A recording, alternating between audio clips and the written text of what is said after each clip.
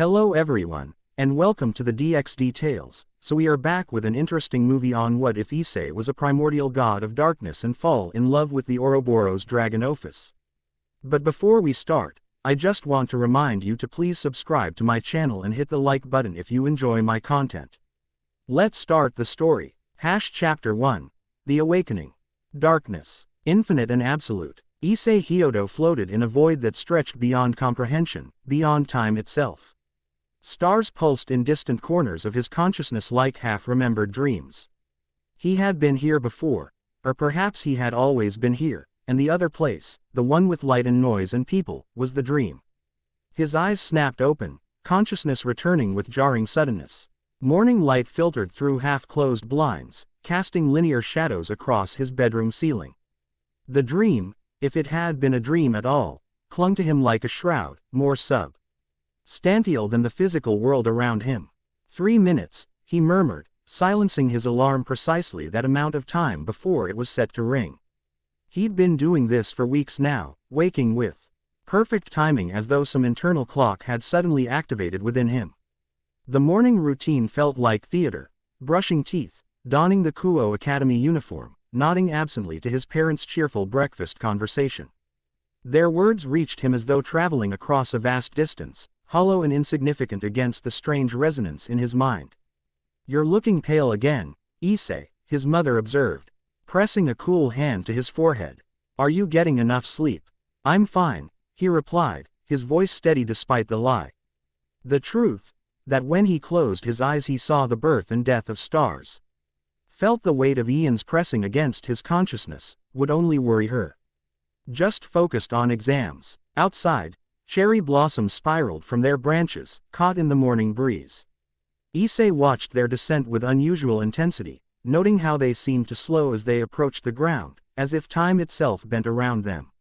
He reached out, and for a moment, just a flicker of perception, the shadow of his hand appeared to extend, to envelop the nearest blossom in darkness before he blinked and reality reasserted itself. The walk to school followed. Familiar streets that increasingly felt foreign. Buildings and landmarks that should have held 16 years of memories now seemed like recent constructions, temporary structures erected against a backdrop of something far more ancient and enduring. "Yo, Issei." The voice belonged to Matsuda, one of his supposed friends, though the connection felt increasingly tenuous. "Did you hear? The Kendo Club changed their locker room schedule." Motohama adjusted his glasses with practiced precision. "I've calculated the optimal viewing angle from the equipment shed. If we leave during lunch break." "Not today," Issei interrupted, surprising himself as much as them. Such voyeuristic adventures had been his daily highlight mere weeks ago. Now they seemed childish, unworthy of what? The question hung in his mind, unanswered. His friends exchanged glances. "Who are you and what have you done with the real Issei?" Matsuda demanded, only half joking. Who indeed? The thought came unbid. Then as Issei continued toward the main building, leaving his confused friends behind. The school day unfolded in predictable patterns, lectures that failed to capture his attention, meaningless social interactions. The persistent feeling that he was merely playing a role while something vast and significant remained just beyond his grasp. During mathematics, he found himself solving complex equations before the teacher had finished writing them on the board, as though the answers had always existed in his mind. In literature, he recognized references to ancient texts he couldn't possibly have read. When asked about the symbolic darkness in a poem, words flowed from him that silenced the classroom. "Darkness isn't merely the absence of light," he had said, his voice deepening imperceptibly. "It's the primordial state from which all things emerge and to which all things return. Not empty, but full of potential, the canvas upon which reality is painted." The teacher had stared, momentarily speechless, before awkwardly transitioning to the next student. As afternoon shadows lengthened across the school grounds, Issei found himself drawn to the old school building, a Victorian structure that housed the Occult Research Club. Something about it called to him, a resonance that vibrated against his consciousness like a tuning fork struck against stone. Standing before the weathered door, he hesitated. Inside, he sensed presences, not human, or not entirely. The knowledge should have frightened him, yet instead it felt like confirmation of something he'd always suspected. The decision to walk away came not from fear but strategic assessment. He wasn't ready for that confrontation, not yet, not without understanding what was happening to him. The park near his home offered temporary solitude as sunset painted the sky in deepening shades of crimson. Issei sat on a bench, eyes closed, attempting to order his fragmented thoughts. The dreams were increasing in frequency and intensity. Last night he had seen civilizations rise and fall like waves upon a cosmic shore, had felt the weight of existence balanced in his hands like smoke. "Excuse me." The voice, female, tentative, broke his concentration. Opening his eyes, Issei found himself looking at a girl approximately his age, dressed in a school uniform he didn't recognize. Dark hair framed a pretty face wearing an expression of practiced innocence. "Are you Issei Hyodo?" she asked, fingers nervously fidgeting with the hem of her skirt. His senses, increasingly attuned to things beyond normal perception, read something wrong, a dissonance between her appearance and the energy she emanated. "Who's asking?" he responded, voice neutral despite the sudden alertness that flooded his system. "My name is Yuma Amano." Her smile seemed genuine, though it didn't reach her eyes. "I've seen you passing by here often, and, this is embarrassing, but would you go out with me?" The request should have would have delighted the Issei of a month ago. Now, it triggered warning signals like alarms in his mind. The shadows around them deepened imperceptibly, responding to his unspoken tension. "That's an interesting proposition, Yuma," he said, rising to his feet with fluid grace that would have been impossible for him weeks earlier. Especially coming from someone who doesn't exist. Her expression froze, the facade of schoolgirl shyness cracking. "What did you say?" "Yuma Amano. No student by that name attends any school in this district." The information had come to him without conscious thought, as though darkness itself had whispered secrets in his ear. "What I find more interesting is why a fallen angel would approach me under false pretenses." The transformation was immediate, her eyes hardened. Innocent posture replaced by predatory tension. "How could you possibly know that?" Black feathered wings erupted from her back as her school uniform dissolved into straps of leather that barely preserved her modesty. "It doesn't matter. My name is Rainer, and you possess something that threatens us." Issei stood unmoving as she formed a spear of light in her hand, its magenta glow illuminating the growing darkness. Part of him, the human part, registered appropriate fear, yet something deeper, something ancient, merely observed with detached interest. "Last chance, human," Rainer snarled, her beauty now sharp and dangerous. "Tell me about the sacred gear within you, and I might make your death painless." Sacred gear. The term registered distantly, like a concept from a half-forgotten book. Whatever she sought, he sensed it wasn't what was truly awakening within him. "You've made a fundamental error in judgment," Issei said, the light spear toward his heart. The world slowed. The spear, brilliant and deadly, crawled through the air between them. Issei watched its approach with analytical calmness, noting its composition, trajectory, the intent behind its creation. Without conscious decision, he raised his hand. Darkness erupted from his palm. Not an absence of light but something tangible, ancient, alive. It enveloped the spear, consuming its energy like a starving predator. Rainer's expression shifted from confidence to disbelief as her weapon disappeared into nothingness. "Impossible," she whispered, wings flaring as she prepared to retreat. "What are you?" The question resonated within him, triggering cascading memories that threatened to overwhelm his consciousness. Images flashed through his mind. Endless void, the birth of universes. Gods and monsters rising and falling across countless realities. "I don't know," he answered honestly, even as darkness continued to flow from him, surrounding them both in a sphere that cut off the external world.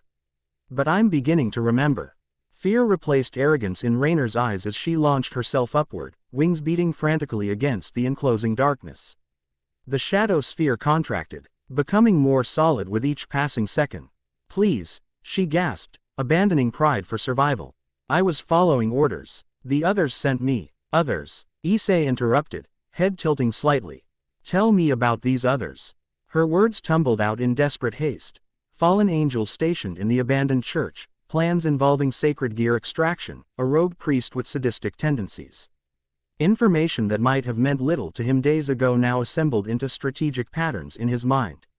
When she finished, breathing heavily, terror evident in every line of her body, Issei considered her fate. The darkness around them pulsed with ancient hunger, eager to consume.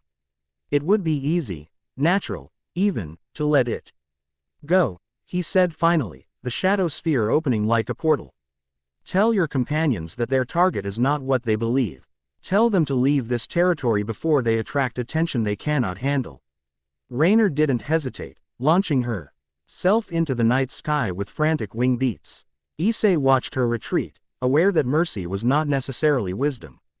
The choice had been instinctive, prompted by something unexpectedly human remaining within him. As the last traces of his manifested power receded, exhaustion crashed through him. Whatever he was becoming required energy he hadn't yet learned to properly channel. Leaning against a tree, he fought to steady his breathing. Fascinating. The voice came from empty air, seconds before reality seemed to fold in upon itself. A small rift opened at eye level, and through it stepped a figure that defied conventional description. Appearing as a young girl with gothic Lolita attire, her presence registered to Issei's senses as something vast beyond comprehension, a living paradox, infinity contained in finite form. You're not fully awakened, she observed, dark eyes studying him with ancient intelligence. Yet you manipulate primordial darkness with instinctive precision.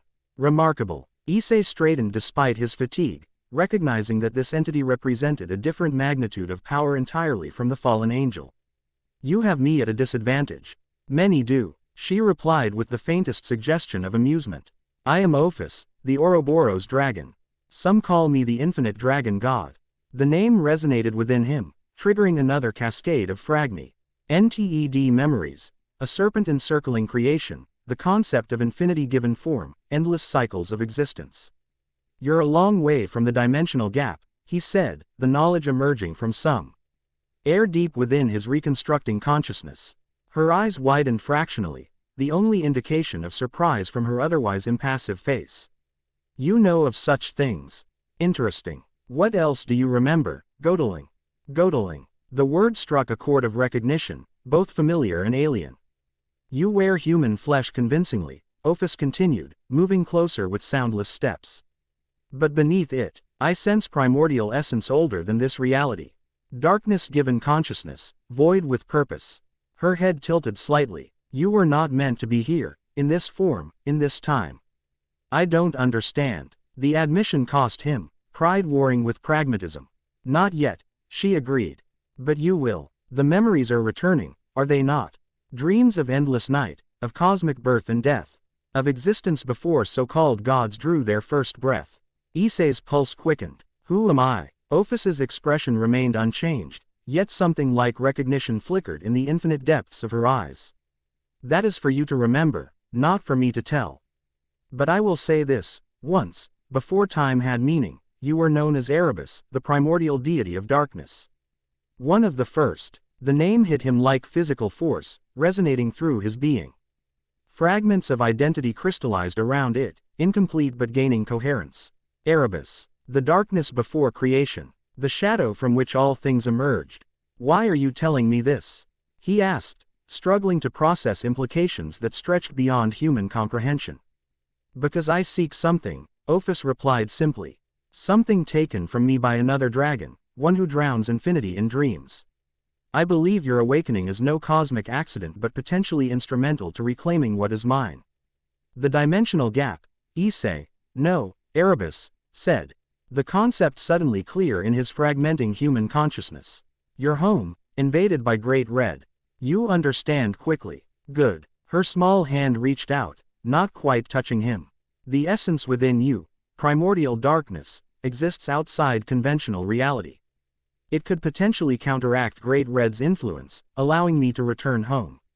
The proposition hung between them. Unspoken but clear. An alliance, an exchange of assistance. He needed to understand his awakening identity, she needed his potential power against her rival. Before he could respond, a new presence registered at the edge of his awareness, powerful, though in a different manner from Ophis. Turning, he observed a crimson magic circle materializing on the park ground, ornate symbols rotating around its circumference. The Grimoire heir approaches, Ophis noted with mild interest. The devils have sensed your awakening, it seems. From the circle emerged a young woman of saint-ricking beauty, crimson hair flowing to her waist, blue-green eyes intelligent and wary. Behind her followed others, a petite white-haired girl, a blonde boy with an easy smile masking tension, and a raw, ven-haired beauty whose violet eyes assessed the situation with particular attention. Issei Hyodo, the redhead inquired, her tone formal yet tinged with uncertainty as she glanced between him and Ophis. I am Rias Grimoire, heir to the House of Grimoire. We detected unusual energy signatures in this area. Her gaze shifted fully to Ophis, recognition and apprehension evident. Ouroboros dragon. This is unexpected. Grimoire. Ophis acknowledged with minimal interest. Your territory, your concern. Understandable. But this one, she gestured toward Issei, exists beyond your jurisdiction. Rias straightened, pride momentarily overriding caution. With respect, any supernatural activity in Kuo falls under my authority as territorial administrator. How fascinating, Ophis replied, monotone, making it impossible to determine if she was being sarcastic. Your constructed hierarchies and territorial claims. So temporary, so limited. The tension in the air thickened as the white-haired girl stepped slightly forward. Hands raised in preparation for combat. The blonde moved similarly, a sword materializing in his grip. Stand down, Kaneko, Kiba, Rias commanded quietly. We're not here to challenge the infinite dragon god. She returned her attention to Issei. However, I am conspired here. We detected a fallen angel's signature, followed by an energy pattern unlike anything in our records. Issei considered his response, newfound strategic instincts evaluating potential outcomes. These devils could be valuable allies in understanding this world's supernatural power structures. Yet revealing too much too quickly carried its own risks. The fallen angel made a mistake, he said finally. She mistook me for something I'm not. And what are you? The question came from the raven-haired girl, her voice carrying subtle layers of meaning. Something about her resonated differently. A duality of essence, devil yet not entirely. Fallen angel heritage, he realized.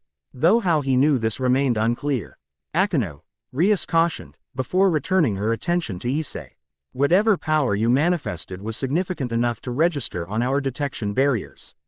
If you're in danger, I'm not, he interrupted with certainty. But others might be. The fallen angels have established a base in the abandoned church. They're targeting humans they believe possess sacred gears. Rias's expression hardened. That's valuable information, and I thank you for it. But it doesn't explain what happened here, or why the Ouroboros dragon has taken a personal entair. Saint in a seemingly ordinary high school student. Nothing about him is ordinary, Ophis stated flatly. He never was. The small white-haired girl, Kaneko, Rias had called her, spoke for the first time, her voice soft yet carrying clearly.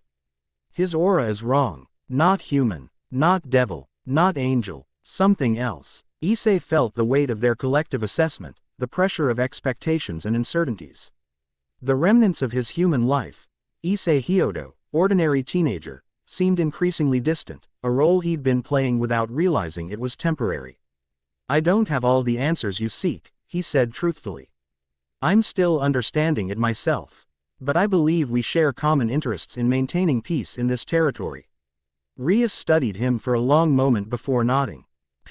Perhaps we should continue this conversation somewhere more private. The Occult Research Club room would be appropriate, if you're willing. Ophis's expression remained unchanged, but Issei sensed her subtle disapproval.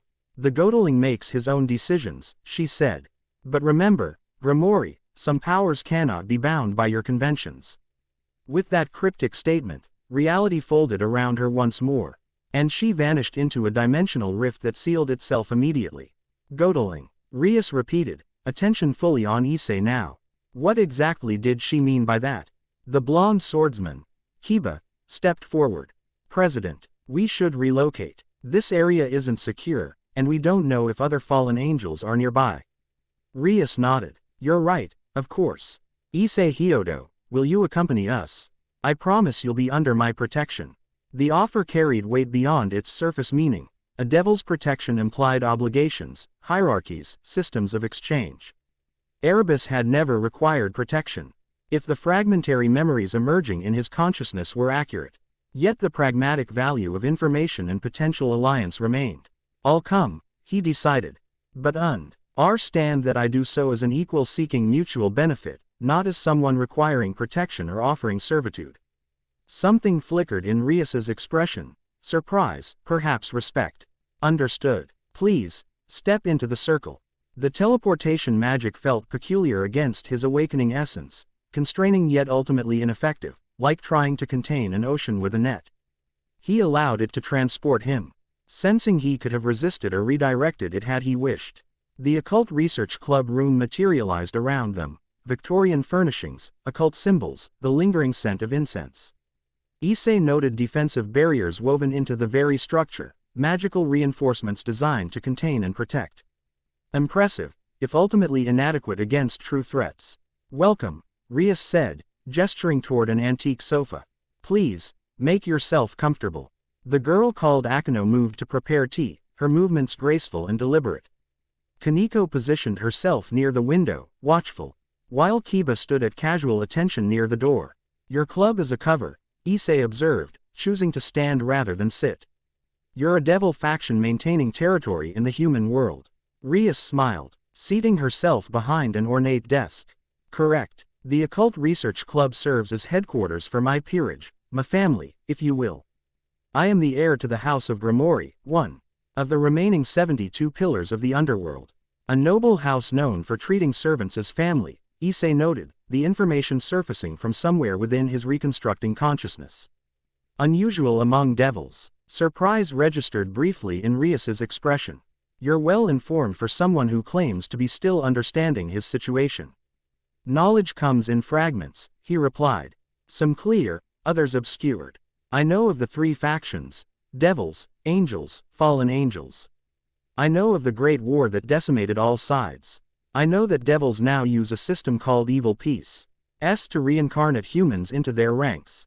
Akino returned with tea, serving it with precise etiquette that spoke of refined upbringing. You know quite a lot for someone who appeared on our radar only today, she observed. Her tone pleasant yet probing. Issei accepted the offered cup, more from courtesy than desire. As I said, fragments.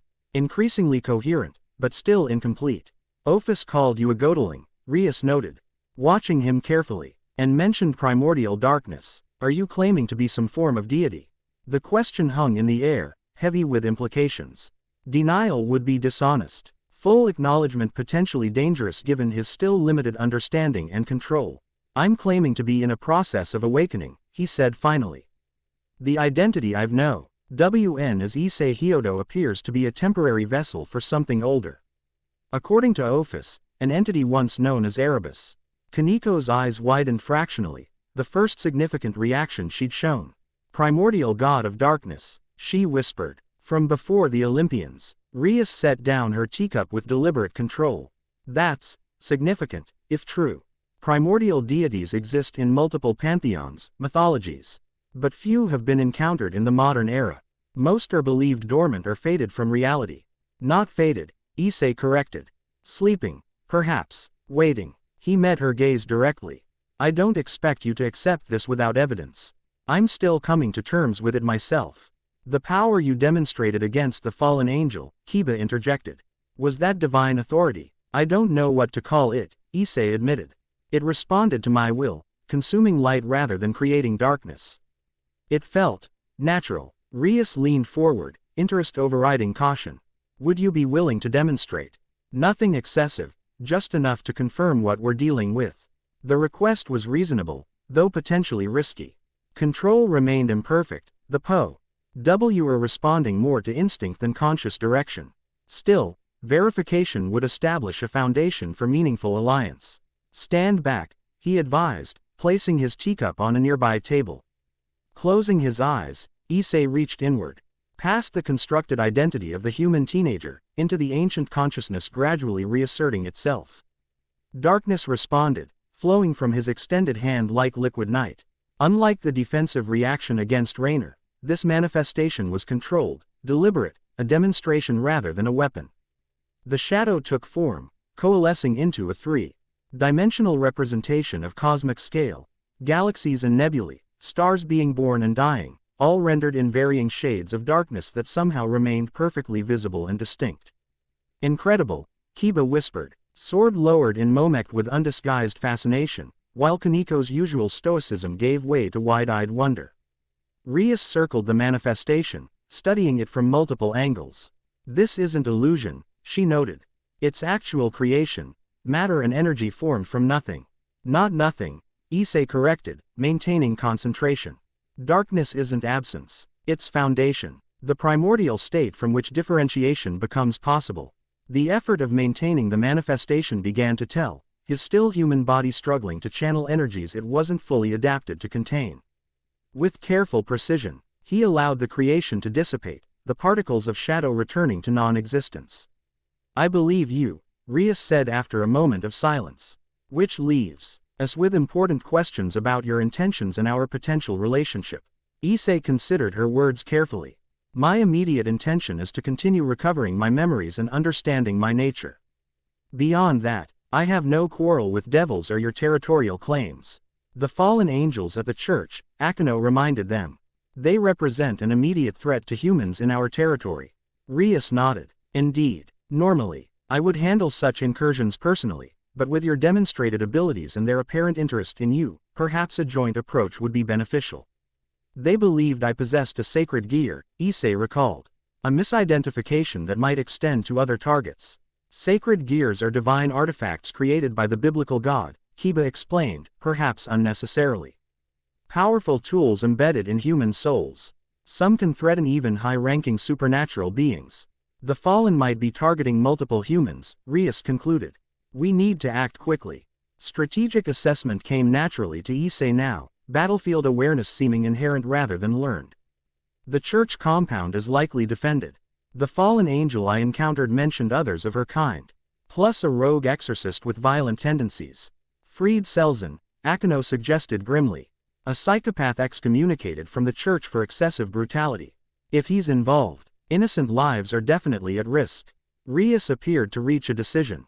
We'll conduct reconnaissance tonight, then plan our approach. Would you be willing to participate, Issei? Or should I call you Erebus? The question of identity hung between them. Issei Hyodo, the human construct, or Erebus, the awakening primordial deity. The answer wasn't simple, both aspects currently coexisting in uneasy balance. Issei is sufficient for now, he decided. And yes, I'll participate. These fallen angels initiated conflict by targeting me. Strategic resolution requires direct involvement. Relief visibly swept through Rias's expression. Excellent. Then, a magic circle suddenly appeared on the floor, interrupting her. Unlike the Grimoire sigil, this one featured different arcane geometry. President, Akeno said quickly. It's Sona Citri. Rias straightened. Unexpected timing. She must have sensed the energy discharge as well. From the circle materialized a young woman with short black hair and glasses. Her bearing dignified and formal. Behind her appeared another girl with long black hair and an expression of barely contained excitement. Rias, the newcomer began without preamble. We detected a class A energy signature in your territory. The council is demanding. She stopped abruptly, noticing Issei. Her eyes narrowed in assessment. Is this the source? Sona Citri, Rias acknowledged. Yes, this is Issei Hyodo. Issei, this is Sona Citri, heir to the House of Citri and student council president at Kuo Academy. Issei inclined his head slightly, recognizing another devil of noble lineage. President Citri, the energy we detected wasn't devil magic, Sona noted, studying him with analytical precision. Nor angelic, nor draconic. What exactly are we dealing with, Rias? A complex situation, Rias replied diplomatically. Issei appears to be awakening to a divine heritage of considerable antiquity. The long-haired girl behind Sona leaned forward eagerly. Divine, like a god. That's amazing. Which pantheon? Greek, Norse, Egyptian, Tsubaki? Sona cautioned, though her own interest was evident. Let's maintain protocol. She returned her attention to Issei. Our detection systems registered your power as primordial in nature.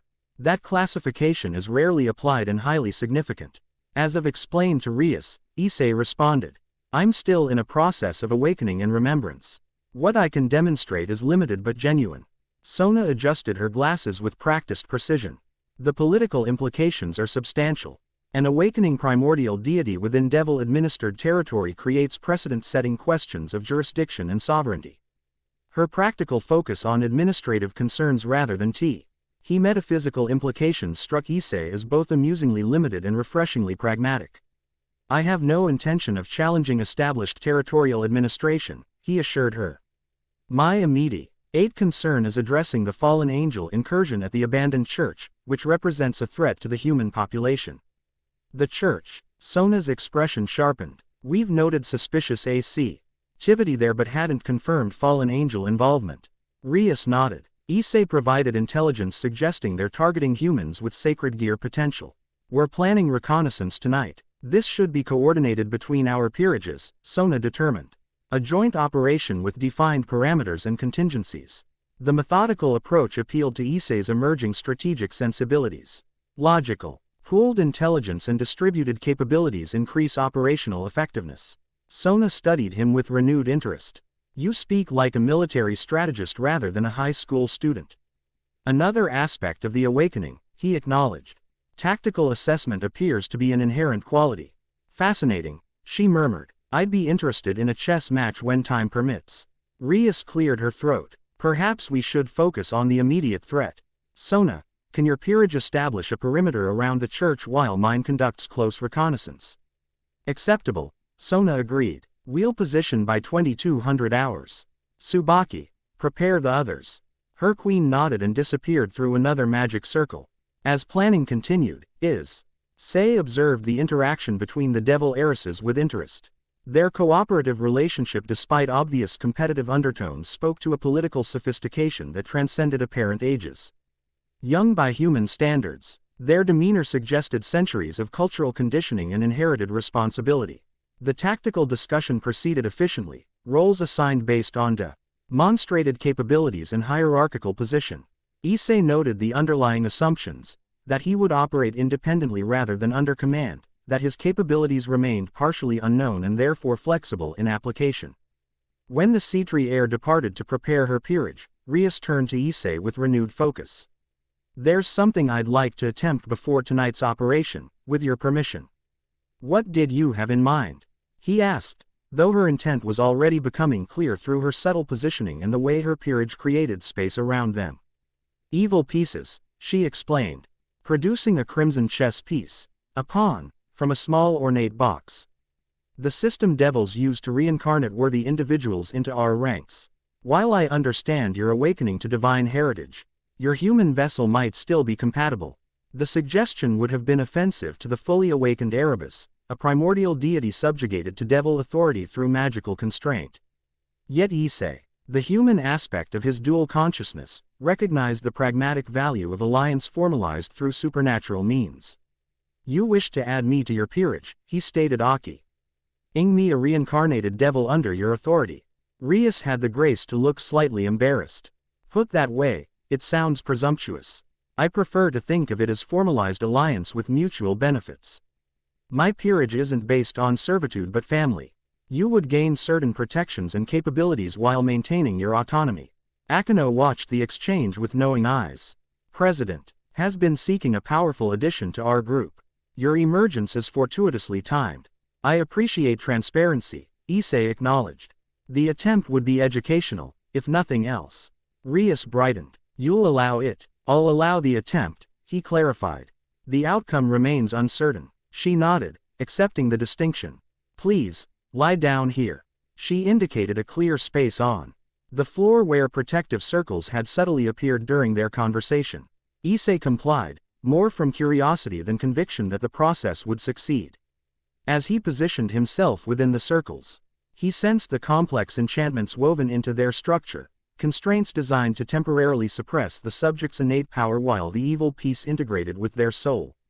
Rias stood over him, the crimson pawn glowing with infernal energy. This will either feel momentarily uncomfortable or completely painless, depending on your compatibility. The formality gave way to genuine ritual as she began an incantation in ancient demonic language. The words held power, true power, not merely symbolic, as they shaped reality around the evil piece, preparing it to transmute one spiritual essence into another. I, Rias Grimori, heir to the house of Grimori, command thee, return this soul to the mortal realm as my servant devil. The pawn descended toward Issei's chest, its glow intensifying as it approached. Contact was imminent, the magical frameworks around them humming with potential energy. Then darkness responded, not with violence or resistance, but with absolute negation. The moment the evil piece touched Issei's chest, shadows coalesced around it, not consuming but simply refusing. Reality itself seemed to bend slightly, creating a space where the devil magic simply could not operate. The pawn remained solid, unchanged, but utterly ineffective, like trying to ignite a flame underwater. Rias stared in fascination as she retrieved the piece. Extraordinary, complete incompatibility, yet without rejection energy or magical backlash. Your essence simply made the transformation impossible. Issei sat up, feeling no different. Divinity and devilhood appear fundamentally immiscible. Not merely incompatible, immiscible, Rias repeated, impressed by the precise terminology. A perfect description. The energies didn't conflict, they simply couldn't interact meaningfully. Hiba helped Issei to his feet with a respectful nod. I believe that answers questions about your nature more definitively than any demonstration. Indeed, Rias agreed, returning the pawn to its case. Only divine beings of significant standing can completely negate the evil piece system without generating conflict energy. The failed attempt seemed to settle Somethi. In the room's atmosphere, a clarification of Issei's position relative to the devil faction. Not subject, not servant, but potential ally of equal or greater standing. I hope this doesn't complicate our planned cooperation, Issei said, genuinely concerned about effective response to the fallen angel threat. Rias shook her head. Not at all. If anything, it clarifies parameters. You'll operate independently alongside us rather than within our hierarchical structure. Speaking of which, Akino interjected, checking an ornate pocket watch, we should prepare for tonight's reconnaissance. Sunset is approaching. As the devils made their preparations, Issei sensed another presence approaching, not physically, but through dimensional barriers. Reality rippled subtly near the room's corner moments before Ophis stepped through. Her appearance unchanged yet somehow more substantial in the confined space. Negotiations concluded, she inquired tonelessly. Rias tensed visibly, while her peerage moved to defensive positions, respectful yet prepared. Ouroboros dragon, she acknowledged. We've established parameters for cooperative action against the fallen angel incursion. Ophis ignored her, attention fixed on Issei. You refused devilhood. Wise. It would have been limiting. The attempt was informative, he replied neutrally. Tonight you face fallen angels, Ophis continued. Minor entities playing at significance. Beneath your concern, properly awakened. Yet threatening innocence under my observation, Issei countered. Strategic response seems appropriate. So, mething-like approval flickered in her ancient eyes. You retain moral consideration despite awakening divinity. Interesting evolution. Is there something specific you require? Rias asked, diplomatic yet direct. Ophis finally acknowledged her presence. Your territory, your operations. Irrelevant to my interests. The Godeling, however, she turned back to Issei. After your skirmish with lesser beings, we have matters to discuss. Dimensional matters. Remember. With that cryptic reminder, she vanished once more into folding reality. She's taken a significant interest in you, Rias OBS. Once the dimensional ripples settled. The Ouroboros dragon rarely involves herself directly with individuals. Her agenda involves the dimensional gap, Issei explained. She believes my Awok ending power might help reclaim it from Great Red. Akino's eyebrows rose. That's ambitious. The Apocalypse dragon is considered effectively omnipotent within its domain. Dragons, Kaneko muttered, her first contribution to the conversation in some time. Always troublesome. Hiba checked his sword's edge with practiced precision. Tonight's operation seems straightforward by comparison. Standard reconnaissance of the church compound, assessment of fallen angel numbers and capabilities, identification of potential hostages or sacred gear targets. Precisely, Rias confirmed. We avoid de-engagement unless absolutely necessary. This is intelligence gathering, not confrontation. The tactical approach was sound, though Issei sensed underlying factors the devils might be overlooking. The fallen angel who approached me, Rainer, seemed to be following orders rather than acting independently. This may be part of a larger factional movement. Rias considered this. The Grigori leadership maintains a non-aggression pact with devil territories. If these are rogue elements operating without Aazil's sanction, the political implications differ significantly. Which we can determine. After confirming their numbers and intentions, Akeno concluded practically. Sunset is in 20 minutes. We should move into position. As they prepared to depart, Issei felt another pulse of Awok. Ending memory, tactical experience spanning conflicts beyond human comprehension, battles between conceptual forces that shaped reality itself. The coming confrontation with fallen angels seemed increasingly trivial by comparison. Yet the protection of innocence remained a worthy objective. The memory fragments raised questions about his original nature. Had Erebus been a protector? A destroyer? So, nothing beyond such simple categorizations. The answers remained tantalizing close yet frustratingly incomplete.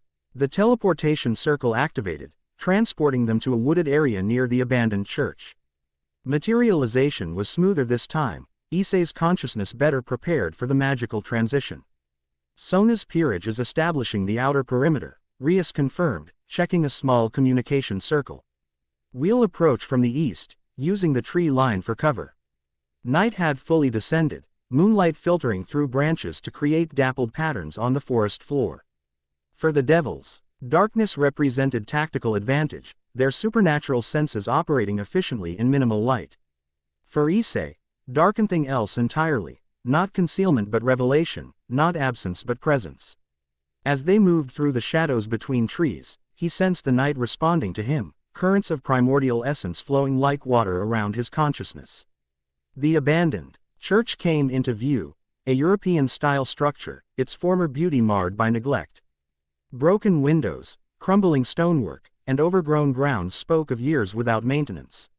Yet light flickered from within, and magical barriers, invisible to normal perception, surrounded the compound. Detection wards, Akeno whispered, indicating barely perceptible threads of energy. Amateur work, but functional. They'll register if we cross directly. Kiba pointed to a small outbuilding. Secondary entrance there, likely leading to underground facilities. Common in churches built during this period.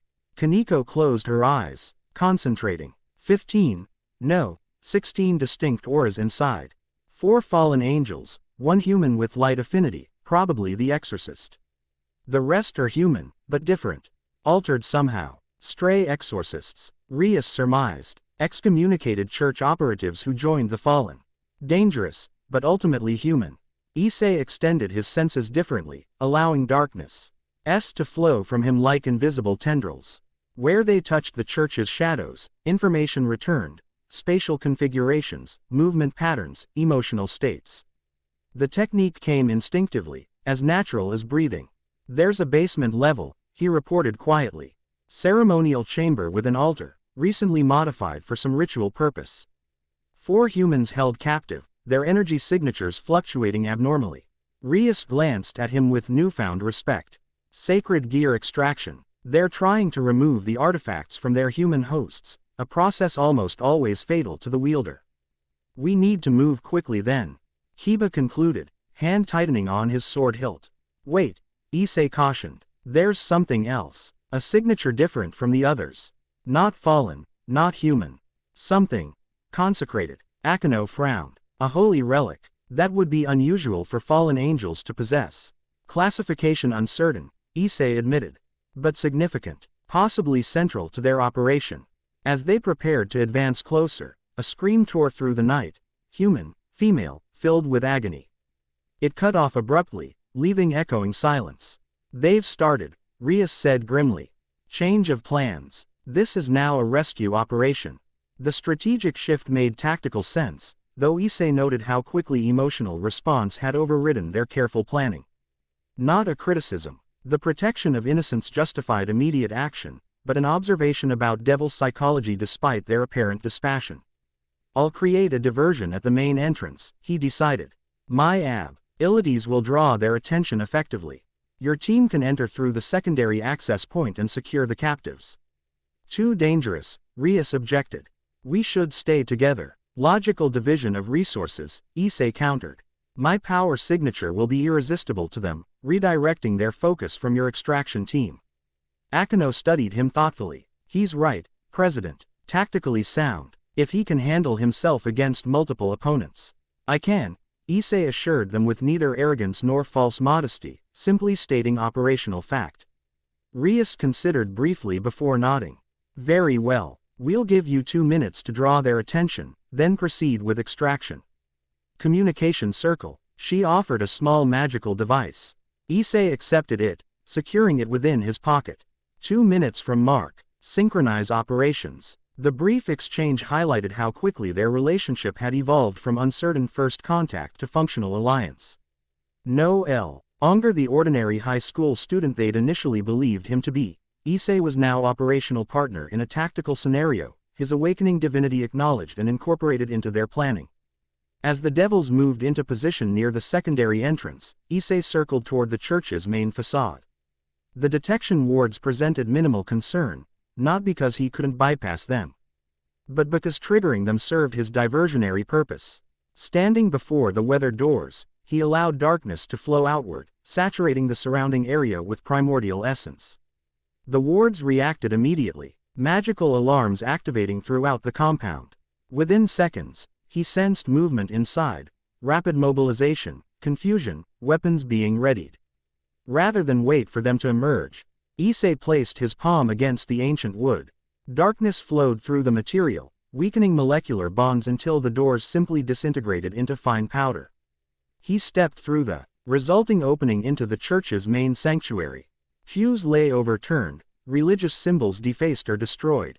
Makeshift living quarters had been established along the walls, bedrolls, personal items, improvised cooking facilities. Standing in defensive formation were 8 figures in white clerical garb, modified with harnesses carrying multiple weapons. Behind them, more impressively, hovered a fallen angel, male. Middle-aged in appearance, wearing a trench coat and fedora that might have seemed comical in less threatening circumstances. Well, the fallen angel drawled, light spear forming in his hand, what have we here?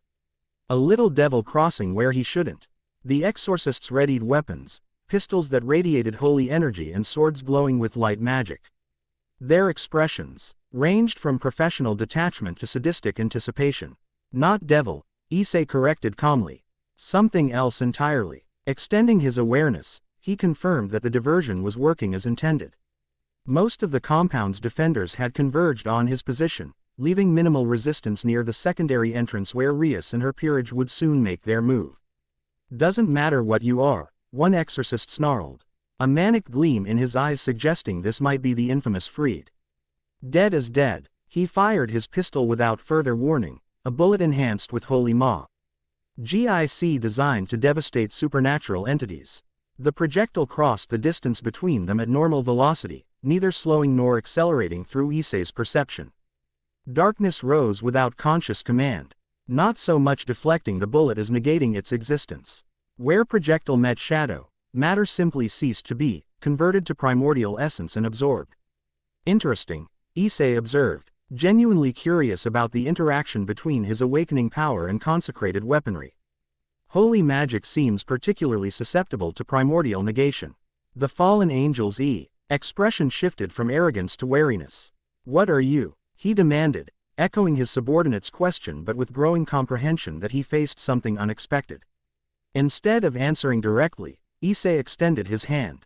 Darkness erupted outward, not as amorphous shadow but as hundreds of crystalline shards, obsidian blades that filled the air around him in defensive formation. I am the thing that existed before light was conceived, he said, the words emerging from deeper consciousness than his human identity. I am the foundation upon which reality was built, the void from which creation emerged. The exorcists opened fire in unison, bullets and blasts of light magic converging on his position from multiple angles. The obsidian shards intercepted each attack, absorbing energy and matter with equal efficiency. Primordial, the fallen angel whispered, recognition and fear replacing confidence. Danesik, retreat, a female voice called from deeper within the church. It's him, the one Raynor encountered. Strategic assessment suggested allowing some enemies to escape would create valuable intelligence gaps in their leadership structure. Issei directed his power accordingly, obsidian shards forming a corridor that prevented lateral movement toward the rear of the church. The fallen angel, Danesik, seized the opportunity, wings extending as he launched himself backward. Several exorcists followed, while others, including the maniacal Freed, seemed determined to continue fighting despite the tactical disadvantage. Running away. Boring. Freed cackled. Draw. Wing a sword of light that hummed with destructive potential. I'll carve this freak into pieces myself. He charged forward with supernatural speed, blade weaving complex patterns designed to penetrate defensive formations. His technique showed professional training corrupted by sadistic improvisation, effective yet needlessly flamboyant. Issei observed the attack with analytical detachment, noting strengths and weaknesses. When the light sword descended toward his neck, he simply shifted slightly, allowing the blade to pass through empty air. The movement wasn't enhanced by supernatural speed, but by perfect economy, minimum necessary displacement calculated with absolute precision. "You're overextended," he noted as Freed's momentum carried him forward. Darkness coalesced around Issei's hand, forming a gauntlet of shadow that didn't reflect light so much as consume it. With controlled force, he struck the exorcist's midsection, careful to calibrate the impact for incapacitation rather than lethal damage. Freed crashed into the remains of a pew, light sword clattering from his grip. Blood trickled from his mouth as he struggled to regain breath, eyes wide with disbelief rather than fear. "Monster," he wheezed, reaching for a backup weapon. "Fucking monster. Accurate, if imprecise," Issei acknowledged, shadow gauntlet dissipating as he turned attention to the remaining exorcists. They attacked with more coordination than their unhinged colleague, forming a semicircle and alternating ranged and close attacks to divide his focus. The strategy would have been effective against many supernatural entities. Against awakening primordial divinity, it merely provided additional tactical data. Issei responded with controlled economy, darkness extending from his form in precise applications rather than overwhelming force. Where bullets flew, shadow intercepted. Where blades descended, void opened momentarily to consume their energy. His counterattacks targeted weapon hands, knee joints, vision, disabling without excessive injury.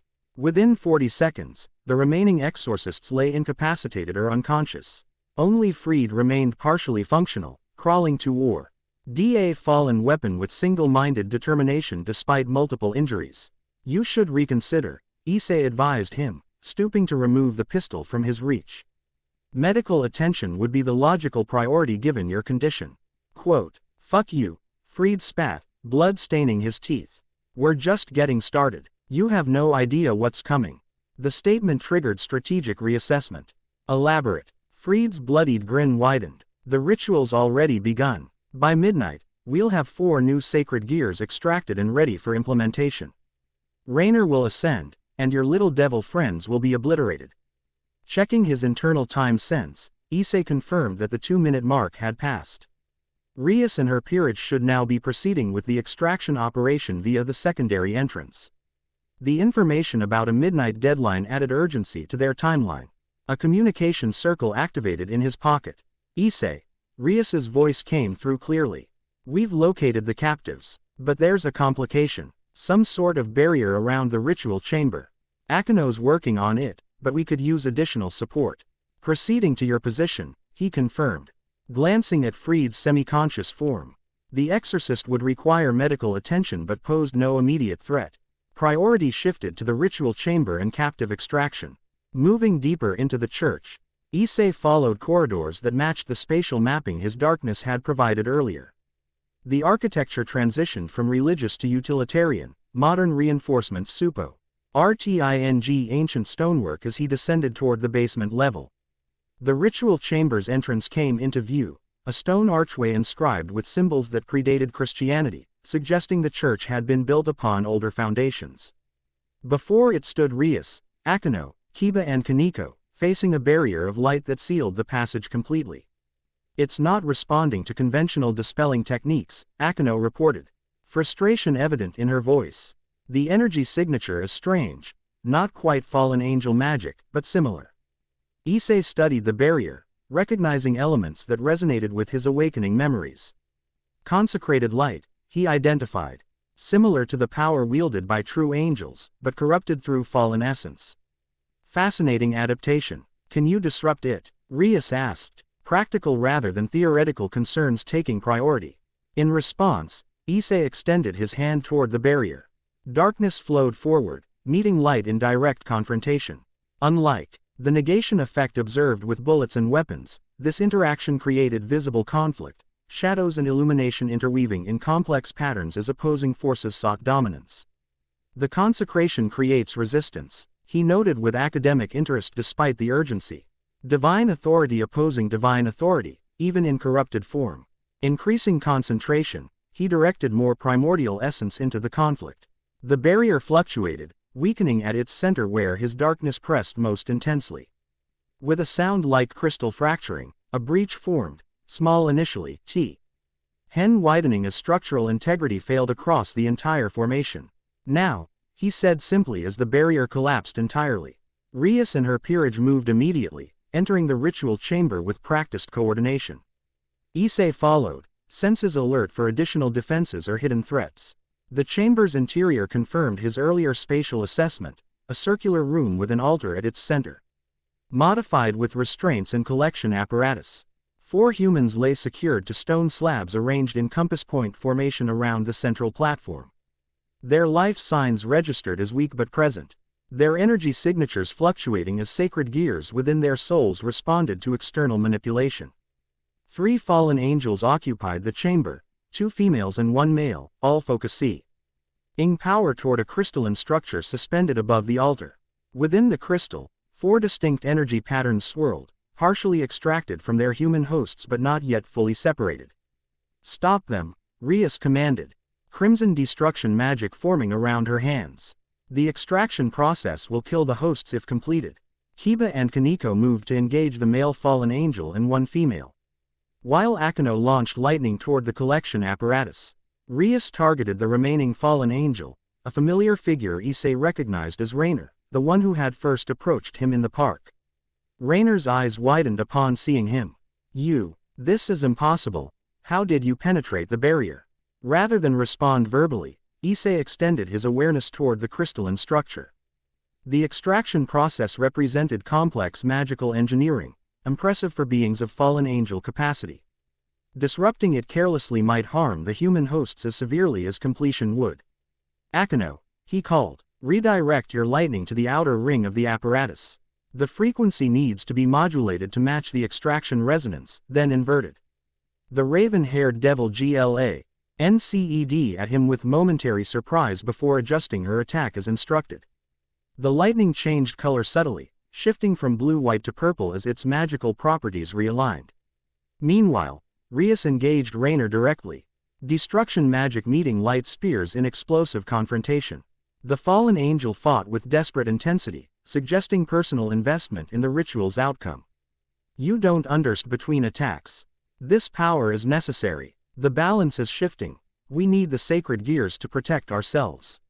From what? Rias demanded, maintaining pressure with relentless magical bombardment. From him. Rainer gestured toward Issei, fear and hatred mingling in her expression. From what's awakening? The old powers are returning, we can feel it. The statement triggered another cascade of fragmented memories, pantheons rising and falling, divine hierarchies established and overthrown, the endless cycle of cosmic powers seeking equilibrium. Had Erebus been feared? Had his awakening once before triggered defensive alliances among younger divinities? Tactical priorities remained clear despite the philosophical questions. Moving to the central altar, Issei aced both hands on the crystalline structure, now pulsing erratically as Akeno's inverted lightning disrupted the extraction matrix. Careful, Akeno cautioned. The energies are highly unstable. Darkness flowed from his palms into the crystal, not confronting the extracted sacred gear energies but surrounding them, creating channels that guided them back toward their human hosts. The process acquired precision beyond conventional magic, a fundamental manipulation of divine essence at its conceptual level. Rainer broke away from her battle with Rias, diving toward Issei with a spear of light aimed at his unprotected back. Stop, you're ruining everything. Without turning, He extended shadow behind him, forming a barrier that absorbed her attack. The extraction process is fundamentally flawed, he stated calmly. Maintaining concentration on the realignment. Sacred gears bond with their host's souls. Forced separation damages both artifact and wielder. We don't have a choice. Raynor's voice cracked with genuine desperation. The signs are clear, the ancient ones are stirring. Without greater power, we'll be obliterated when the old wars resume. The insight into fallen Ngel strategic thinking registered as potentially valuable, though Issei maintained focus on the immediate objective. Within the crystal, sacred gear energies continued reversing course, flowing back toward their human hosts through the shadowy channels he had created. Kiba and Kaneko had subdued their opponents, while Akeno maintained her modified lightning to stabilize the process. Rias approached Raynor, who had collapsed to her knees in apparent defeat. Your operation is finished, Rias declared. These humans are under my protection as administrator of this territory. Your unsanctioned actions constitute a direct violation of the non-aggression pact. Kill me then, Raynor responded bitterly. It won't change what's coming. The Grigori leadership doesn't understand, they're too focused on research and artificial sacred gears to see the real threat. Issei completed the energy reversal, the crystal now empty as the last sacred gear essence returned to its human host. Vital IGNS stabilized across all 4 captives, though they remained unconscious. They'll recover, he reported, turning his attention to Raynor. Your concern about awakening ancient powers isn't entirely misplaced. But your response was fundamentally flawed. Her eyes narrowed. What would you know about it? More than you might expect, he replied, allowing a subtle resonance of his true nature to surface, not threatening. Merely informative. Recognition dawned in her expression, followed by renewed fear. It's you, she whispered. You're one of them, one of the primordials. Awakening, he confirmed, not fully realized, but increasingly coherent. Then we were right to fear, she concluded with bitter vindication. Fear is a poor strategic advisor, Issei observed.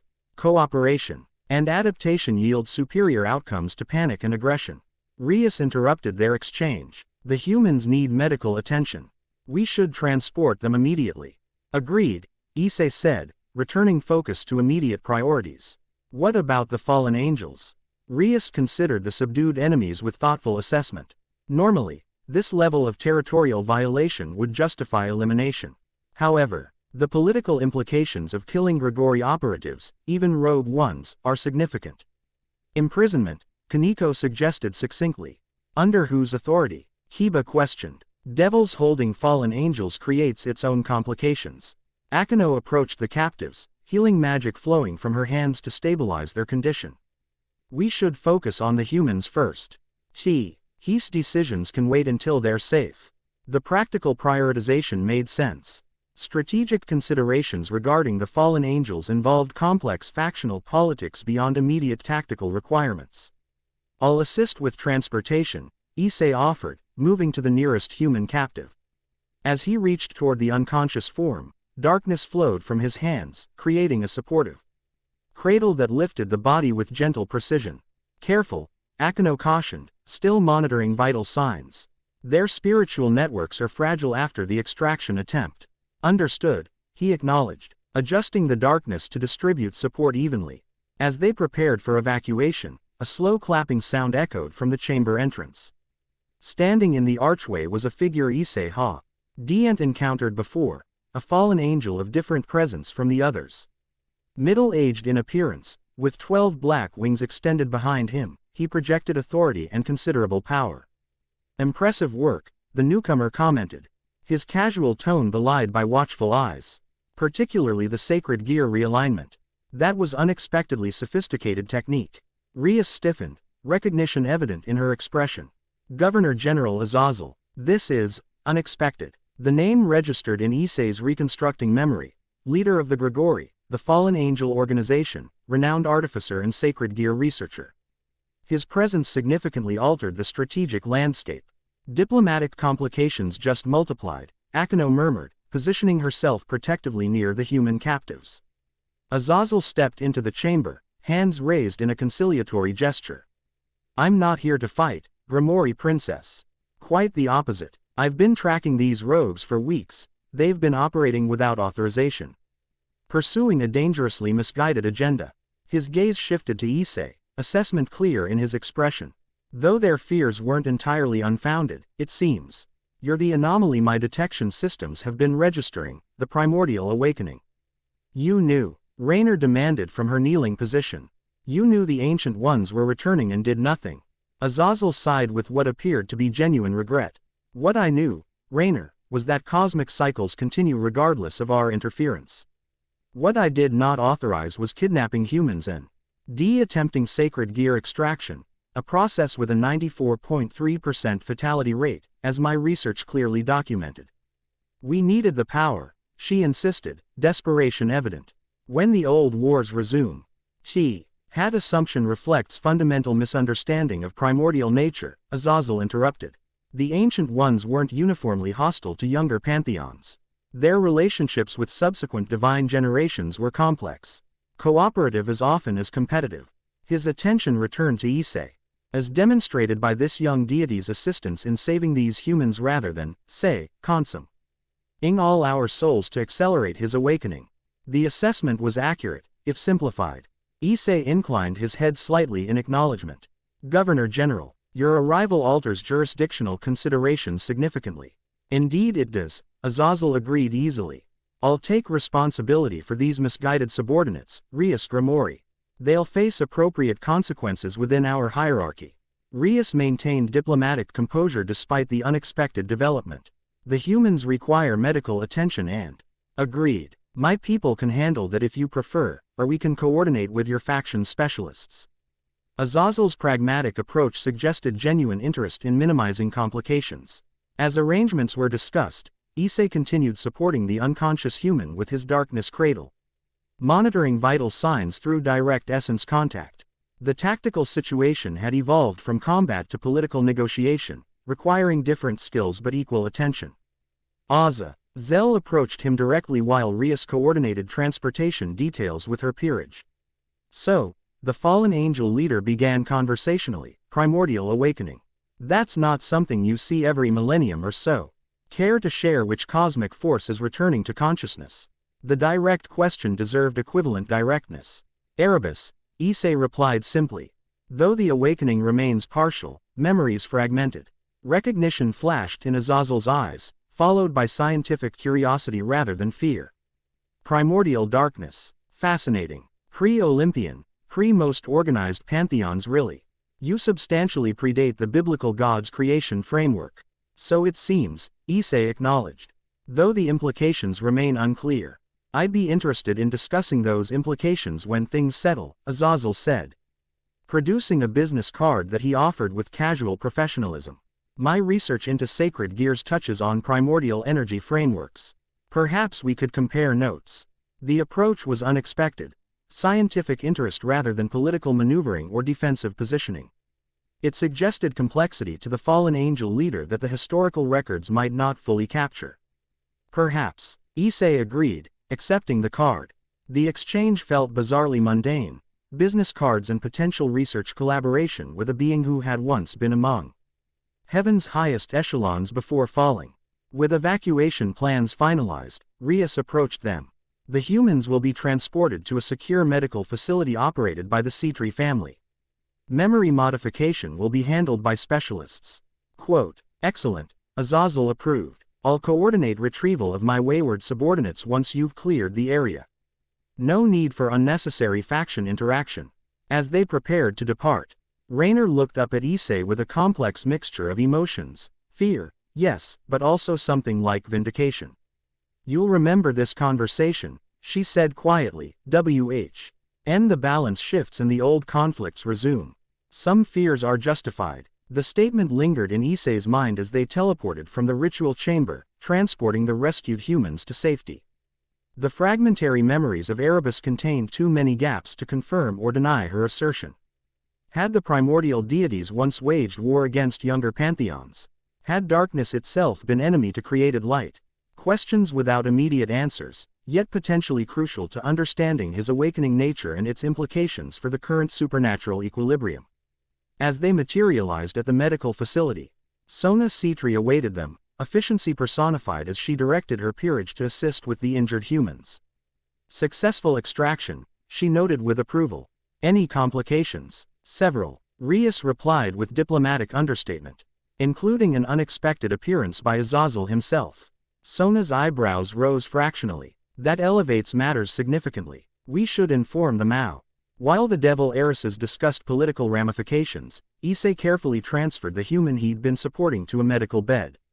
The young man, approximately his own A.P. parent age, showed signs of regaining consciousness, eyelids fluttering as healing magic accelerated his recovery. They'll be all right, Akeno assured him, completing her treatment of another victim. The extraction was interrupted before permanent damage occurred. Fortunate timing, Issei acknowledged. Strategic intervention, she corrected with a small smile.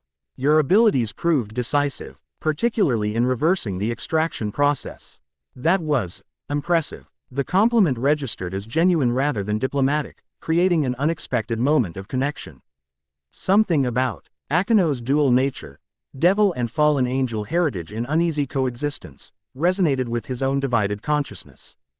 Thank you for your guidance on the lightning modulation, he responded. The frequency alignment was crucial to stabilizing the energy transfer. Her smile widened slightly. We worked well together. Perhaps we could explore other forms of energy alignment in the future.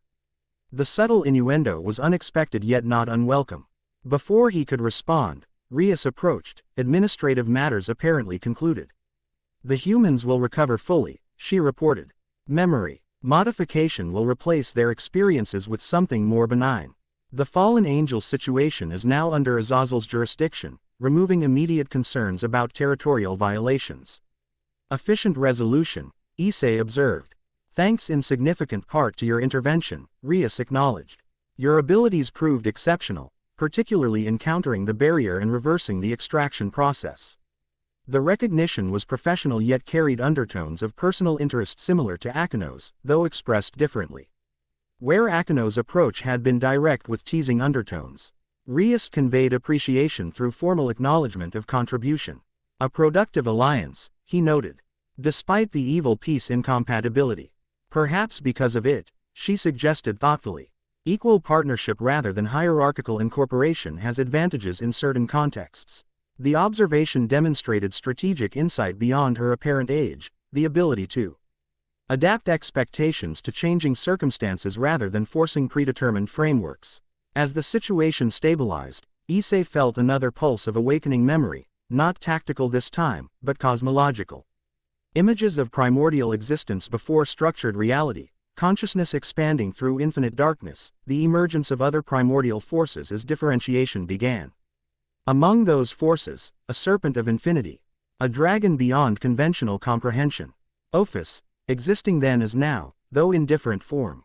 Their paths had crossed before, in that ancient pre-reality, their essence.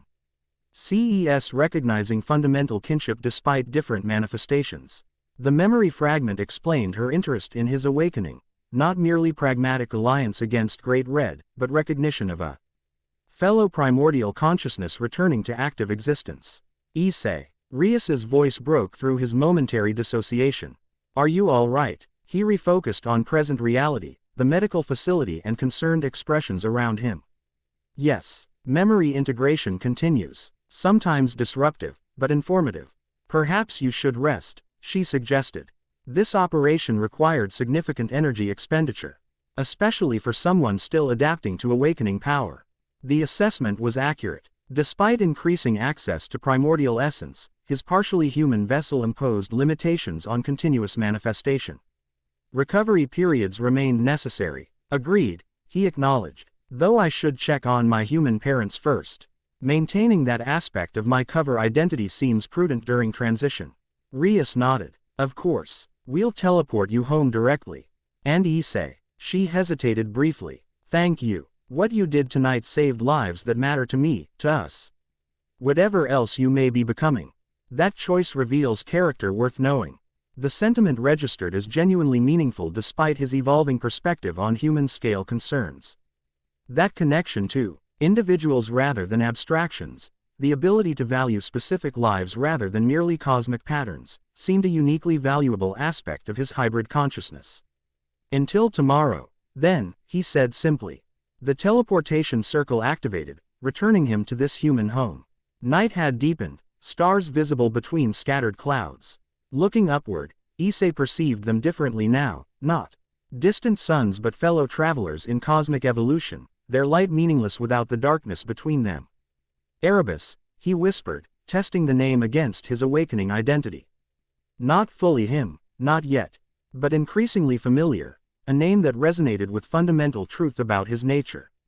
As he walked toward the house where his human parents waited, unaware of their son's cosmic significance, Issei considered Rainer's warning about ancient conflicts resuming. The fragmented memories provided insufficient context to evaluate her claim, yet the possibility couldn't be dismissed entirely. If the awakening of primordial consciousness triggered defensive responses from younger pantheons, strategic preparation would be necessary. Not for conquest or destruction, but for stability. Maintaining balance between cosmic forces rather than allowing fear to precipitate unnecessary conflict. A challenge worthy of both aspects of his developing identity, the tactical precision of awakening divinity and the compassionate perspective of human experience. Reaching his door, Issei paused to look back at the night sky once more. Somewhere within that darkness, Ophis waited with her own agenda. Great Red dominated the dimensional gap with dreams of destruction and creation, and countless supernatural factions maneuvered for advantage in an equilibrium about to be disrupted. An interesting time to be awakening, indeed. Chapter 1 End Chapter 2, Reflections in the Void. Midnight obsidian stretched in all directions, not darkness as humans understood it, but something more fundamental. Primordial, essential. Issei floated within this non-space, neither falling nor rising, simply existing between moments of conventional reality. Again, commanded Ophis, her childlike form hovering opposite him. Manifest your essence without human limitation. Perspiration beaded on Issei's forehead as he concentrated, reaching into the fragmenting partition between his human identity and awakening divinity. Darkness responded, flowing outward in rippling waves, but still constrained, still thinking in terms of shadows rather than fundamental void.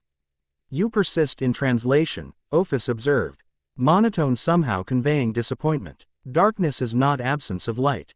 Light is temporary intrusion upon darkness. Primary versus secondary. Foundation versus construction. I understand conceptually, Issei replied. Frustration edging his voice. Implementation remains challenging. 3 hours into their training session, and progress remained incremental. They occupied a POC. Ket dimension of Ophis's creation, a training ground isolated from conventional space-time where primordial energies could be manifested without collateral effects on surrounding reality. Perhaps demonstration, Ophis suggested. Rare concession to pedagogical necessity. She extended one small hand. What happened next defied conventional perception, not darkness expanding from her palm, but reality contracting around it. The difference was subtle yet profound. Where Issei's manifestations pushed outward against existing space, Ophis simply allowed fundamental emptiness to reassert dominance over temporary structure. You see distinction. Yes, Issei acknowledged, recognizing the fundamental difference in approach. You're not creating void, you're removing the illusion that void was ever filled. Satisfaction flickered briefly across Ophis's normally impassive features. Correct. Primordial perspective. Existence as temporary interruption of non-existence, not opposite. The conch. EPT resonated with fragmentary memories, eons before light, before differentiation, before structure. Pure potential without expression, infinite in all directions, eternal in all moments. The state Fr, on which all things emerged and to which all things returned. Issei closed his eyes, shifting perspective. Rather than pushing darkness outward, he allowed it to simply be. To recognize itself as the default state. With his human form the temporary illusion. The effect was immediate and profound. Darkness didn't extend from him, rather, he extended from darkness. The boundary between self and void dissolved. Identity expanding outward in all directions without effort or limitation. Better, Ophis acknowledged, observing his sudden expansion with analytical interest. Your essence recognizes itself. Foundation remembers foundation. The sensation was simultaneously liberating and terrifying. Consciousness expanded beyond human constraints, awareness touching distant corners of reality.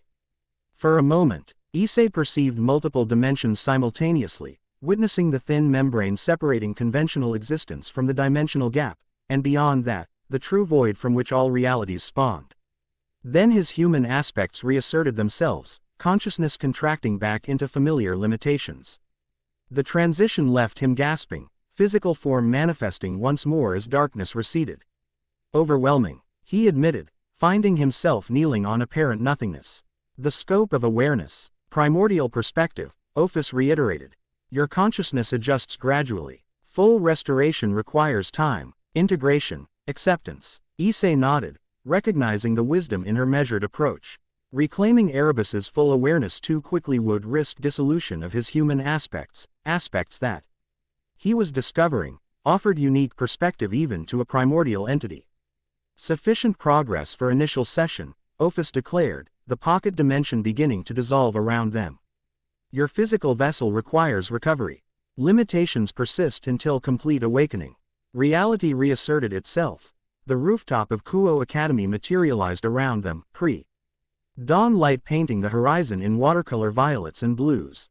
School would begin in 3 hours, the mundane schedule continuing regardless of cosmic awakenings or primordial training sessions. Same time tomorrow, Issei asked, finding strange comfort in establishing routine within extraordinary circumstances. Ophis tilted her head slightly. Acceptable. Your progress exceeds initial projections. Interesting hybrid consciousness developing, neither fully human nor fully primordial. Potentially advantageous configuration. Coming from the Ouroboros dragon, this constituted effusive praise. Issei inclined his head in acknowledgement, recognizing the strategic assessment beneath her observation. His hybrid consciousness might indeed offer advantages pure divinity lacked: adaptability, connection to current reality frameworks, understanding of emotion and individual value. The fallen angels mentioned, old wars resuming, he noted, recalling Rainer's desperate warnings. Were there significant conflicts between primordial entities and younger pantheons? Ophis considered the question, her ancient eyes reflecting complexities beyond her childlike appearance. Misconception. Not. Wars as younger beings understand conflict. Adjustment periods. Reality reconfiguring as primordial forces awakened, slumbered, reawakened through cosmic cycles. But there was conflict. Inevitable. La interaction between fundamental forces and derivative manifestations, she clarified. Order versus chaos. Structure versus fluidity. Creation versus dissolution. Natural tension, not malicious opposition. The distinction seemed significant, suggesting the fallen angel's fears stemmed from fundamental misunderstanding of primordial nature. Yet such misunderstanding could itself generate conflict if not addressed. I should return home before my parents awaken, Issei said, pragmatic concerns temporarily overriding cosmic questions. Maintaining human connection patterns remains useful during transition. Ophis nodded once, seemingly approving his strategic prioritization. Tomorrow then. Meanwhile, observe your environment with awakening perception. Note distinctions between apparent and actinsensus illusion. With that cryptic instruction, she stepped backward into folding space, dimensional rift closing behind her with barely perceptible distortion. Her departure created momentary silence, the absence of her primordial presence allowing conventional reality to reassert its patterns more fully. Issei breathed deeply, consciously reorienting to human perspective. The training session had accelerated his awakening significantly, memories crystallizing around core identity with increasing coherence. Yet questions remained, not merely about what he had been, but what he was becoming. Dawn light strengthened as he descended the academy stairs, campus empty of students this early. Shadows stretched across concrete walkways, no longer merely absences of light but extensions of primordial essence. With newly awakened perception, Issei observed how darkness connected all things, flowing between objects, binding reality together more fundamentally than the temporary phenomenon of illumination. Walking home through quiet streets, he practiced Ophis's instruction, observing distinctions between apparent and actual. Beneath visible structures, energy patterns flowed like underground rivers. Ley lines intersected at key locations, their ancient power subtly influencing human construction patterns despite modern ignorance of their existence. The Hyodo residence AP. Paired normal at surface level, 2-story modern home, small garden, protective wards disguised as decorative elements. Yet with awakening perception, Issei noted unusual energy concentrations, residual patterns suggesting deliberate placement rather than random chance. His human parents greeted him with typical morning cheer as he entered, unaware of his nighttime absence or cosmic training. Early morning study session, his mother asked, preparing breakfast with practiced efficiency. Something like that, Issei replied, the half-truth coming easily. Exams approaching. Don't overdo it, his father cautioned from behind his newspaper. Balance is important. The advice carried unintended profundity, echoing cosmic truths beyond his father's awareness. Balance indeed remained crucial, between human and divine, between integration and separation, between awakening power and sustainable manifestation. Breakfast proceeded with mundane conversation, the domestic routine creating counterpoint to expansive cosmic awareness. This dichotomy, participating in ordinary human interactions while consciousness increasingly transcended conventional reality, created valuable perspective. Perhaps this explained why primordial entities occasionally incarnated in limited forms, to experience existence from within structure rather than eternally observing from without. I might be home late again tonight, Issei mentioned as he prepared to leave for school. Group project. His mother nodded absently, accepting the explanation without question. Just text if you'll miss dinner. Such simple concerns, mealtimes, schedules, social obligations. Yet within their very simplicity lay complexity worth preserving. Human connections, however temporary from cosmic perspective, offered Rickney's unavailable to beings of pure abstraction. Walking to school, Issei found himself unexpectedly appreciating details previously overlooked, the precise pattern of veins in fallen leaves, Mathematica. Perfection in spiderwebs collecting morning dew, the symmetrical distribution of petals on flowering bushes. Awakening perception revealed design beneath apparent randomness, fundamental patterns co-nexting all manifestations of existence. Yo, Issei. The greeting came from Matsuda, accompanied by Motohama, his former friends, their connection increasingly tenuous as his awareness expanded beyond human limitations. Yet something within him, perhaps the human aspects he was discovering held unique value, resisted complete disconnection. Morning, he responded, moderating his speech patterns to approximate earlier familiarity. You disappeared yesterday, Motohama noted, adjusting his glasses with habitual precision. Missed our special reconnaissance mission.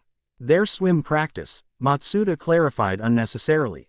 Disappointment evident. Perfect viewing conditions. Where were you? The question required careful navigation, maintaining connection without dishonesty, preserving co-veer identity without unnecessary fabrication. I've been reconsidering priorities, Issei said truthfully. Certain activities seem increasingly limited in perspective. His friends exchanged glances, confusion evident. Are you sick? Matsuda demanded, only half joking. Or possessed? Since when do you consider peeping limited? Not possession, Issei replied with ironic accuracy. Evolution, perhaps. Before further explanation became necessary, they reached the academy gates where student traffic increased, conversation naturally shifting to general observations about classes and approaching examinations. The transition provided welcome relief from potential complications. School proceeded with increasing dissonance between external requirements and internal development. Mathematics class presented equations whose solutions appeared obvious from higher dimensional perspective. Literature discussions seemed simultaneously profound and superficial, human writers grasping at cosmic truths through limited symbolic frameworks. During lunch period, Issei found himself drawn to the school's rooftop, the same location where his training with Ophis had concluded hours earlier. The height offered relative solitude and expanded perspective, both literally and metaphorically. I wondered if I'd find you here. The voice belonged to Akano Himahima, approaching with graceful confidence. Her uniform remained impeccably presented, long black hair contrasting with the clear blue sky behind her. Himahima-san, Issei acknowledged, noting subtle changes in her aura since their previous encounter. Where before he'd registered merely the dual nature of her heritage, now he perceived complex emotional patterns, curiosity, caution, interest. After last night's excitement, I thought you might appreciate this. She offered a small package wrapped in decorative cloth. Homemade lunch. Rias mentioned you might be depleted after channeling so much power. The consideration was unexpected yet welcome. Issei accepted the offering with appropriate gratitude. Thank you. Energy restoration does seem advisable. Akeno settled beside him with casual elegance, producing her own lunch with practiced movement. May I join you? I find myself curious about our new ally. The request seemed genuine rather than merely strategic information gathering. Issei nodded, appreciating direct approach over diplomatic circumlocution. The food is excellent, he noted after sampling her cooking. You have considerable skill. One develops certain domestic abilities when living independently, she replied, watching his reaction with subtle assessment. Though I imagine food seems rather quaint to a primordial deity. Her directness prompted equivalent honesty. Actually, sensory experiences hold unique value from expanding perspective. Taste, texture, temperature, these immediate experiences anchor consciousness in present reality. Something in his response seemed to please her. How fascinating. I'd expected dismissal of human pleasures as irrelevant to divine consciousness. A common misconception, Issei acknowledged. Primordial awareness doesn't negate appreciation for specific manifestation. Rather, it contextualizes individual experience within universal patterns. Akeno's violet eyes studied him with increasing interest. You speak differently now. More formal, more ancient, somehow. Yet not coldly detached as one might expect from a being of your nature. My nature remains in flux, he admitted. Neither fully human nor fully divine. The integration creates unexpected perspectives. Quote, integration rather than replacement, she noted thoughtfully. That's encouraging for those of us WSSEI Hyodo and might prefer not to lose him entirely to Erebus. The comment carried personal dimension beyond diplomatic concern. Interesting. Issei considered her statement while finishing another portion of the excellently prepared lunch. May I ask a personal question? Akeno inquired, setting aside her empty container. You may ask, Issei replied with subtle humor. Response remains discretionary. Her lips curved in appreciation of the distinction. Fair enough. When you channel darkness, true darkness, primordial essence, what does it feel like? The question surprised him, not intelligence gathering about capabilities or strategic implications, but genuine curiosity about subjective experience. It feels like, he paused, searching for appropriate descriptors. Like remembering something essential that was temporarily forgotten. Like recognizing yourself in a mirror after walking past reflections of strangers. Fundamentally right, yet simultaneously overwhelming in its completeness. Akeno leaned forward slightly, genuine fascination evident. Not frightening, not corrupting or tempting toward destruction. The question behind the question revealed itself, her concern reflecting personal experience with darkness of a different kind. Primordial darkness isn't evil, he explained carefully. It precedes moral categorization entirely. Neither destructive nor creative inherently, rather, the foundation making both possible. Like my lightning, she murmured, almost to herself. Neither good nor evil until directed by intent. Precisely, Issei confirmed. Though on vastly different scales, the principle remains consistent. Something in his response seemed to resonate deeply with her. Akeno's expression shifted subtly, vulnerability briefly visible beneath her composed exterior. My father is a fallen angel, she said suddenly. The admission clearly significant to her. I'm half fallen by blood, though reincarnated as a devil. I've struggled with this duality, light and dark, creation and destruction, acceptance and rejection. The confidence surprised him, suggesting trust beyond their limited interaction. Perhaps she recognized in him someone who might understand fundamental duality without judgment.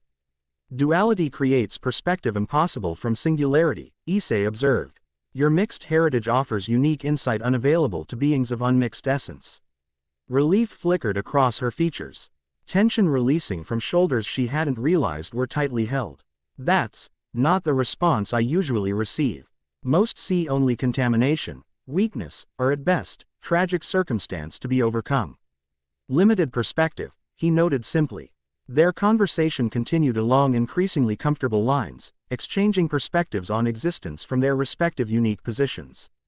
Akeno's insights proved surprisingly valuable, her experience navigating multiple identities offering useful parallels to his own integration process. The school bell eventually interrupted their discussion, signaling the end of lunch period. As they gathered their belongings, Akeno hesitated momentarily. "Would you consider continuing this conversation another time?" she asked, direct yet subtle vulnerability beneath confident exterior. "I find your perspective helpful in contextualizing certain personal questions." "I would welcome that," Issei replied truthfully. Something about her dual nature resonated with his own transitional state, creating connection beyond strategic alliance. Her smile carried genuine warmth. "Excellent. Perhaps after your training with Ophis. Rias mentioned you'd be working with the dragon god." The reference to Ophis reminded Issei of potential complications. Devil factions would naturally have concerns about his association with the infinite dragon god, whose motivations and allegiances existed outside conventional supernatural politics. "Training continues tonight," he confirmed. "Perhaps afterward would be appropriate." "I'll find you," Akeno promised with casual confidence that somehow carried subtle anticipation.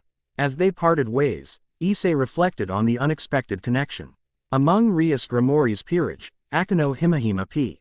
resented the most complex energy signature, devil power layered over fallen angel heritage, creating unique resonance patterns. That complexity now revealed itself as not merely technical curiosity but reflection of internal depth. Philosophical consideration beneath playful exterior. Afternoon classes passed with increasing disconnection, academic material seeming simultaneously trivial and profound from expanding perspective. Human knowledge, impressive in its systematic accumulation, yet fundamentally limited by perceptual constraints and ephemeral existence. After final bell, Issei made Hi's way toward the old school building housing the Occult Research Club. Rias had requested his presence for discussion following the previous night's church operation.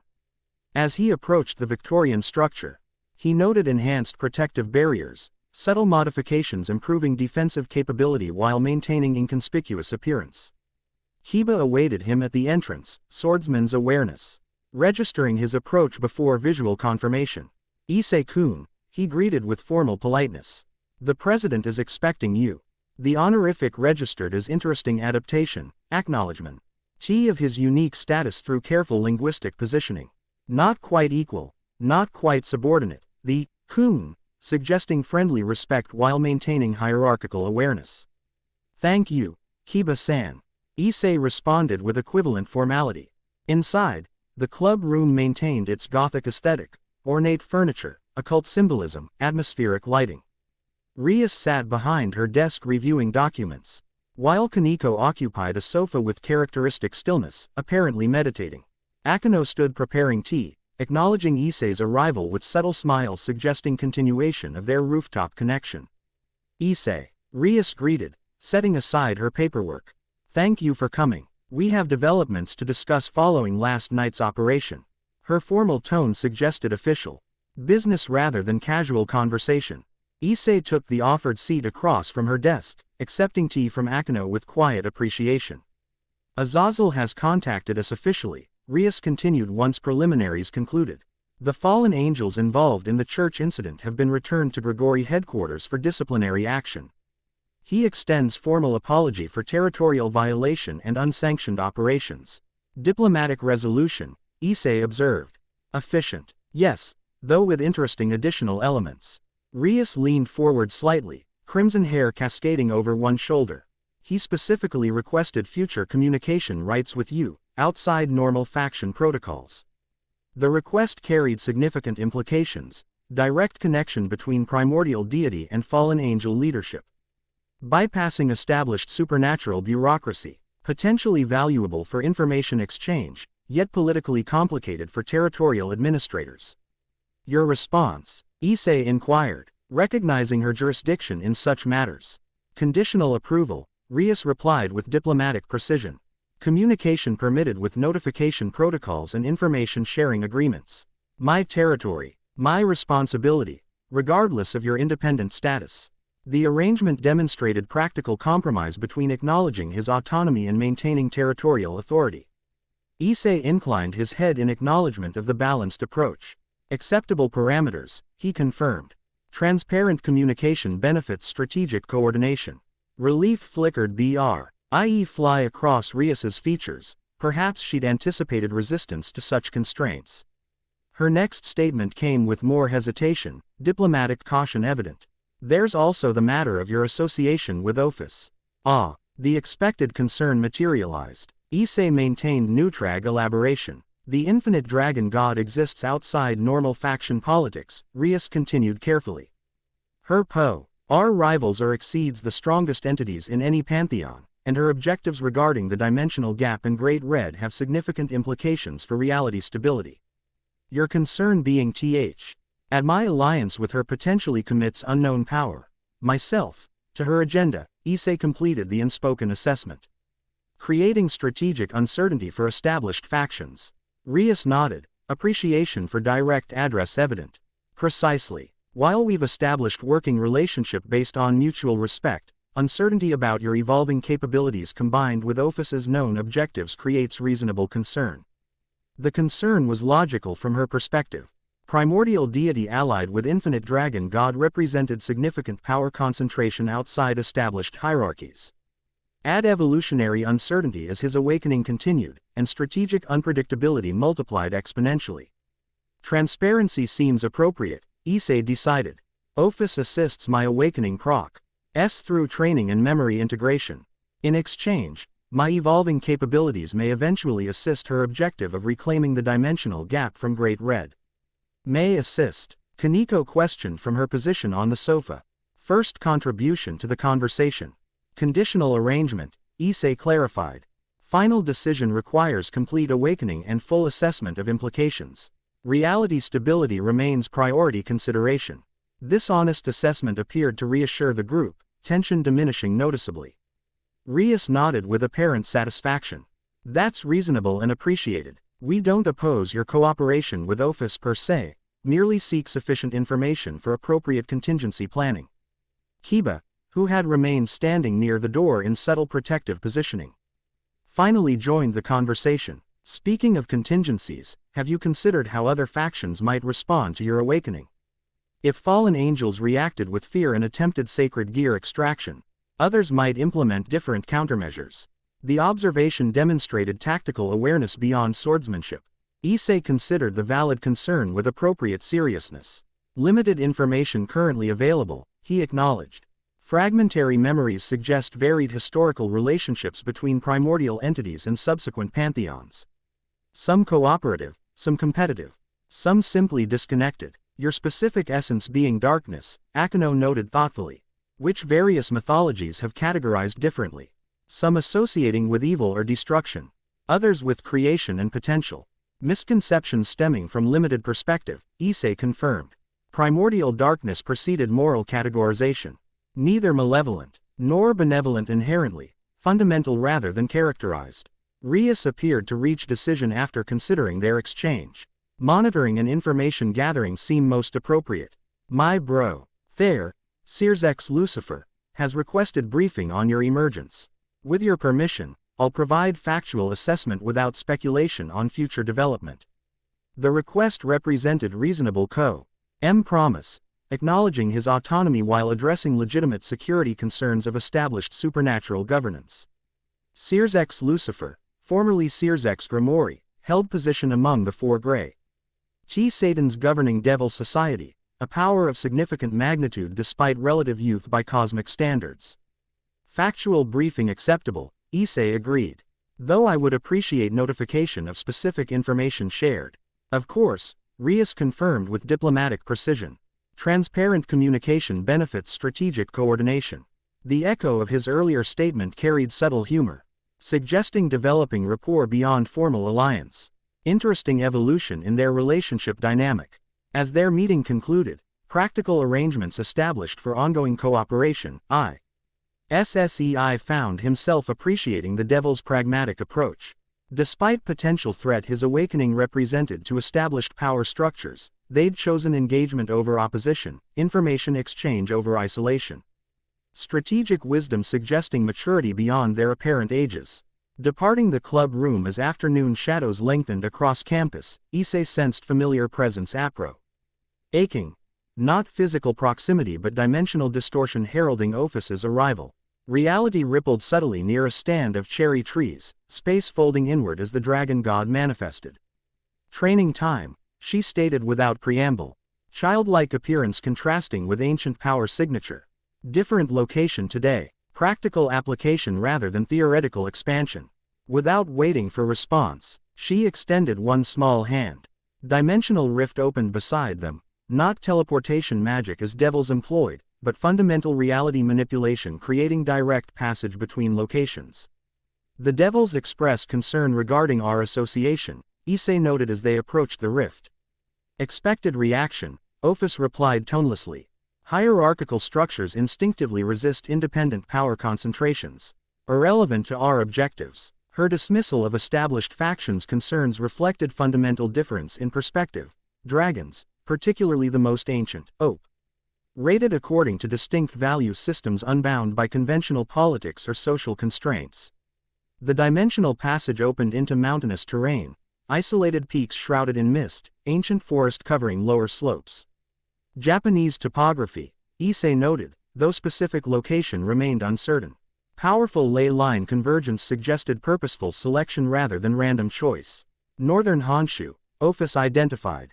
Answering his unspoken question, Sacred Mountain. Humans once worshipped primordial entities here before organized pantheons established dominance.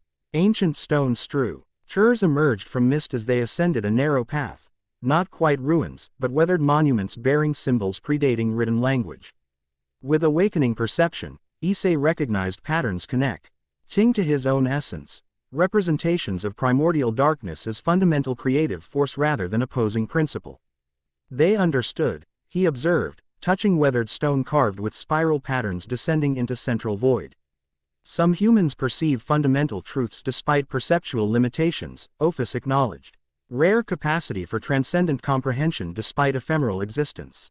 They reached a plateau near the mountain's summit, flat expanse surrounded by standing stones positioned in astronomical alignment.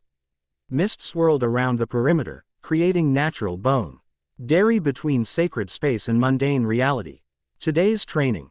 Manifestation under resistance, Ophis announced, taking position at the plateau's center. External opposition requires adaptive response.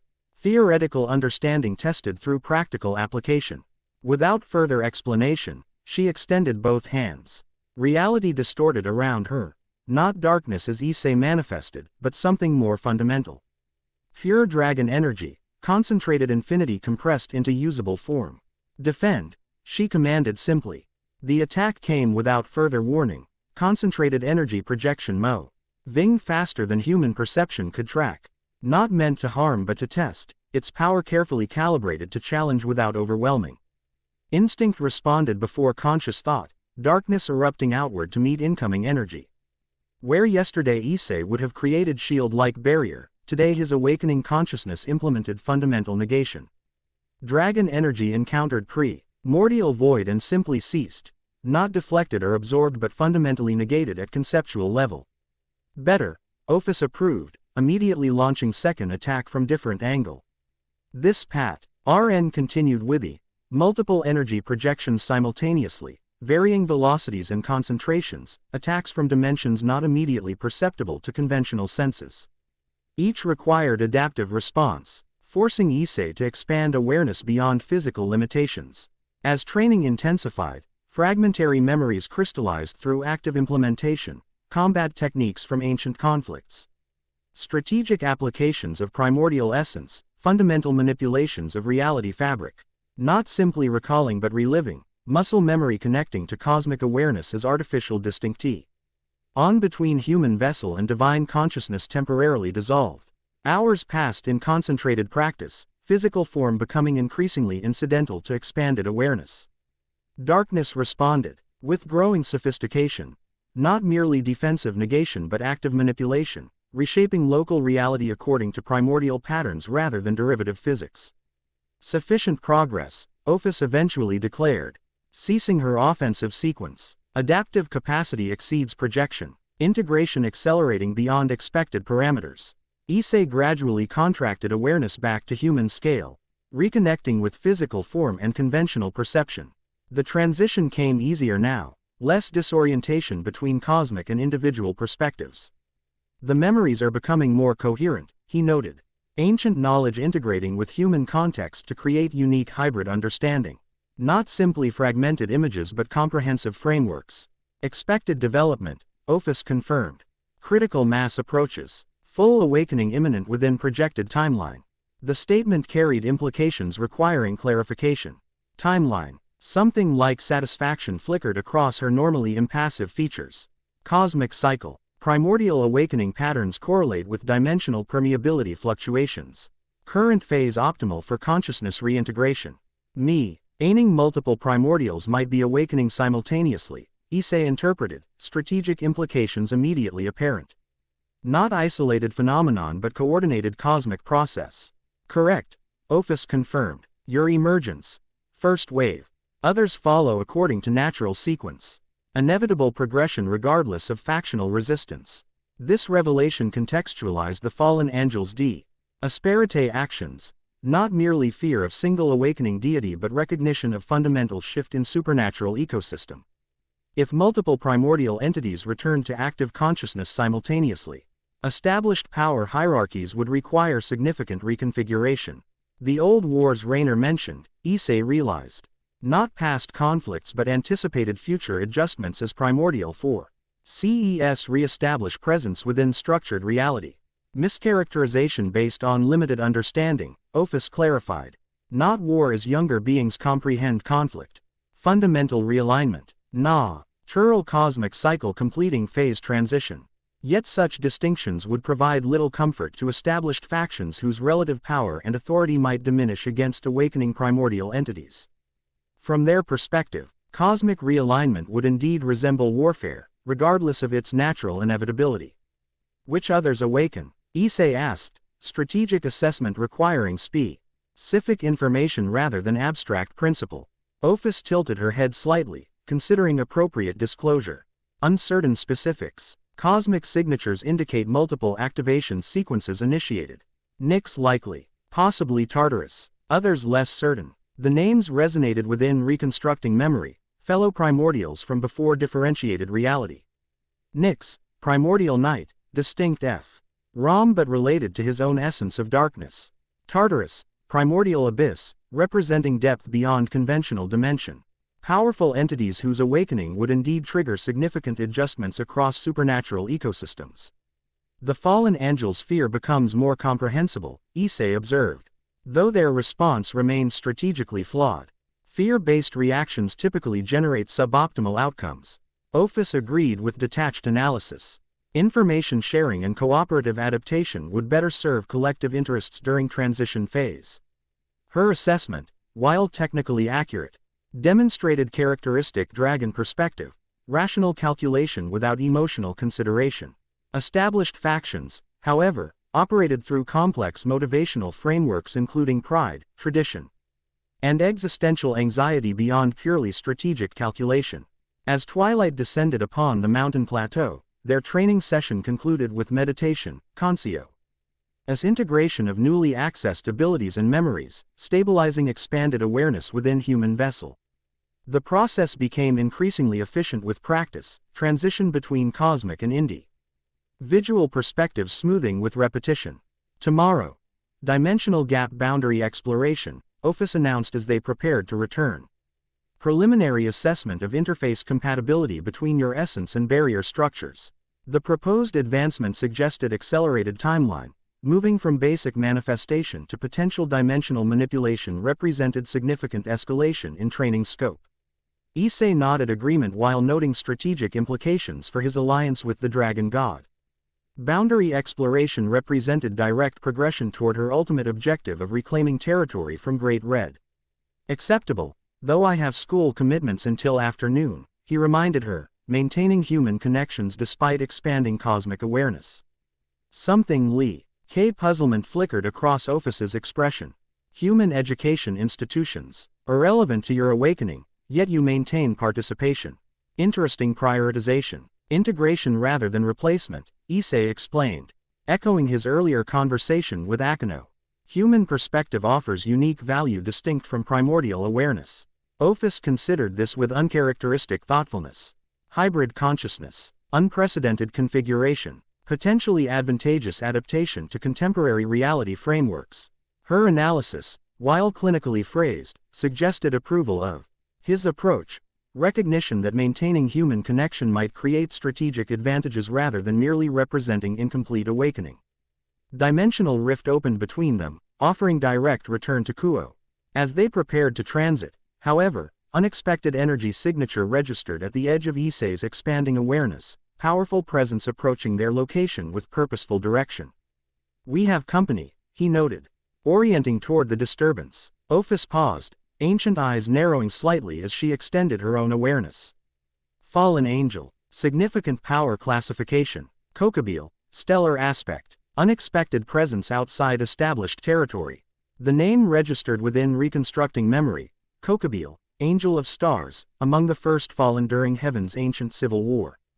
Unlike Aazil's research-focused leadership, Kokabil maintained reputation for martial philosophy and expansionist ambition.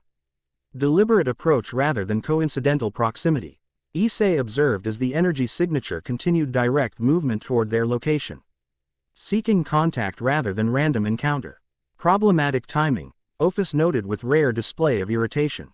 Training sequence interrupted, inefficient. Before further discussion became possible, their visitor arrived, materializing through conventional teleportation several meters distant.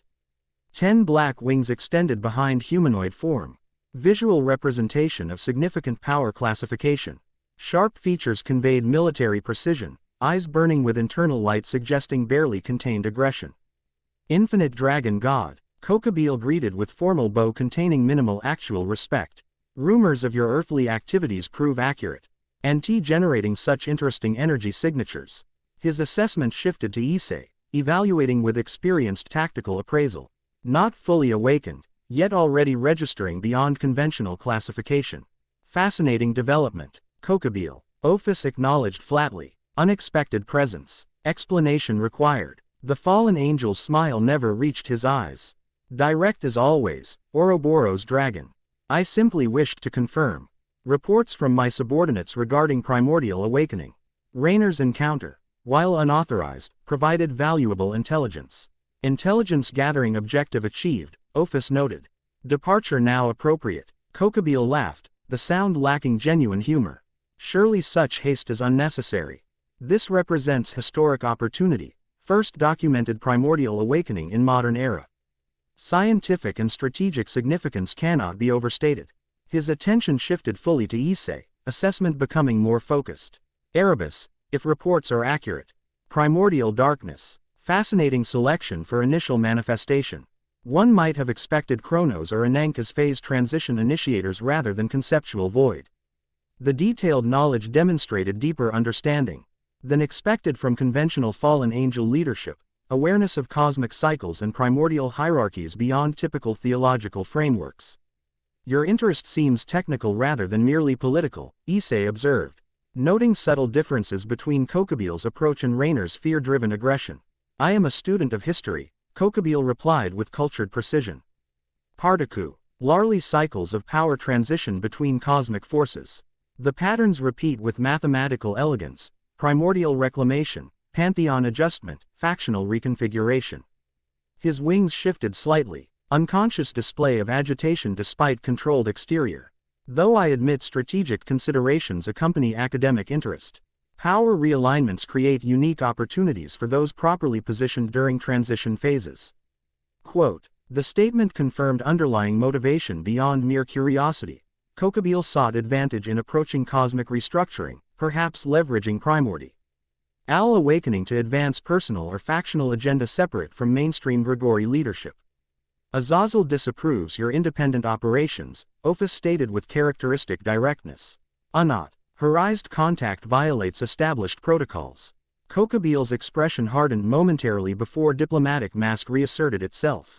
The Governor-General maintains certain perspectives on appropriate factional behavior. Some of us believe more proactive adaptation to changing circumstances better serves collective interests.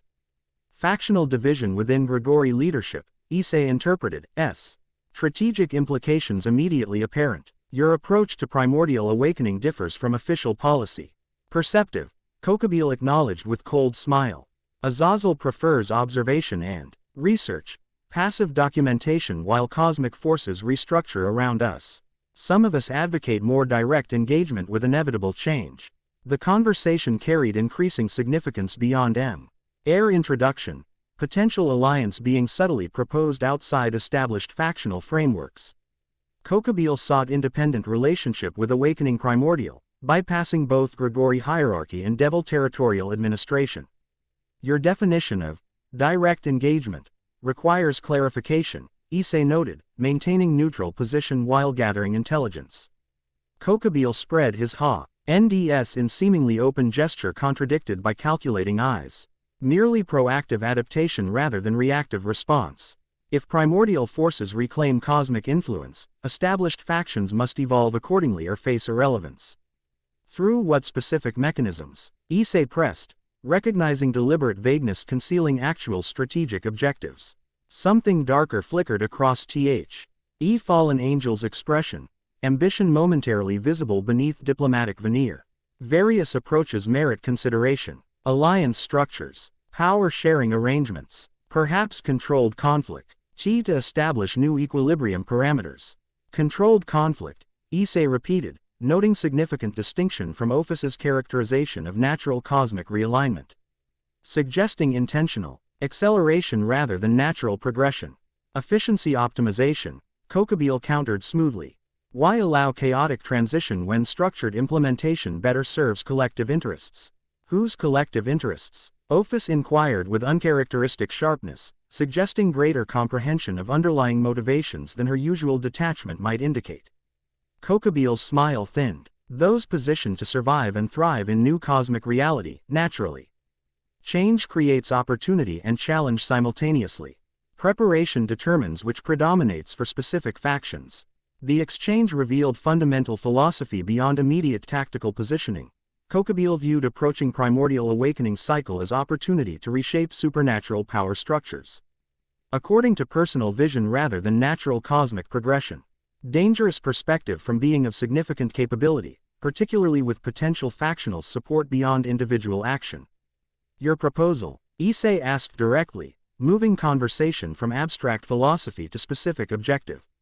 Kokabil inclined his head, acknowledging direct approach. Alliance independent of existing factional constraints. Your awakening power combined with my established networks and strategic experience. Mutually beneficial arrangement during transition phase. And Aazil's position regarding such arrangement? Issei inquired, deliberately highlighting factional complications. The Governor-General need not be immediately consulted on private initiatives, Kokabil replied with careful phrasing suggesting outright deception rather than mere independence. Results often justify process adjustments in retrospective assessment. Ophis, who had observed the exchange with uncharacteristic patience, finally intervened.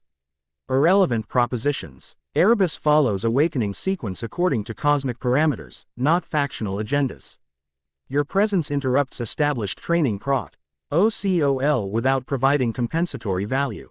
The dismissal, while characteristically blunt, served important strategic purpose, maintaining neutrality without direct rejection, preserving future operate. Ional flexibility while avoiding immediate commitment to questionable alliance. Kokabil's expression darkened momentarily before diplomatic mask reasserted control. Of course, training continues according to established parameters. I merely wished to introduce myself and open communication channels for future consideration. He produced ornate business card with elegant calligraphy, offering Chi with formal gesture containing subtle mockery. When your perspective on optimal arrangements evolves beyond draconic limitations, perhaps direct conversation might prove mutually beneficial. I accepted the card with appropriate formality, maintaining neutral position between potential allies while internal strategic assessment catalogued Kokabil as significant threat factor requiring careful monitoring. His approach suggested dangerous combination of ambition, capability, and willingness to operate outside established protocols, characteristics historically associated with conflict initiation rather than peaceful transition. Your interest is noted, Issei acknowledged without specific commitment. Future communication remains contingent on evolving circumstances. This diplomat, non-answer appeared to satisfy Kokabil, who inclined his head in formal farewell. Until such circumstances manifest, then. Erebus, Ouroboros dragon. With final acknowledgement, he extended his WINGS and vanished in flash of light, conventional teleportation rather than dimensional manipulation. Once energy aeon detection range, Ophis turned to Issei with unusual directness. Problematic development. Kokabil represents aggressive faction within Grigori hierarchy. History of conflict instigation rather than diplomatic resolution. His interest suggests broader awareness of primordial awakening cycle than initially assessed. Issei noted, knowledge beyond typical theological frameworks, indicating specialized information sources or independent research. Dangerous combination, Ophis agreed. Rare alignment with his strategic assessment. Accurate information coupled with flawed interpretation creates high-probability conflict scenarios during transition phase. The shared analysis highlighted unusual development in their relationship, moving beyond transactional training arrangement toward genuine strategic alignment. Ophis rarely engaged with factional politics beyond necessary minimum, yet Kokabil's approach had triggered specific concern beyond mere interruption of training protocol. As Dimensional Rift reopened for their delayed return to Kuo, Issei considered broader implications of the encounter. Kokabil's interest confirmed accelerating awareness of cosmic transition among supernatural factions, suggesting timeline compression for his own adaptive strategy development. If awakening primordials triggered preemptive response from established powers, conflict might indeed precede natural realignment despite cosmic inevitability. They emerged near Kuo Academy, evening darkness having fully descended during their mountain training session. Campus appeared empty, students and faculty departed hours earlier, yet Issei sensed familiar presence awaiting their return. Akeno stood beneath cherry tree, moonlight illuminating her figure in striking contrast against deepening shadows. Her expression registered momentary surprise at their arrival method, before composing into characteristic elegant welcome. "Successful training, I hope?" she inquired, violet eyes noting their somewhat delayed return. "Productive session interrupted by unexpected visitor," Issei explained, conscious of Ophis's assessing gaze moving between them with unusual attention. "Visitor?" Akeno questioned, diplomatic caution evident beneath casual inquiry. "Kokabil," Ophis stated flatly. "Unauthorized contact. Problematic implications requiring faction leadership notification." Akeno's expression shifted immediately from social pleasantry to strategic alertness. "Kokabil approached you directly, outside sanctioned channels. Rias needs to know immediately." "Agreed," Issei confirmed. His approach suggested factional division within Grigori hierarchy regarding appropriate response to primordial awakening cycle. Ophis observed their exchange with uncharacteristic focus, attention particularly directed toward Akeno's response patterns. After brief analysis, she turned to Issei with typical abruptness. "Tomorrow's training postponed until security assessment completed." Kokabil's approach suggests acceleration of factional positioning beyond projected parameters. Strategic recalibration required. Without awaiting response, she stepped backward into folding space, dimensional rift closing behind her with barely perceptible distortion. Her departure created momentary silence, the absence of primordial presence allowing conventional reality to reassert normal patterns. "She's becoming quite fond of you," Akeno observed with subtle humor once dimensional ripples settled. For the infinite dragon god, that level of strategic consideration practically constitutes emotional attachment. The observation carried perceptive insight beneath Tzing exterior, recognizing subtle shifts in Ophis's interaction patterns despite her characteristically minimal expression. Interesting analysis from someone with limited exposure to draconic psychology. "Her behavior does demonstrate unusual adaptation," Issei acknowledged. "Typically interaction remains purely transactional rather than cooperatively strategic." Akeno smiled with gentle knowing. Quote, "I suspect your unique hybrid consciousness intrigues her beyond mere tactical advantage. Perhaps she recognizes kindred nature, beings existing between conventional categories rather than fully contained within established classification." The assessment demonstrated psychological insight beyond expected parameters, suggesting depth beneath Akeno's carefully maintained exterior. Her understanding of existential liminality, beings operating between defined categories, likely stemmed from personal experience navigating her own dual heritage. "You mentioned continuing our conversation," Issei recalled, redirecting toward original purpose of their meeting. Though Kokabil's appearance introduces new factors requiring immediate strategic communication to Rias. Which I'll handle shortly, Akeno confirmed. But perhaps we might walk together while you provide details. Multitasking serves efficiency. The proposed compromise balanced competing priorities effectively. Issei nodded agreement. As they began walking toward the old school building, evening air carrying scent of cherry blossoms and distant rain. Tell me about Kokabil's approach, Akeno requested, professional intelligence. Gathering temporarily superseding personal conversation. Specific language and behavioral indicators often reveal more than direct statements. Issei provided detailed account of the encounter, using specific terminology and subtle positioning. Akeno listened with analytical focus, occasionally requesting clarification on particular points suggesting specialized knowledge beyond typical operational requirements. His reference to controlled conflict is particularly concerning, she noted as they approached the club building. Kokabil has historical preference for martial solutions despite diplomatic presentation. During the Great War, historical records suggest he continued offensive operations even after ceasefire negotiations began. Suggesting potential false flag operation rather than merely unauthorized contact.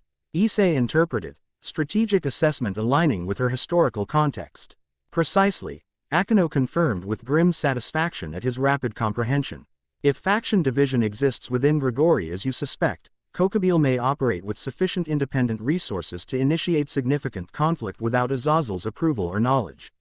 They reached the club building. Lights visible through Victorian windows indicating continued occupation despite late hour. Before entering, however, Akeno paused, expression shifting from professional analysis to more personal consideration. Before we're consumed by strategic planning, she said quietly, I wanted to thank you for our conversation earlier. Your perspective on duality and integration, rather than conflict between aspects provides valuable framework for certain personal considerations.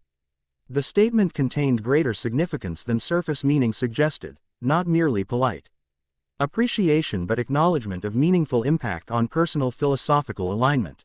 Issei recognized the importance beneath casual phrasing. Perspective exchange benefits mutual development, he responded. Attempting to balance cosmic awareness with human connection. Your insights regarding navigating multiple identity aspects provide equally valuable input to my integration process. Omething warmed in her expression, appreciation for recognition beyond surface interaction.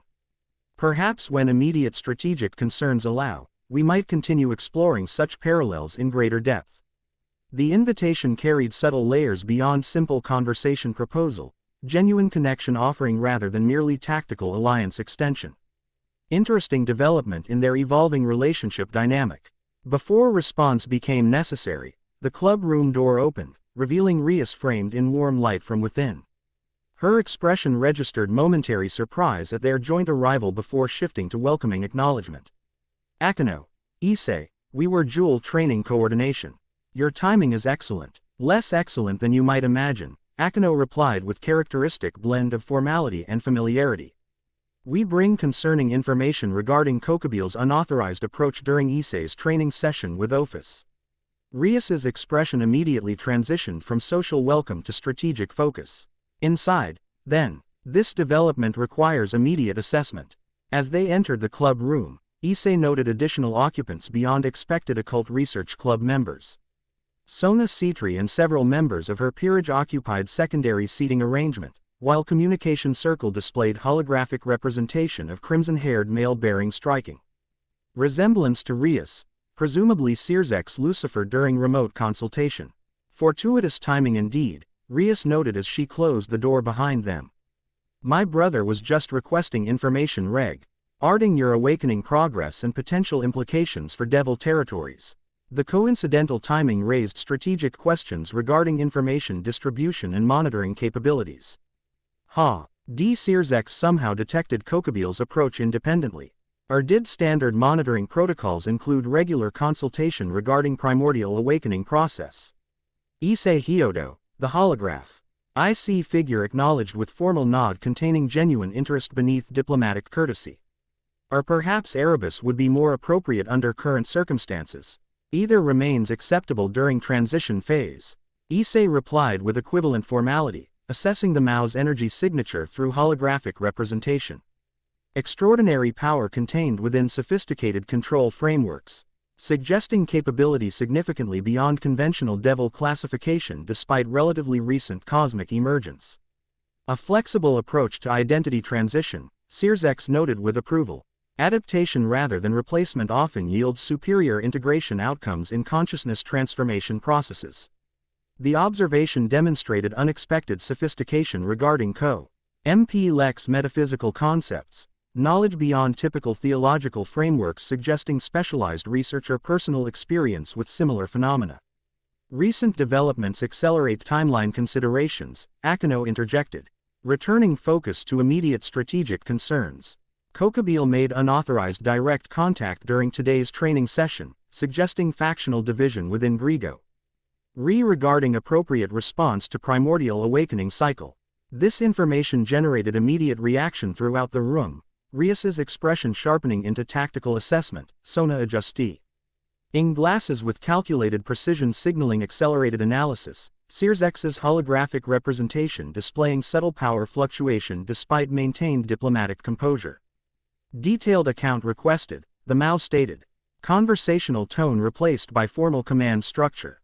Issei provided comprehensive report including specific terminology and behavioral indicators, strategic asses. Meant focusing on implications rather than merely factual recitation. As information transfer completed, silence descended upon the room, each participant processing implications according to their respective responsibilities and perspectives. This confirms independent intelligence suggesting Kokabil operates increasingly outside Aazil's direct authority, Sears finally responded. Factional division within Grigori hierarchical structure creates significant strategic uncertainty during sensitive transition period. His reference to controlled conflict particularly concerns me, Sona contributed. Analytical precision characteristic of her approach to problem solving. Historical pattern analysis suggests Kokabil consistently favors conflict acceleration rather than diplomatic resolution when pursuing strategic objectives. Rias nodded agreement, crimson hair contrasting sharply with suddenly pale complexion suggesting full comprehension of potential implications. If he views primordial awakening cycle as opportunity to reshape faction power dynamics through engineered conflict. Huo becomes logical implementation location, Kiba completed grimly. Territorial conju, connection point between multiple faction interests with significant symbolic value beyond practical strategic considerations. The collective assessment aligned with Issei's own strategic analysis, Kokabil, potentially viewing primordial awakening as opportunity to initiate controlled conflict serving personal agenda rather than faction interests. His approach suggested preliminary alliance explorati on rather than immediate operation implementation. Yet timeline compression remained concerning factor requiring proactive countermeasures. Defensive preparation protocols initiated, Sears decided. Authority evident despite remote consultation. Surveillance enhancement around territorial boundaries. Communication channel expansion between faction leadership elements. Contingency implementat. Ion team deployment under diplomatic cover. The rapid response demonstrated effective crisis management capability despite bureaucratic overlay. Practical security measures implemented alongside political consideration rather than sacrificing either to operational limitations. What about Ophus's involvement? Rias inquired, raising significant complicating factor in defensive preparation. Her training relationship with Issei creates additional strategic variables outside conventional response frameworks. All attention shifted to Issei, awaiting clarification regarding draconic alignment during potential conflict scenario. The question carried legitimate security implications beyond mere curiosity. Infinite dragon gods' participation or neutrality would fundamentally alter strategic calculations for all involved factions. Ophis postponed further training pending security assessment following Kokabil's approach, Issei reported factually. Her primary objective remains Dimensiona L-gap reclamation rather than factional conflict engagement. Strategic positioning likely remains neutral unless Kokabil's actions directly impact her specific interests. This assessment appeared to reassure Devil leadership, tension visibly decreasing across multiple participants. Dragon neutrality, while not ideal from Alliance perspective, remain significantly preferable to potential opposition during conflict scenario. Reasonable projection based on historical behavior patterns, Sears acknowledged. Though draconic psychology remains notoriously resistant to predictive modeling, particularly regarding beings of Ophus's classification. True enough, Issei silently agreed. The infinite dragon god operated according to priorities and perspectives largely incomprehensible to beings of conventional consciousness. Her decision frameworks existing outside normal causal relationships despite superficially logical presentation. Discussion continued regarding specific security implementations and communication protocols, practical defensive measures balancing visible deterrence against provocative escalation. Throughout strategic planning, Issei noted interesting dynamics between established leadership elements, Sears providing ultimate authority while encouraging independent assessment from younger generation representatives, Rias and Sona demonstrating complementary approaches to problem solving despite occasional competitive undertones. As formal planning concluded, conversation shifted toward his awakening progress, diplomatic inquiry regarding developmental timeline and capability parameters. Issei provided general overview without specific tactical details, maintaining appropriate transparency while preserving operational security regarding certain emerging abilities. Fascinating evolutionary approach, Sears observed once briefing completed. Integration rather than replacement. Hybrid consciousness utilizing advantages from both primordial awareness and human per revolutionary adaptation pattern with significant implications for future divine manifestations. The assessment demonstrated genuine intellectual interest beyond mere strategic calculation, scientific curiosity regarding metaphysical processes operating alongside necessary security considerations. Interesting complexity from being often characterized through political position rather than personal attributes. As the meeting concluded, holographic communication terminating following final security confirmations, Issei found himself reassessing various faction representatives based on direct interaction rather than historical record or secondhand information. Devil leadership demonstrated greater adaptability than traditional characterization suggested, their response to primordial awakening focusing on information gathering and defensive preparation rather than immediate opposition or containment attempts. That went better than expected, Rias noted once formal proceedings concluded. Tension visibly releasing from elegant posture. My brother's interest in your awakening process remains primarily academic despite necessary security protocols. His background in metaphysical studies predates political appointment to current position. An enlightened approach benefiting all involved parties, Sona contributed as her peerage prepared for departure. Kupara. TIVE security enhancement serves collective interests regardless of specific factional alignment during transition period.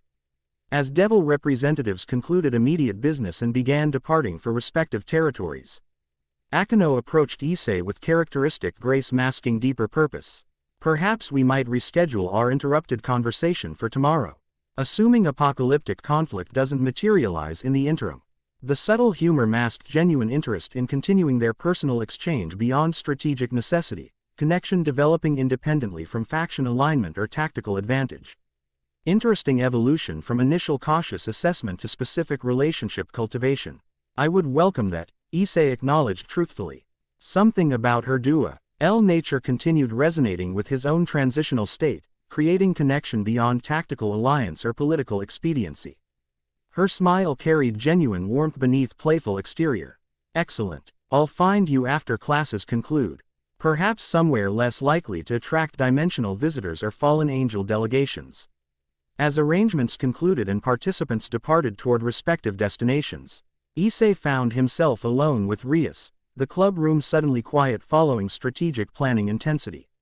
She studied him with thoughtful assessment, diplomatic mask temporarily low.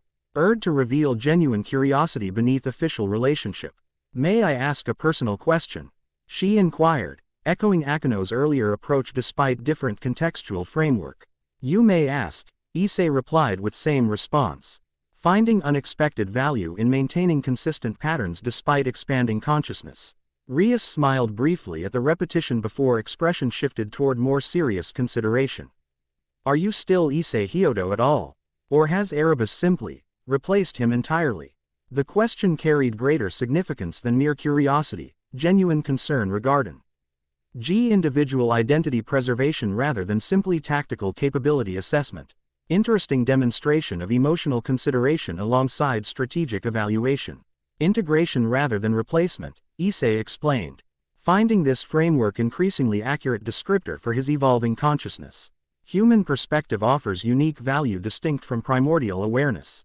The emerging consciousness represents neither original form exclusively but new configuration incorporating advantageous elements from both.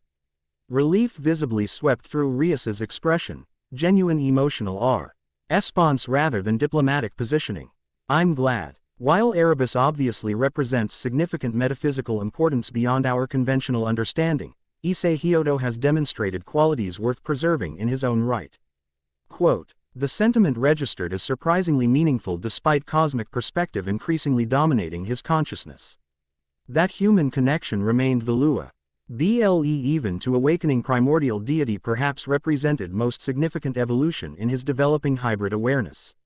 As evening concluded and participants returned to respective domains, Issei W. walked home through quiet streets increasingly perceived through dual awareness, conventional physical reality simultaneously overlaid with fundamental energy patterns typically invisible to limited perception. The dichotomy created unique perspective impossible from either consciousness exclusively, supporting emerging theory that integration rather than replacement represented optimal configuration for contemporary existence. His human parents greeted his return with typical concerned affection, unaware of cosmic realignment discussions or potential conflict scenarios developing around their son's evolving identity. The contrast between mundane domestic environment and metaphysical transformation accelerating within their household created cognitive dissonance that nonetheless offered valuable perspective on relative significance across different reality frameworks. Later, as human vessel required rest despite expanding cosmic awareness, Issei found consciousness dividing during sleep. State. Human aspects processing daily experiences through conventional dream frameworks while primordial awareness expanded through dimensional barriers, perceiving cosmic patterns beyond physical limitations. Within this divided consciousness state, unexpected development manifested, Ophis appearing within dream-adjacent awareness, her presence registering simultaneously across multiple reality frameworks rather than merely physical manifestation. Unexpected contact method, Issei observed, consciousness interacting directly without physical proximity requirements. Efficient communication pathway, Ophis replied. Childlike appearance maintained despite non-physical interaction context. Privacy ensured without territorial entry complications. The approach demonstrated characteristic draconic practicality while revealing previously undemonstrated capability for consciousness-level connection independent from physical proximity. Significant evolution in their interaction methodology with potential implications for future training applications. Security assessment completed, Issei inquired, referencing her earlier postponement of training activities. Preliminary analysis suggests accelerated timeline beyond projected parameters, Ophis confirmed, rare concern evident despite minimal expression. Kokabil's approach indicates factional positioning already advanced beyond containment threshold. Conflict probability increases exponentially within immediate chronological framework. The assessment aligned with Devil leadership projections while suggesting even greater urgency from draconic perspective, concerning development given dragons typically extended temporal frameworks relative to younger species. Strategic recommendation, Issei prompted, recognizing unusual advisory approach from typically self-interested entity. Ophis considered momentarily before responding with uncharacteristic directness. Accelerated awakening protocol implementation. Partial manifestation creates vulnerability during transition phase. Complete integration provides superior defensive capability against opportunistic intervention. The recommendation carried significant implications beyond immediate security considerations, suggesting fundamental shift in their training relationship from gradual development to expedited awakening. Such acceleration would potentially sacrifice integration quality for immediate capability enhancement, creating different consciousness configuration than originally projected. Potential complications fro. Issei inquired, strategic assessment requiring comprehensive understanding of risk factors alongside potential benefits. Human aspect preservation uncertainty increases proportionally with acceleration magnitude, Ophis acknowledged with characteristic precision. Integration quality potentially compromised by compressed developmental framework. Hybrid consciousness configuration parameters shift toward primordial dominance rather than balanced synthesis. The analysis confirmed suspected complications, accelerated awakening potentially sacrificing unique hybrid consciousness advantages for immediate capability enhancement. Strategic calculation balancing current vulnerability against potential configuration advantages represented complex decision framework requiring careful consideration. Alternative approaches. Issei requested, seeking comprehensive option assessment before commitment to specific developmental pathway. Something like approval flickered across Ophus's expression, appreciation for methodic decision process rather than immediate reaction to security concerns. Limited alternatives within projected conflict timeline. Temporary power enhancement through external source remains theoretical possibility, though implementation complications create significant risk factors. External source meaning what specifically?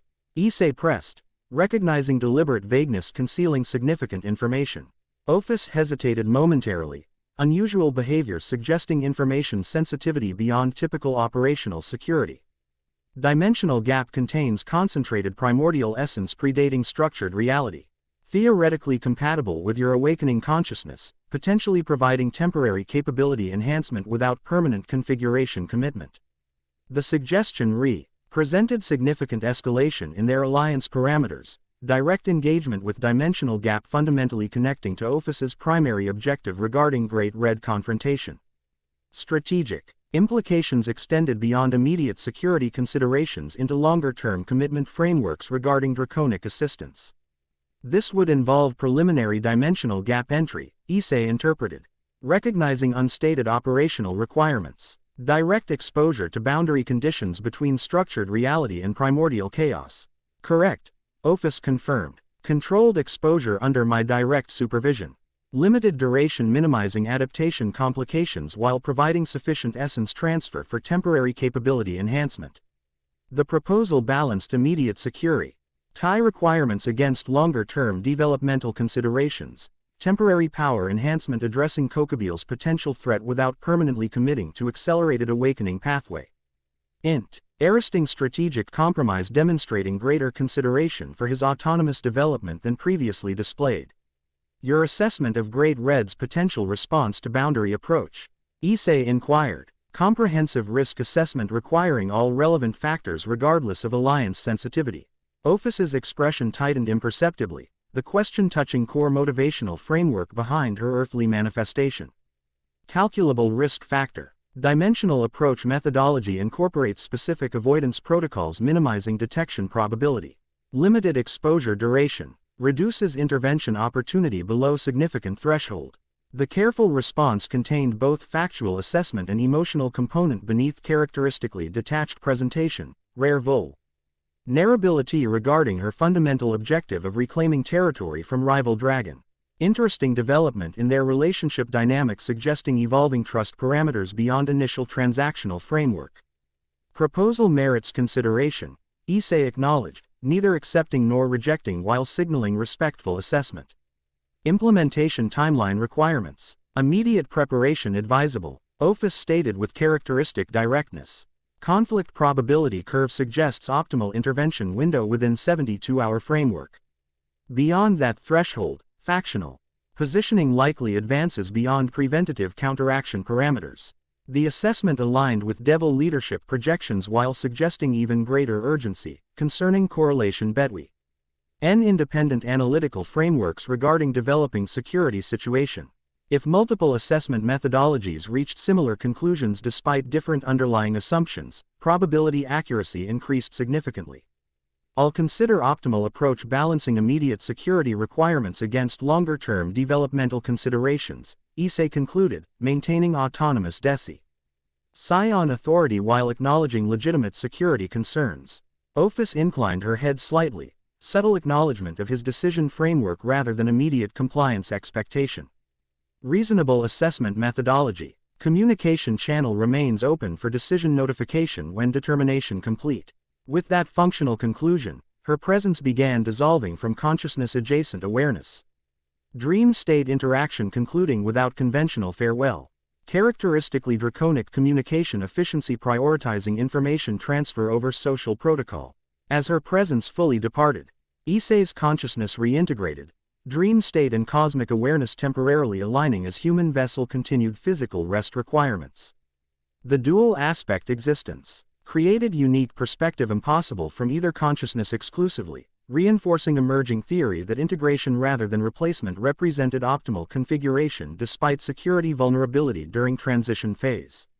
The decision regarding Ophus's proposal required careful consideration balancing multiple factors, immediate security enhancement against potential developmental pathway alteration, temporary capability increase against possible integration quality compromise, pragmatic threat response against longer-term identity considerations. As dawn approached, physical Orm responding to circadian rhythms despite expanded consciousness, Issei reached provisional decision requiring additional information gathering before final implementation commitment. Dimensional P-boundary interaction represented significant development in primordial awakening process regardless of specific security considerations, fundamental engagement with reality framework predating current cosmic structure. Such transition, whether temporary or permanent, merited appropriate preparation beyond mere tactical response to Kokabil's potential threat. If primordial essence truly represented his fundamental nature, engagement with its concentrated source within dimensional gap constituted inevitable developmental phase regardless of specific timing implementation.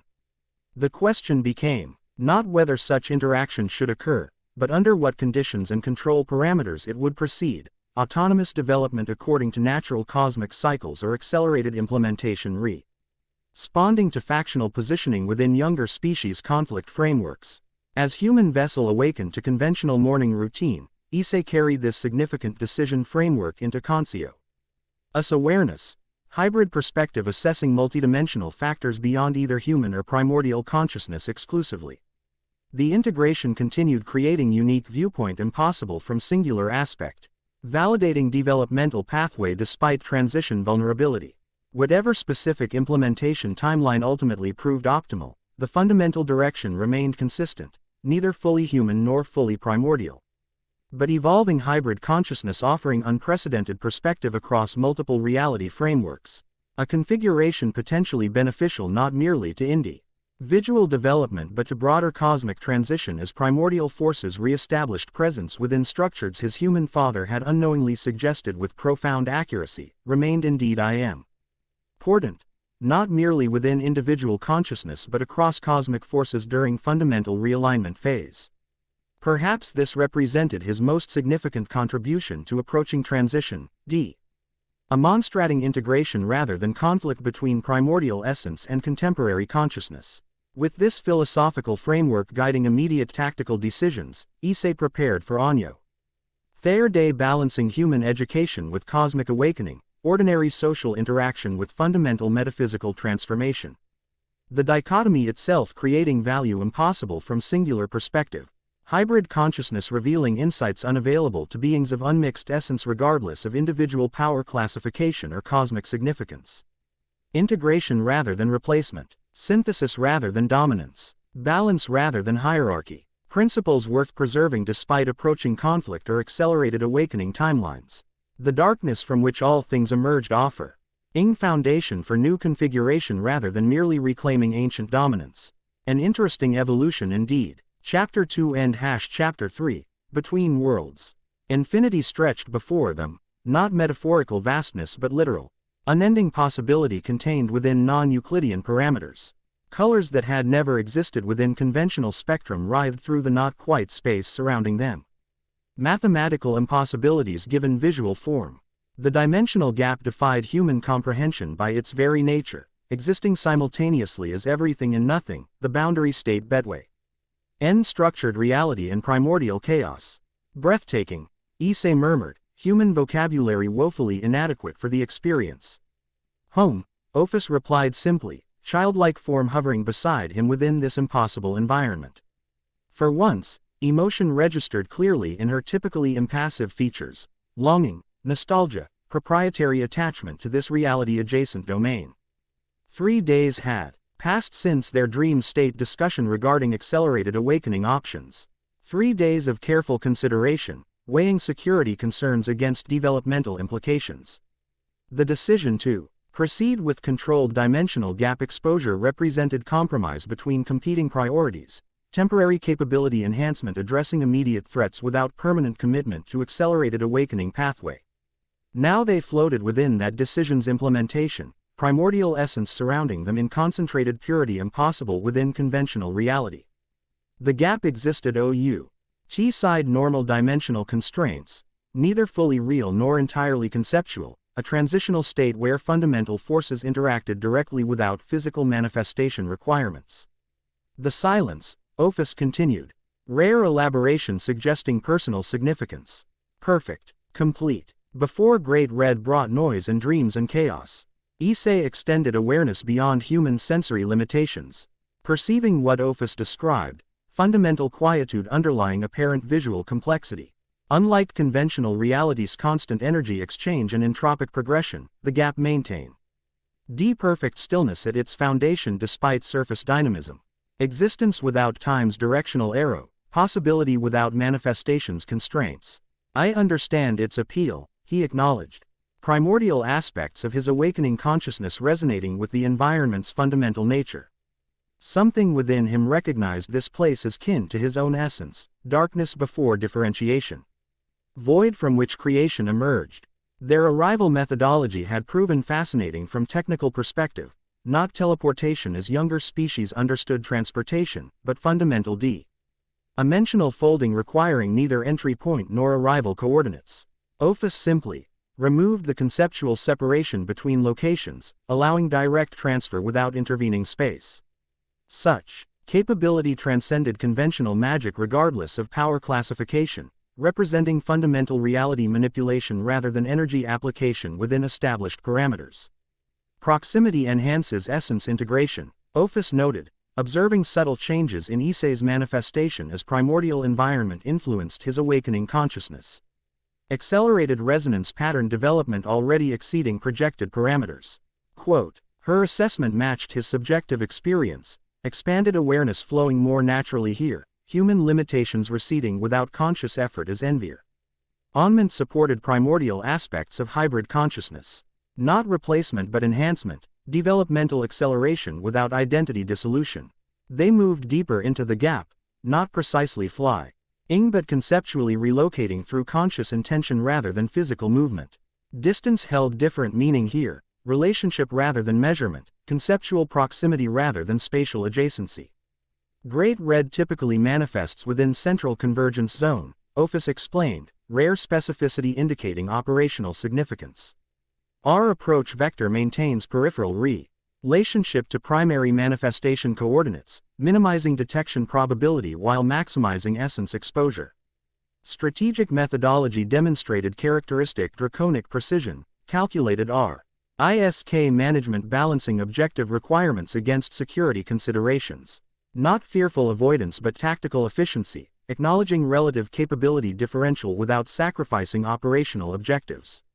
As they progressed deeper, environmental characteristics intensified, reality distortions becoming more pronounced, fundamental forces manifesting in increasingly pure expressions.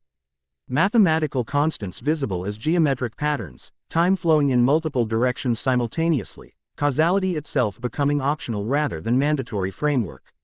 The boundary thins here, Ophis noted as they approached region where conventional physics broke down completely, replaced by something more fundamental yet simultaneously simpler. Primary essence concentration optimal for controlled exposure without integration destabilization. The location appeared significant beyond immediate operational parameters, perhaps meaningful within Ophis's personal history with the domain. Issei noted subtle emotional indicators despite her characteristic minimalism, proprietary recognition, territorial awareness beyond tactical positioning. This was your manifestation nexus, he observed. Knowledge emerging from primordial memory fragments rather than conscious deduction. Where infinity first gained self-awareness within boundary conditions. Surprise flickered briefly across features, genuine rather than performed, indicating unexpected comprehension beyond projected parameters. Correct. My birthplace, using inadequate terminology. Origin point within non-origin framework. The confidence triggered another memory cascade, fragments crystallizing around central understanding of the infinite dragon god's nature. Not merely powerful entity but conceptual manifestation.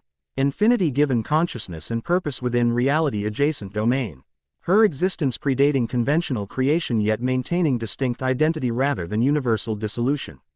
You were first, Issei stated with certainty transcending factual knowledge.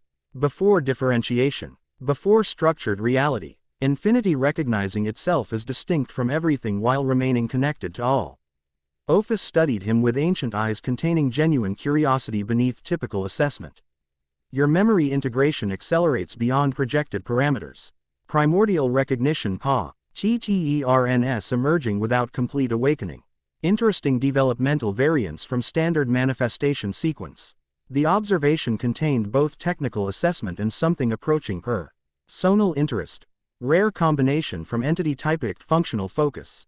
Their relationship continued evolving beyond initial transactional framework, mutual recognition transcending strategic alliance Toward something approaching genuine connection between fundamentally similar beings.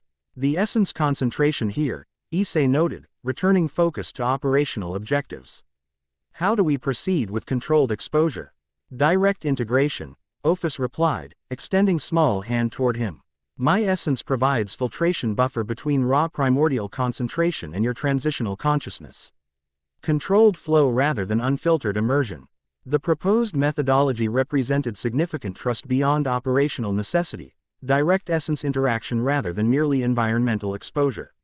Such connection would create temporary bond transcending conventional relationship parameters, consciousness-adjacent interaction beyond physical proximity. Issei accepted her offered hand, recognizing the significant evolution in their alliance this represented. Physical contact initiated the process, not merely symbolic connection but actual interface between distinct manifestations. Ophis's infinite essence creating controlled pathway for primordial energy to flow into his awakening consciousness. The experience transcended conventional description, neither precisely pleasure nor pain but fundamental recognition beyond sensory categorization. His darkness and her infinity temporarily merging without boundary dissolution, distinct identities maintained while essential nature flowed between them. Not combination but communication, fundamental forces exchanging information without hierarchical structure. Through this connection, Issei perceived aspects of Ophis typically hidden behind physical manifestation. Her true nature is infinity given form, endless possibility contained within conceptual boundaries. Not limitation but definition, identity emerging from fundamenta. Force through conscious distinction rather than external imposition. In return, she experienced his awakening darkness, primordial void from which creation emerged, fundamental absence making presence possible through contrast. Not destruction but potential, emptiness offering space for manifestation rather than negating possibility. Their temporary merging revealed unexpected complementarity, infinity requiring boundary to maintain distinction, darkness needing illumination to define form. Opposing yet harmonious forces existing in necessary balance rather than inherent conflict. The Issei suggested alternative framework for understanding their relationship with Great Red, perhaps competitive yet ultimately necessary counterpoint rather than existential threat. Sufficient initial exposure, Ophis determined as she gently withdrew her hand, severing direct essence connection while maintaining physical proximity. Integration proceeds within optimal parameters. Secondary phase implementation when initial processing completes. The separation created momentary disorientation, distinct identity reasserting boundaries after temporary merging. Issei required several subjective NTS to re-establish conventional consciousness organization, hybrid awareness temporarily overwhelmed by primordial essence influx. As equilibrium returned, he noted significant changes in perception. Awareness extending beyond previous limitations, reality frameworks appearing simultaneously rather than sequentially. The dimensional gap structure became comprehensible from multiple perspectives concurrently. Its relationship to conventional existence clarified through direct experience rather than theoretical understanding. The integration, he observed once linguistic capability reasserted itself. More comprehensive than anticipated. Expected variance based on complementary essence resonance, Ophis confirmed with subtle satisfaction suggesting successful implementation beyond projected parameters. Your darkness and my infinity share fundamental kinship despite distinct manifestation frameworks. The observation confirmed his own assessment regarding their unexpected compatibility, conceptual forces existing in natural harmony rather than oppositional relationship. Perhaps this explained Ophus's initial interest beyond merely tactical advantage, recognition of fundamental similarity transcending apparent categorical difference. As they continued deeper into the gap, Issei tested expanded awareness, perception extending beyond conventional limitations into reality frame. Works typically inaccessible to human consciousness. The experience provided practical confirmation of theoretical understanding, primordial essence representing fundamental nature rather than merely enhanced capability. Awakening consciousness reconnecting with original state rather than acquiring new attributes. The second phase, he inquired, noting their continued movement toward central region despite initial exposure completion. Direct environmental immersion, Ophis explained, characteristic precision masking something approaching anticipation. Controlled duration without buffering interface. Raw essence interaction calibrated to current integration threshold. The methodology suggested increasing trust beyond initial caution, direct exposure rather than mediated connection.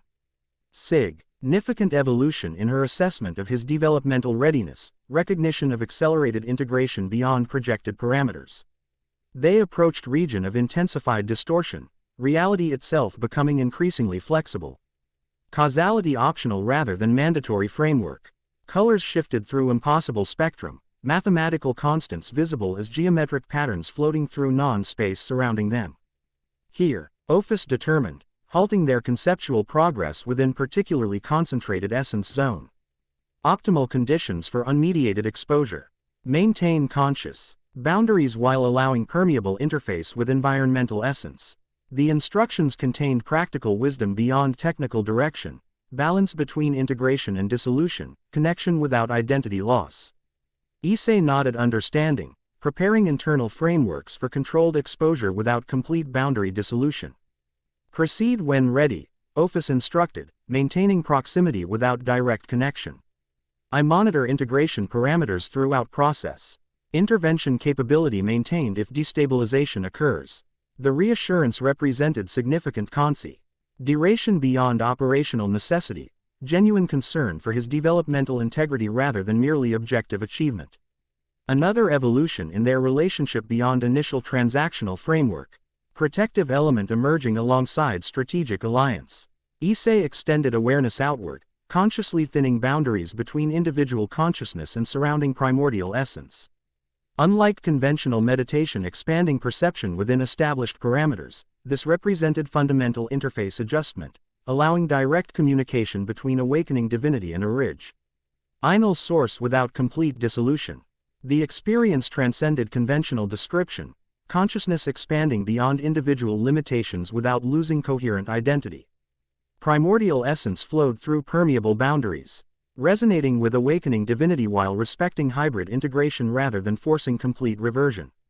Not replacement but enhancement, acceleration without erasure. Through this expanded awareness, Issei perceived the dimensional gap's true nature, not merely reality-adjacent domain but foundational framework from which conventional existence emerged. The boundary state between indifferentiated potential and structured manifestation, transition zone where fundamental forces gained initial definition before complete separation. Within this understanding came profound recognition, his own essence as primordial darkness representing similar transitional state. Not merely absence but potential, the void preceding differently possible through contrast. Darkness not opposing light but providing necessary foundation for its existence, emptiness creating space for manifestation rather than negating possibility.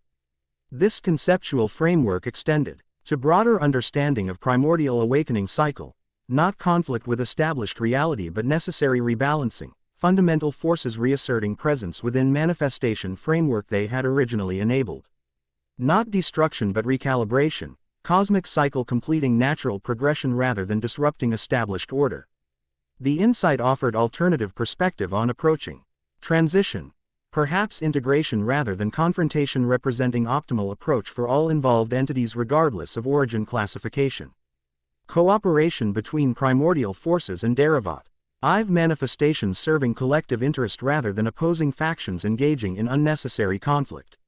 As essence integration proceeded, memories crystallized with increasing coherence, fragni. NTS connecting to form comprehensive understanding of original nature and cosmic purpose. Erebus not merely conceptual force but conscious entity, primordial darkness gaining self-awareness through distinction from indifferentiated potential, his existence providing necessary foundation for subsequent creation, void offering canvas upon which reality painted differentiated expression. The recall-cation extended to relationships with other primordial entities, Nyx, Tartarus, Chronos, others awakening according to cosmic cycle rather than random occurrence. Not hierarchy but complementary forces. Distinct manifestations of fundamental essence serving necessary functions within reality creation and maintenance. Their return representing natural progression rather than disruptive intervention. Cosmic balance reasserting equilibrium rather than imposing revolutionary restructuring. Integration approaching optimal threshold, Ophis observed, monitoring his essence parameters with characteristic precision. Controlled conclusion recommended before boundary stability compromised. The warning contained genuine concern beneath technical assessment, recognition of potential complications Fr. Excessive exposure beyond current integration capacity. Issei acknowledged the valid caution, gradually re-establishing conventional boundaries while maintaining expanded awareness within sustainable parameters. As direct connection concluded, consciousness contracting to individual framework while preserving acquired understanding, Issei noted significant enhancement beyond initial condition. Not merely knowledge increase but fundamental capability expansion, awakening divinity accelerating toward original configuration while maintaining hybrid integration with human aspects. Successful implementation, Ophis confirmed. Satisfaction evident despite characteristic minimalism. Essence integration exceeding projected parameters while maintaining consciousness stability. Optimal outcome within operational constraints. The assessment aligned with his subjective experience, enhanced capability without identity dissolution, accelerated awakening without human aspect erasure. The Balin, CE maintained despite intensive exposure, integration quality preserved while addressing immediate security requirements through capability enhancement. As they prepared to continue exploration before eventual return to conventional reality, Issei sensed unexpected disturbance within the gap's energetic patterns. Not natural fluctuation but deliberate intervention, conscious presence approaching their location with purpose rather than random movement. We have company, he noted, newly enhanced awareness identifying specific signature despite considerable distance within conceptual framework. Conventional consciousness entering gap through constructed portal rather than natural interface. Ophis's expression shifted from satisfaction to alert assessment, ancient eyes narrowing as she extended awareness toward approaching disturbance. Devil signature. Grimoire classification. Unauthorized entry through temporary dimensional breach. The identification surprised Issei. Conventional B. Aang's rarely attempted dimensional gap entry given extreme environmental hazards for non-primordial entities.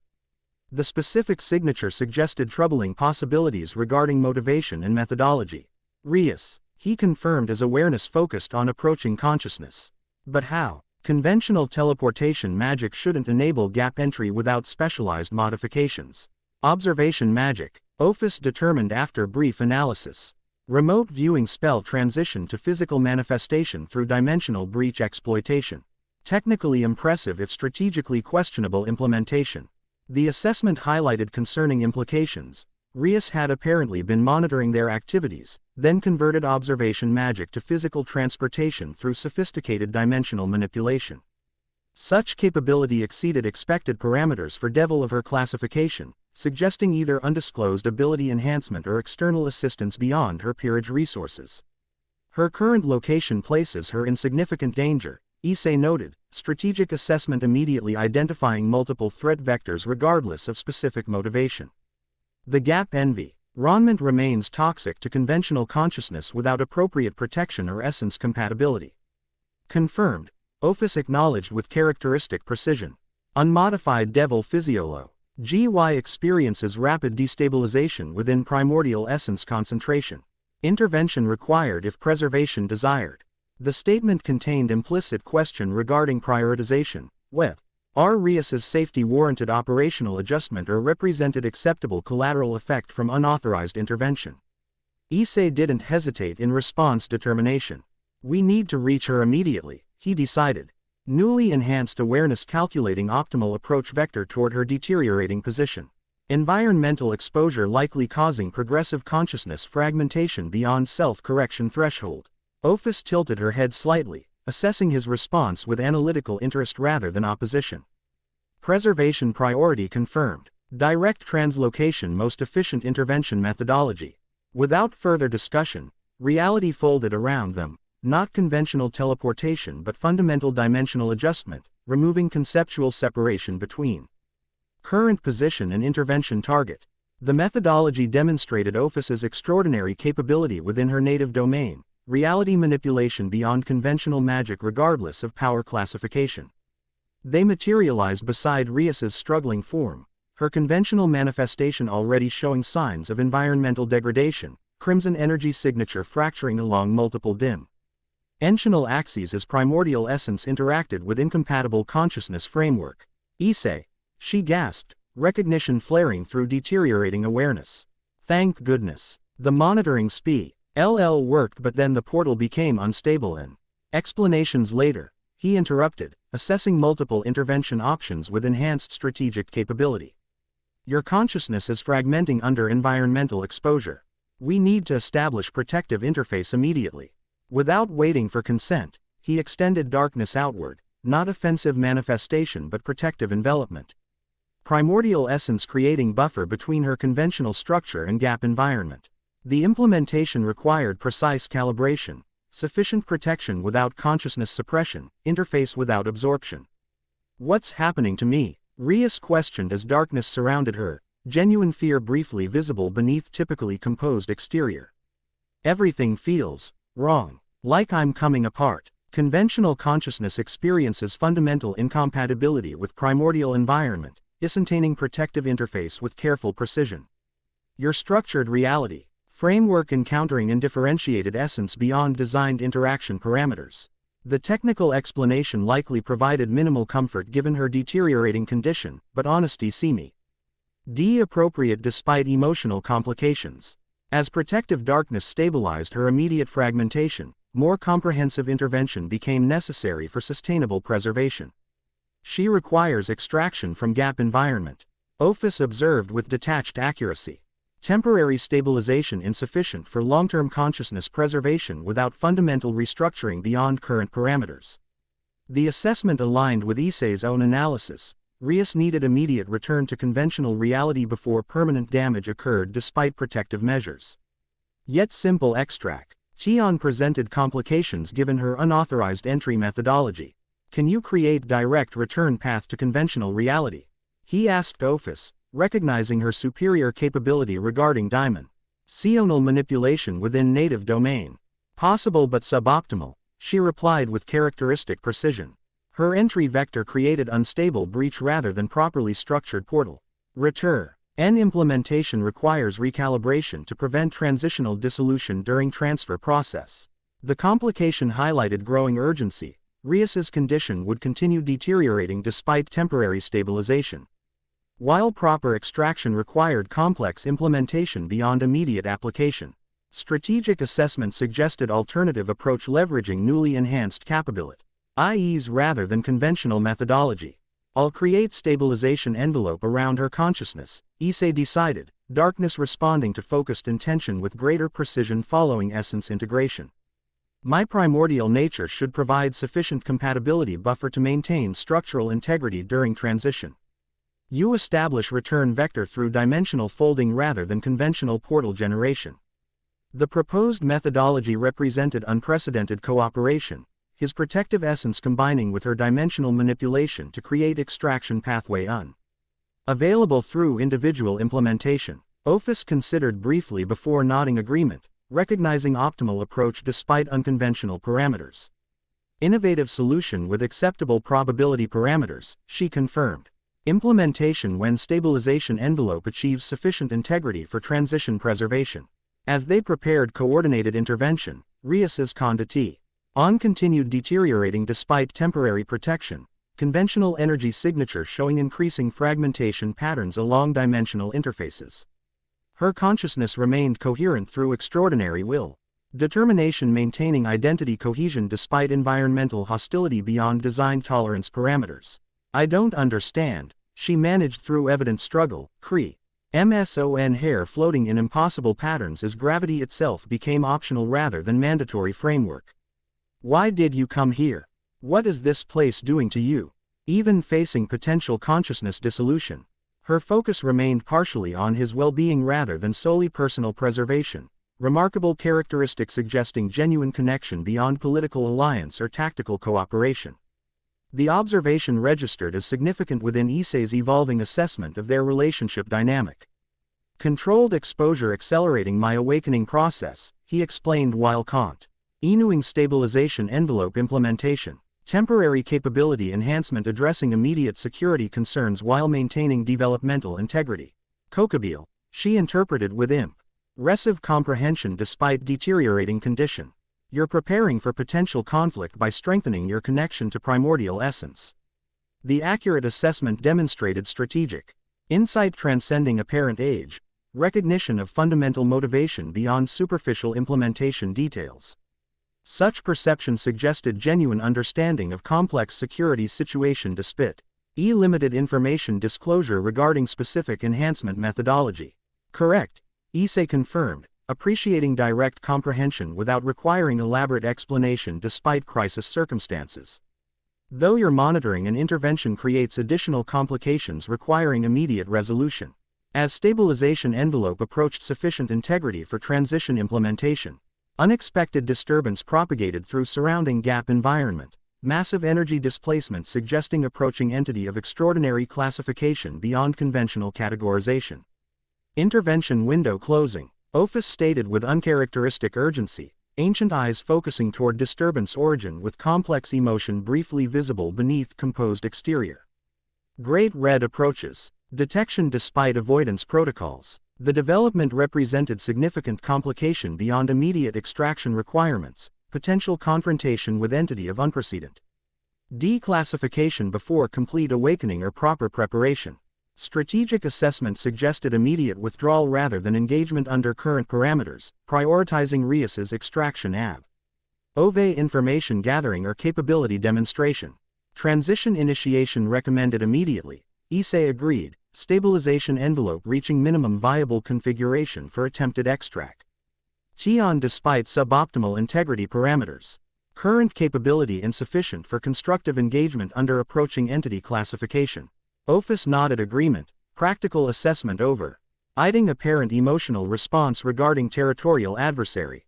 Reality began folding around them as she implemented dimensional manipulation, conceptual separation between gap environment and conventional reality temporarily suspended through fundamental boundary adjustment rather than constructed portal generation.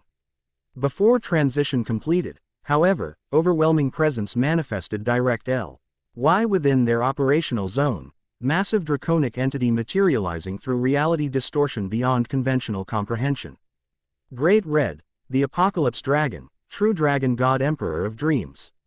Manifested in physical form that simultaneously transcended physical limitation. His appearance defied coherent description, draconic yet beyond conventional classification, crimson scales containing multiversal reflection rather than merely physical coloration. Size itself became meaningless concept. The entity simultaneously enormous yet perfectly scaled to environmental parameters, omnipresent. While maintaining distinct location within conceptual framework.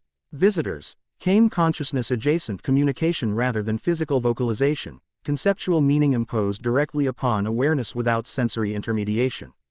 Interesting combination. Infinity, void, creation. The direct acknowledgement confirmed worst-case assessment, not merely detection but active engagement, const. IOUS attention from entity classification beyond conventional interaction parameters.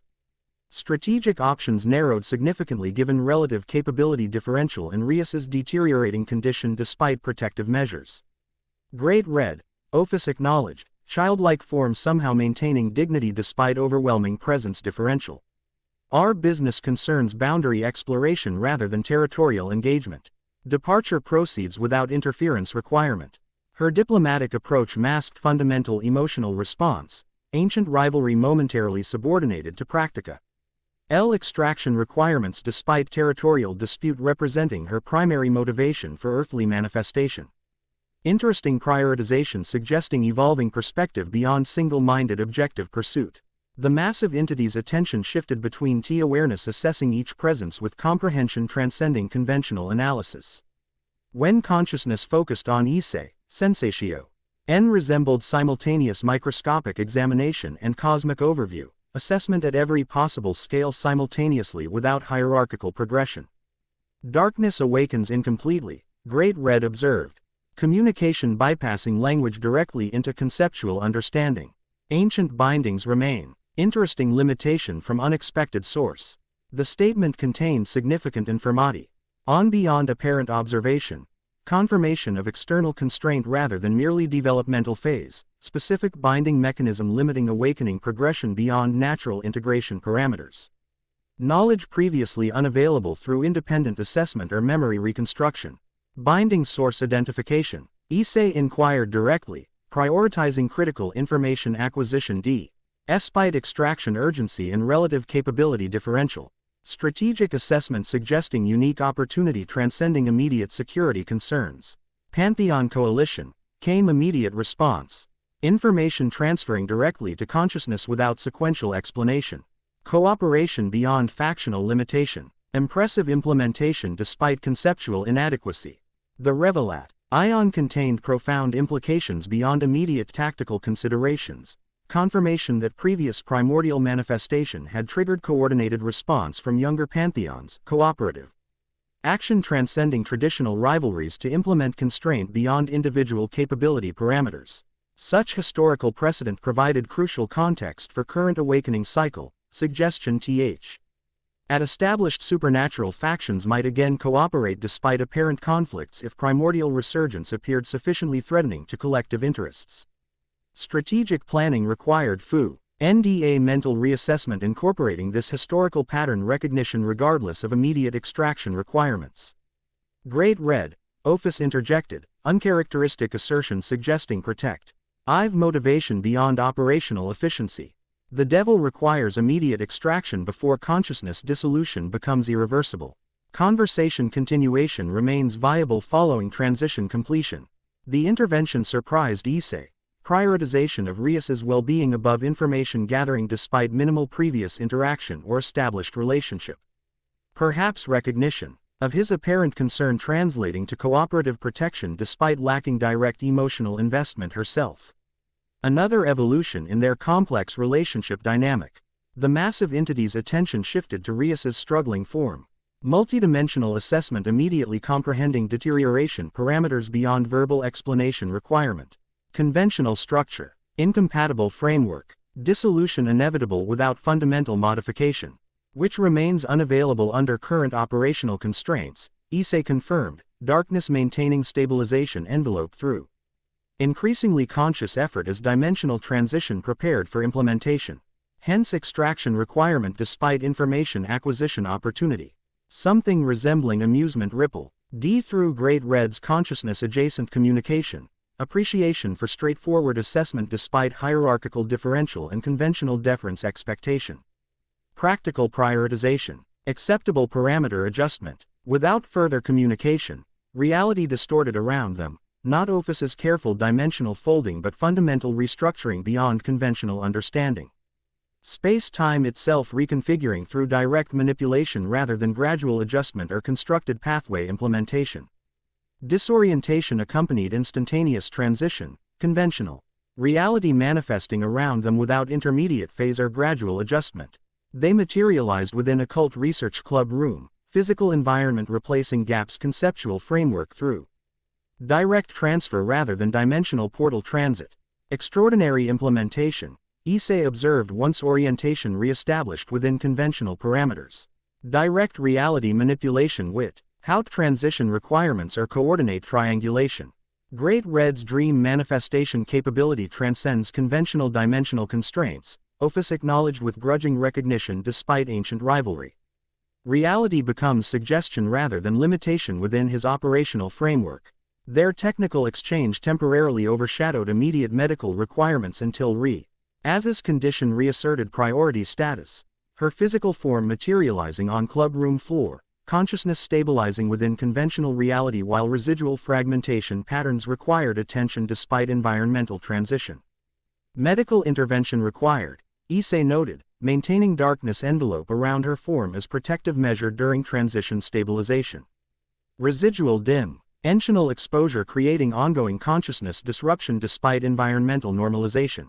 Akeno and Kaneko rushed forward from where they had apparently been monitoring Rias's remote viewing operation before unexpected transition. Their expressions registered complex emotion beyond simple concern, fear, confusion, determination combining as they assessed their president's condition without comprehensive understanding of causative factors. What happened? Akeno demanded, violet eyes shifting between Rias's prone form and their unexpected arrival methodology. The observation spell was working normally until sudden energy spike, then complete connection loss before you appeared directly within barrier parameters without conventional teleportation signature. The question contained legitimate concern beyond mere curiosity, critical information required for appropriate medical response implementation. Issei provided concise explanation while maintaining protective darkness envelope around Rias's stabilizing form. Dimensional gap exposure creating consciousness fragmentation through fundamental incompatibility between conventional structure and primordial environment, he explained. Technical accuracy balanced with practical application focus. Extraction implemented through cooperative dimensional manipulation following detection by domain administrator entity. She followed you into the dimensional gap, Kaneko asked with characteristic directness beneath apparent calm. Why? The question addressed motivation rather than methodology, psychological assessment rather than technical analysis. Issei considered briefly before responding with honest uncertainty rather than speculative interpretation. Unknown specific motivation beyond general monitoring objective, he acknowledged. Remote observation transition to physical manifestation through dimensional breach exploitation. Extraordinary implementation suggesting capability enhancement beyond expected parameters. Akeno knelt beside Rias, diagnostic magic flowing from practiced hands as she assessed condition beyond visible indicators. Her spiritual network shows fracturing along multiple channels. She reported with professional focus despite evident concern. Like nothing I've encountered in conventional injury patterns. Dimensional exposure affecting fundamental consciousness structure. Rather than merely physical or spiritual components, Issei confirmed, darkness maintaining protective envelope while conventional healing magic addressed specific damage patterns. Recovery requires multidimensional stabilization beyond typical medical intervention parameters. Can you help her? Akeno asked directly, practical necessity overriding procedural hierarchy or formal permission structures. Your darkness seems to be providing stability despite continued deterioration within protected framework. The request represented significant trust beyond established relationship parameters, acknowledgeability regarding specific condition despite relative unfamiliarity compared to long-standing peerage connections. Interesting evolution in their collective dynamic suggesting genuine recognition beyond merely political accommodation. Primordial essence provides compatible interface between conventional consciousness and dimensional exposure effects, Issei confirmed while adjusting darkness envelope parameters for optimal healing support rather than merely protective containment. Integration pathway rather than merely external protection. As healing intervention proceeded our cooperative implementation, his darkness providing structural framework while Akeno's magic addressed specific damage patterns within established parameters, Rias gradually stabilized consciousness. Reintegrating within conventional structure despite residual dimensional effects requiring ongoing attention. The others should be notified, Kaneko noted practically once immediate crisis parameters reduced below critical threshold. Hiba and Asia would provide additional support through complementary healing methodologies. The suggestion demonstrated tactical awareness beyond apparent emotional response, practical resource allocation rather than merely reactionary concern. Issei nodded agreement while maintaining focus on darkness envelope calibration supporting Rias's accelerating recovery. As additional peerage members arrived following emergency notification, medical intervention expanded through complementary methodologies, Asia's sacred gear providing fundamental restoration WH. Kiba's structured energy contribution supported network reintegration within conventional parameters. Their coordinated response demonstrating established protocols despite unprecedented condition characteristics.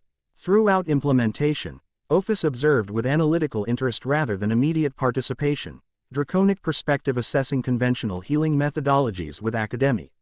See curiosity beyond practical application. Her continued presence itself represented significant evolution beyond expected parameters, prioritization suggesting complex motivation transcending merely transactional relationship regarding Issei's awakening assistance. As Rias's condition stabilized through cooperative intervention, consciousness fully reintegrating within conventional parameters height residual dimensional effects requiring ongoing monitoring, attention shifted from immediate medical necessity toward explanatory requirements regarding unprecedented situation development.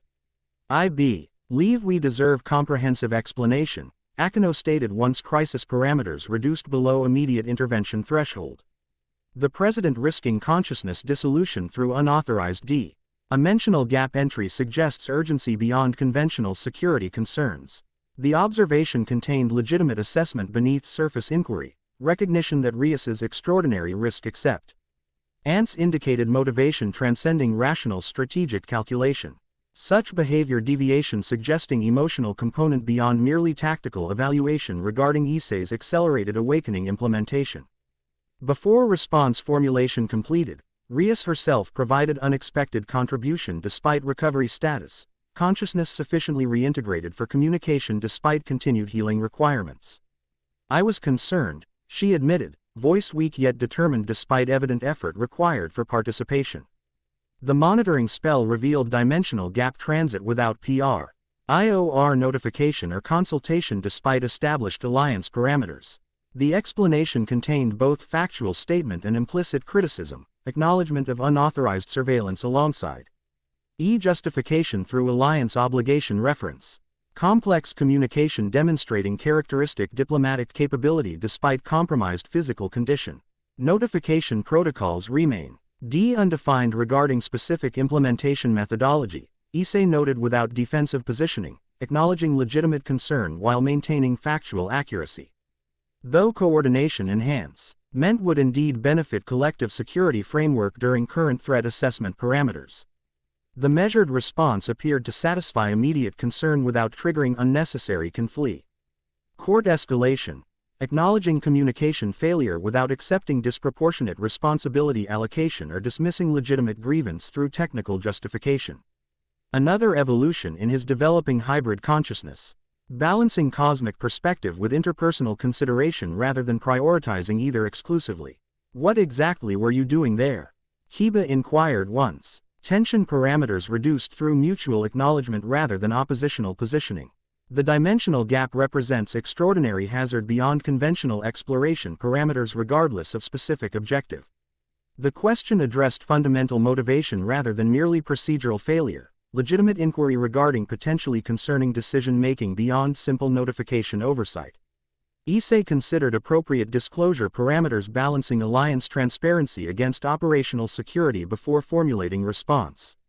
Accelerated awakening implementation de-dressing immediate security concerns regarding Kokabil's potential intervention timeline, he explained, balancing technical accuracy with comprehensible framework despite complex metaphysical concepts. Dimensional gap contains concentrated primordial essence enhancing integration parameters beyond conventional environmental limitations. You were powering up, Asia interpreted with characteristic simplicity beneath apparent naivety, complex metaphysical concept translated into accessible framework despite limited technical understanding. Becoming stronger to protect everyone if that fallen angel attacks. The straightforward interpretation provided useful bridge between technical explanation and practical understanding, translating complex implementation into recognizable motiva. Tian framework accessible to all participants regardless of specialized knowledge. Issei nodded confirmation, appreciating communication efficiency despite conceptual simplification. Essentially correct, though implementation involves consciousness integration enhancement rather than merely power acquisition. He clarified, maintaining accuracy while accepting simplified framework for communication efficiency. Primordial essence exposure accelerating awakening timeline without compromising integration quality through controlled implementation methodology. And you required Ophus's assistance for proper implementation. Akeno observed, attention shifting toward the dragon god who continued observing with detached interest despite conversation centrality. Her knowledge of dimensional G.A.P. environments providing necessary guidance despite potential agenda complications regarding territorial dispute with Great Red.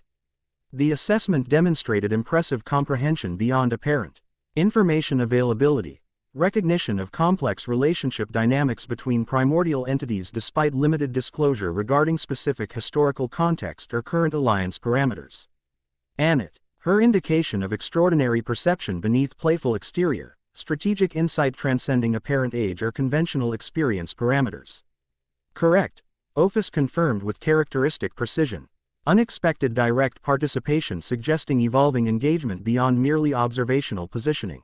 My experience regarding dimensional interface optimization providing necessary data. NCE preventing consciousness dissolution during accelerated integration implementation. Her contribution represented significant relationship evolution. Direct engagement with Devil faction represent atives beyond merely pragmatic necessity or minimal acknowledgement. The participation suggesting developing investment beyond transactional framework regarding essence, perhaps influenced by recent Gr. Eat Red encounter despite lacking conventional emotional response patterns. Which brings us to perhaps the most significant development, Issei noted, transitioning toward critical information discal. Oh sure despite continued recovery operations. Great Red provided important insight regarding my incomplete awakening status beyond natural integration limitations. This statement immediately captured complete attention from all participants, conversation shifting from procedural assessment toward fundamental revelation potentially affecting collective security framework beyond immediate implementation concerns. Ancient bindings. Rias recalled despite weakened condition, Crimson Eyes focusing with characteristic intensity despite physical limitation. He mentioned constraints beyond natural developmental parameters. Her accurate recollection despite consciousness fragmentation during information disclosure demonstrated extraordinary mental discipline transcending apparent age or conventional capability classification. Another indication of exceptional potential beyond hereditary advantage or educational privilege, personal capability suggesting significant future development beyond current parameters. Correct. Issei confirmed. Darkness envelope maintaining supportive framework while healing operations continued through complementary methodologies. According to Great Red, previous primordial manifestation triggered Pantheon coalition implementing binding constraints beyond individual capability parameters.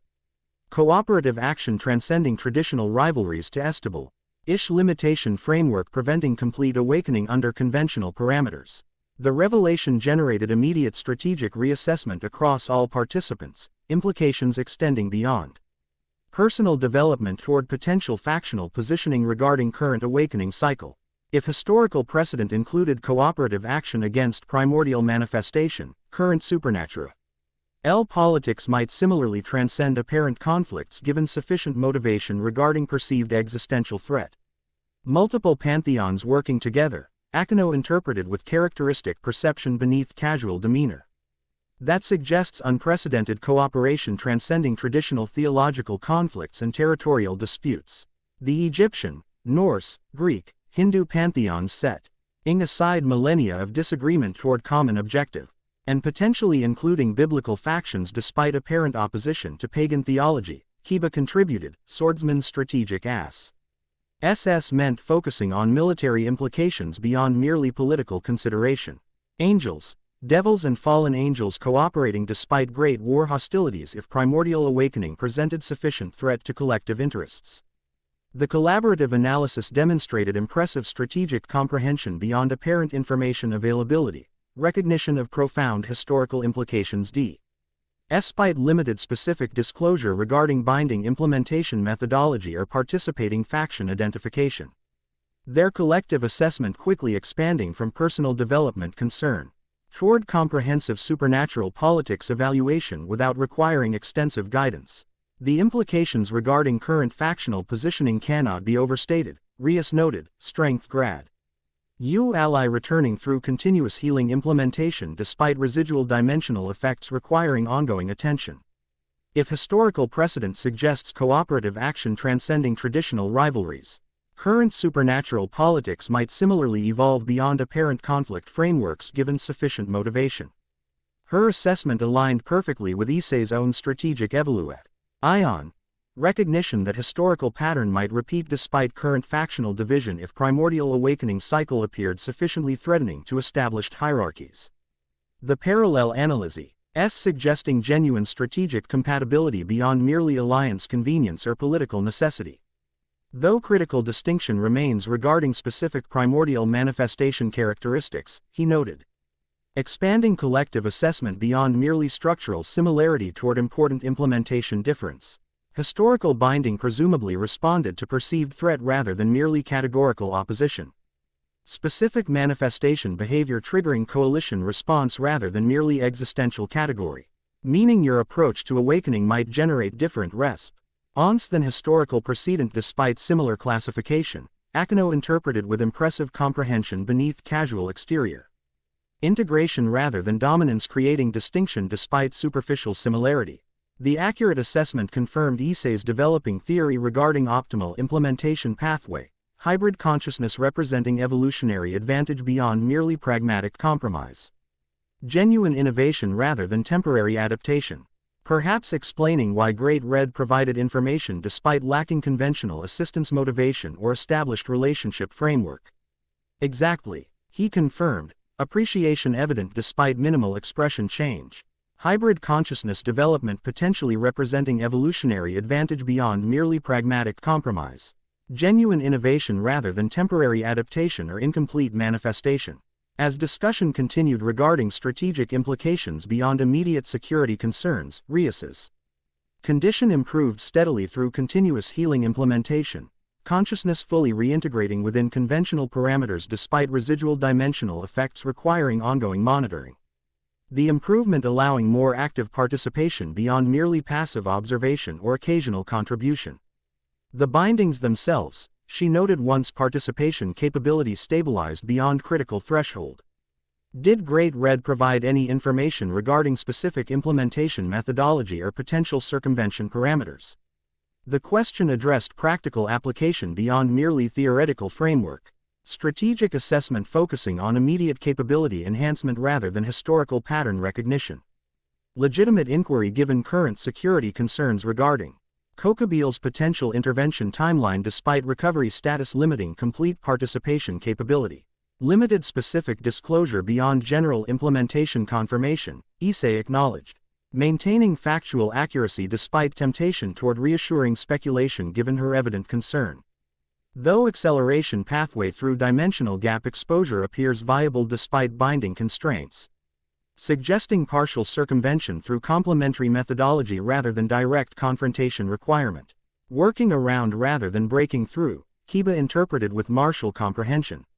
Strategic assessment focusing on practical application rather than merely technical analysis. Finding the weakness in the technique rather than overwhelming it with superior force. Precisely. Issei confirmed, appreciation evident for concise interpretation translating complex metaphysical concept into accessible tactical framework. Integration methodology potentially, bypassing specific constraint parameters through developmental adaptation rather than direct confrontation. The discussion continued along increasingly technical parameters regarding specific capab, ILITY enhancement despite binding constraints. Practical application focusing on immediate security requirements rather than merely long-term developmental considerations. Their collective analysis demonstrating impressive strategic adaptation despite unprecedented situation characteristics, flexible assessment transcending conventional training or established protocols. Throughout exchange, Ophis observed with analytical interest despite minimal direct contribution. Draconic perspective assessing conventional straight academic curiosity beyond practical application. Her continued presence itself, representing significant evolution beyond expected parameters, prioritization suggesting complex motivation transcending merely transactional relationship. The news will spread, she finally noted during momentary conversation pause. Unexpected contribution drawing immediate attention despite characteristic minimal expression. Great Red's acknowledgement ensuring information distribution beyond conventional limitation parameters. Multiple factions receiving notification regarding primordial awakening progression despite security protocols or information containment attempts. The assessment. T highlighted critical strategic consideration beyond immediate capability enhancement or historical pattern recognition, operational security compromise requiring fundamental approach adjustment reader. D less of specific implementation timeline or capability development pathway. Accelerated response timeline. Issei interpreted, strategic assessment immediately recalibrating based on new information. N despite lacking specific distribution mechanism understanding. Multiple factions initiating positioning protocols simultaneously rather than sequential response pattern based on independent detection parameters. Creating potential chaos scenario beyond conventional prediction modeling. Rias contributed, strategic analysis functioning at impressive capacity despite continued recovery status. Uncoordinated responses potentially generating conflict beyond intentional parameters if communication protocols remain insufficient for proper alignment implementation. The collective assessment quickly expanded from personal security concern toward comprehensive supernatural politics evaluation, recognition that information distribution itself potentially generating conflict beyond merely res. Pons content or specific faction positioning. Chaotic reaction potentially serving Kokabil's apparent objective regarding engineered conflict despite lacking direct implementation role. We need to establish proactive communication channels, Akano determined with characteristic practical focus beneath casual demeanor. Controlled information distribution providing appropriate context rather and allowing fragmented intelligence generating unnecessary concern or misaligned response protocols. The suggestion demonstrated strategic sophistication beyond apparent age or conventional experience. CE parameters. Recognition that information management often determines outcome beyond merely capability application or resource allocation. Proactive positioning potentially preventing unnecessary conflict despite lacking complete control regarding initial disclosure parameters. My brother should be notified immediately, Rias agreed, prioritizing established hierarchy despite independent capability. Liddy demonstration throughout crisis management. Searsex can coordinate appropriate information distribution through official channels while establishing appropriate response protocols preventing unnecessary escalation despite accelerated timeline. The practical suggestion balanced immediate security requirements against longer-term political considerations, leveraging established authority structures while maintaining operational flexibility through distributed implementation rather than centralized control methodology. Effective compromise between hierarchical efficiency and adaptive response capability despite inherent tension between competing organizational frameworks. I'll attempt to modify those bindings, Ophis stated with characteristic directness, unexpected contribution generating immediate attention shift despite minimal expression change. Great Red's confirmation providing sufficient parameter identification for targeted intervention despite implementation complexity. Beyond conventional magical classification, this offer represented extraordinary development beyond established relationship parameters, direct assistance regarding fundamental limitation removal raw. There than merely environmental exposure guidance or practical training implementation. Significant evolution suggesting genuine investment beyond merely transactional exchange or strategic alliance convenience. That would constitute substantial intervention beyond initially established parameters, Issei noted carefully, neither rejecting nor immediately accepting despite obvious advantage potential. Your motivational framework regarding such fundamental assistance remains unclear despite apparent alliance benefits.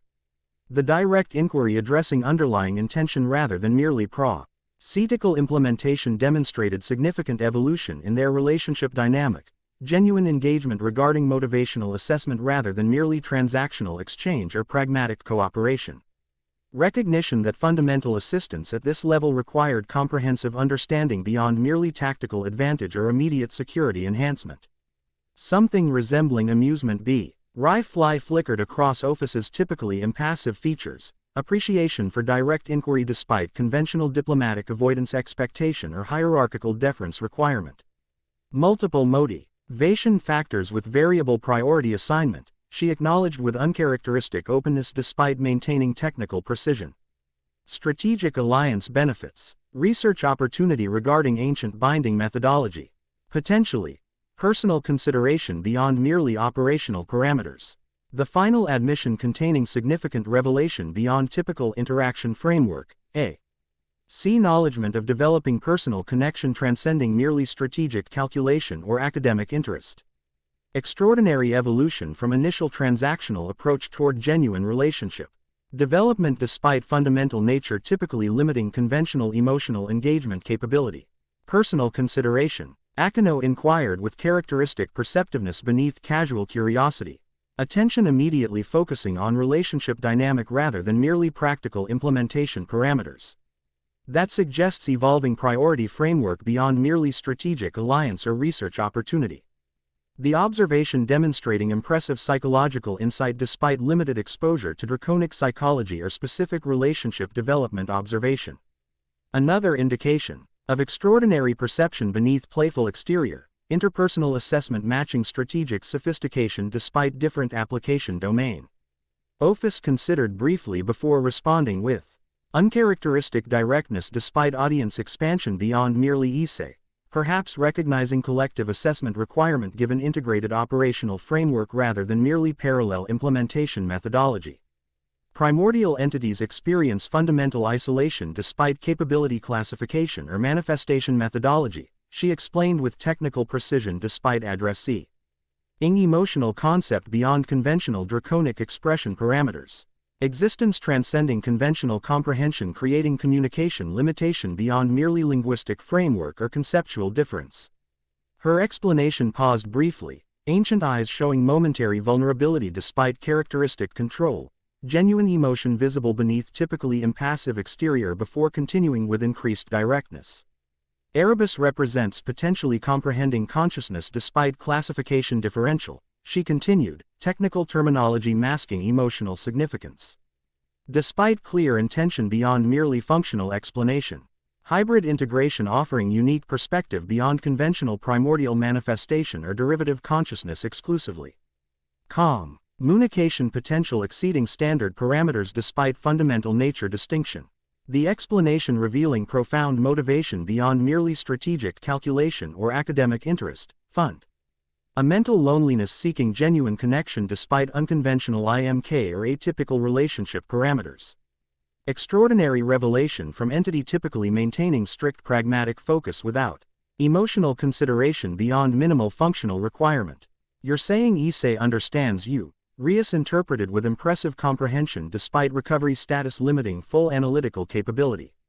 His hybrid consciousness bridging conceptual gap between primordial awareness and conventional perspective, offering communication potential unavailable through typical interaction framework. RK regardless of specific intention or established protocols.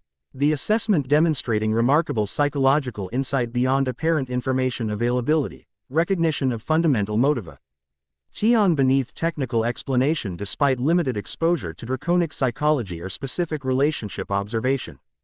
Another indication of extraordinary capability beneath conventional classification parameters. Interpersonal perception matching strategic sophistication despite different application domain. Correct. Ophis confirms simply, perhaps appreciating accurate interpretation with O. Chi requiring elaborate explanation despite complex emotional concept typically beyond conventional expression capability. Unique configuration creating unprecedented interaction potential despite fundamental classification differential. This confirmation represented significant revelation regarding their evolving relationship dynamic, acknowledgement of developing connection beyond merely strategic alliance or practical cooperation. Fundamental loneliness seeking genuine understanding despite unconventional implementation framework or atypical expression methodology. Issei considered this extraordinary disclosure with appropriate seriousness, recognition of significant trust demonstration beyond established parameters regardless of specific implementation details regarding binding modification assistance. The revelation suggesting genuine connection development despite fundamental nature typically limiting conventional emotional engagement capability. I appreciate your candor, he acknowledged. Balancing cosmic perspective with interpersonal consideration rather than prioritizing either exclusively. And welcome your assistance regarding binding modification despite uncertain outcome parameters or implementation complexity beyond current understanding. The acceptance representing appropriate balance between practical necessity and relationship development, neither dismissing Extraordinary offer despite uncertainty nor ignoring significant evolution beyond established parameters. Recognition that genuine connection potentially offered value beyond merely tactical advantage. E or immediate security enhancement regardless of specific implementation methodology. As conversation continued regarding practical implementation details and information distribution protocols, Enshin gradually returned toward Rias's improving condition, recovery proceeding steadily through complementary healing methodologies despite residual dimensional effects requiring ongoing monitoring. The collective focus shifting from strategic assessment toward immediate medical requirements as critical information exchange completed beyond essential parameter identification. You should rest, Akino advised once discussion reached natural conclusion point despite numerous remaining implementation details requiring eventual attention. Complete recovery requires significant consciousness ray. NTEG ration beyond merely physical restoration or energy replenishment. The practical recommendation balanced medical necessity against operational requirements, recognition that leadership capability required full restoration beyond merely functional participation capacity or minimal communication ability. Appropriate prioritization despite numerous competing demands requiring attention across multiple implementation domains. Agreed. Rias acknowledged with characteristic grace despite evident reluctance regarding reduced participation during critical planning phase. Though I expect comprehensive briefing regarding implementation details once recovery permits full engagement beyond merely passive observation or limited contribution. The qualified acceptance demonstrating impressive self-awareness regarding current limitations despite natural leadership inclination or personal involvement preference. Another indication of extraordinary maturity beneath apparent age parameters, G. Modich assessment transcending emotional response despite legitimate concern regarding developing situation characteristics. As medical prioritization established appropriate recovery framework, I found opportunity for direct exchange with Ophis regarding specific binding modification parameters beyond general discussion availability. Their conversation transitioning toward technical implementation details requiring specialized knowledge beyond conventional magical understanding or typical supernatural education regardless of faction classification. The binding methodology suggests sophisticated conceptual framework beyond merely energetic constraint or dimensional limitation. He noted once sufficient privacy established for specialized discussion despite continued proximity to general operation center. Multiple pantheons contributing complementary approaches creating comprehensive limitation system transcending individual implementation capability regardless of specific power classification. Correct assessment based on preliminary analysis despite limited direct examination, Ophis confirmed with characteristic precision, technical exchange proceeding efficiently with the requiring explanatory framework or contextual establishment given shared foundational understanding. Implementation suggesting conceptual alignment matrices reinforcing energetic constraint through H-dimensional anchoring beyond conventional magical methodology. Impressive engineering despite theoretical inadequacy regarding fundamental primordial nature. Their discussion continued along increasingly technical parameters, conceptual frameworks translating into practical modification approaches despite implementation complexity beyond conventional magical classification. The exchange demonstrating extraordinary compatibility regarding theoretical understanding despite different manifestation domains or specific capability frameworks, shared primordial perspective creating communication efficiency beyond typical interaction limitation despite apparent classification differential. Throughout this specialized exchange, Issei maintained awareness regarding broader operational environment. Darkness continuing supportive framework around Rias's recovering form while simultaneously participating in technical discussion with Ophis regarding binding modification parameters. The multidimensional attention distribution demonstrating significant capability enhancement following dimensional gap exposure despite remaining limitation framework or incomplete awakening status. As evening approached and implementation planning reached temporary conclusion pending additional information gathering or specific resource allocation, collective focus shifted toward immediate security requirement. Given potential acceleration regarding factional positioning following information distribution beyond conventional limitation parameters. Enhanced monitoring protocols recommended given potential intervention timeline compression. Issei suggested once technical discussion with Ophis reached appropriate pause point despite numerous remaining implementation details requiring eventual attention. Multiple factions potentially initiating positioning operations simultaneously rather than sequential response pattern based on independent detection parameters. The recommendation balancing IMM. Security requirements against longer-term strategic considerations. Proactive monitoring potentially providing critical advantage regarding early warning implementation or appropriate response P. Reparation despite resourcational constraint beyond ideal implementation parameters. Agreed, Akino confirmed, assuming temporary leadership role during Rias's ongoing recovery despite lacking formal authority designation or specific hierarchical promotion. Kiba and Kaneko can establish perimeter monitoring network while Asia continues healing operations under my supervision. Defensive preparity. On without provocative positioning or unnecessary visibility beyond essential security parameters.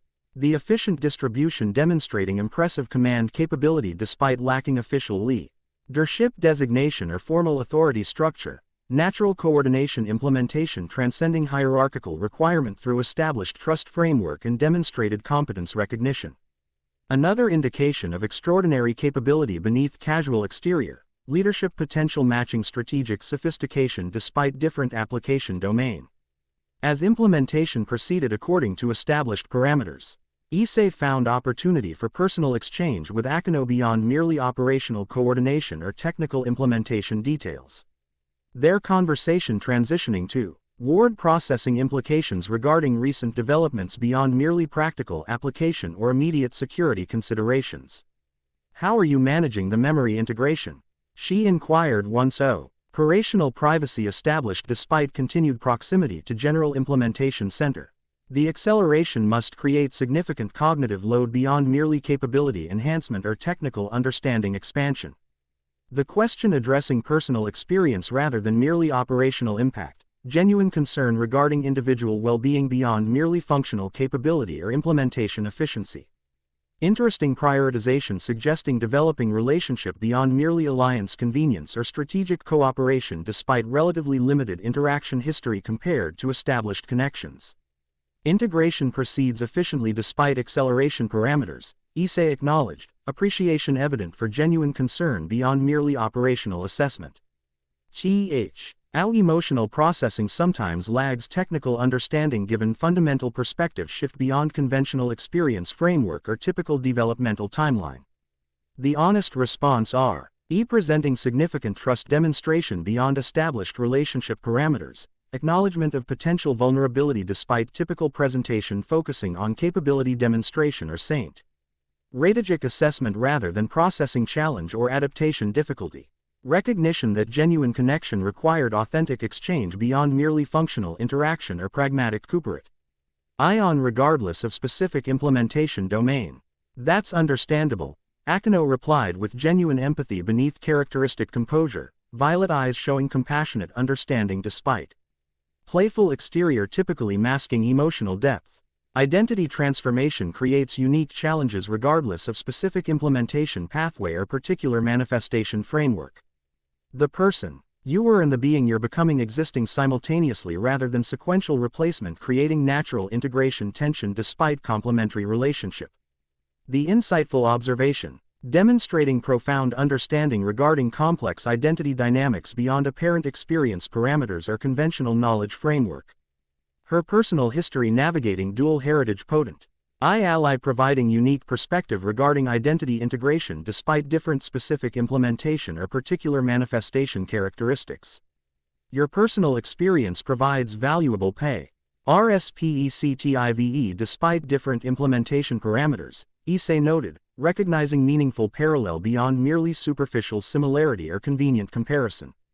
Navigating dual heritage potential. Why offering unique insight regarding identity integration despite different specific manifestation or particular development timeline. The acknowledgement representing genuine appreciation beyond mere polite recognition or strategic relationship cultivation. Authentic connection regarding shared experience despite different specific implementation or particular manifestation framework.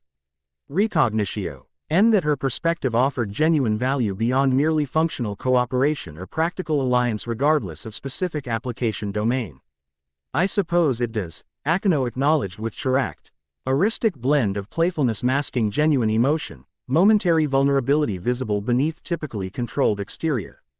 Though my struggle integrating fallen angel heritage with devil reincarnate, Ion seems rather small compared to primordial deity awakening within human vessel. Scale differs while fundamental process remains similar, Issei observed, cosmic perspective balanced with personal consideration rather than prioritizing either exclusively.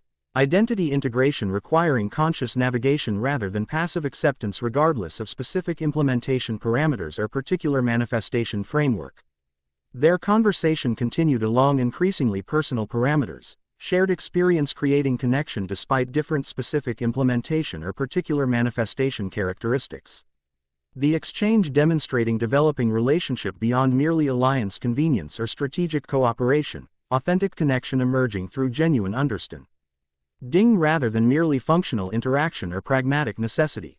Throughout this personal exchange, Issei maintained awareness regarding broader operational environment, darkness continuing supportive framework around Rias's recovering form while simultaneously participating in meaningful conversation with Akino regarding identity integration beyond merely practical implementation or technical discussion. The multidimensional attention distribution demonstrating significant capability enhancement while simultaneously highlighting evolving interpersonal capacity despite primordial awakening.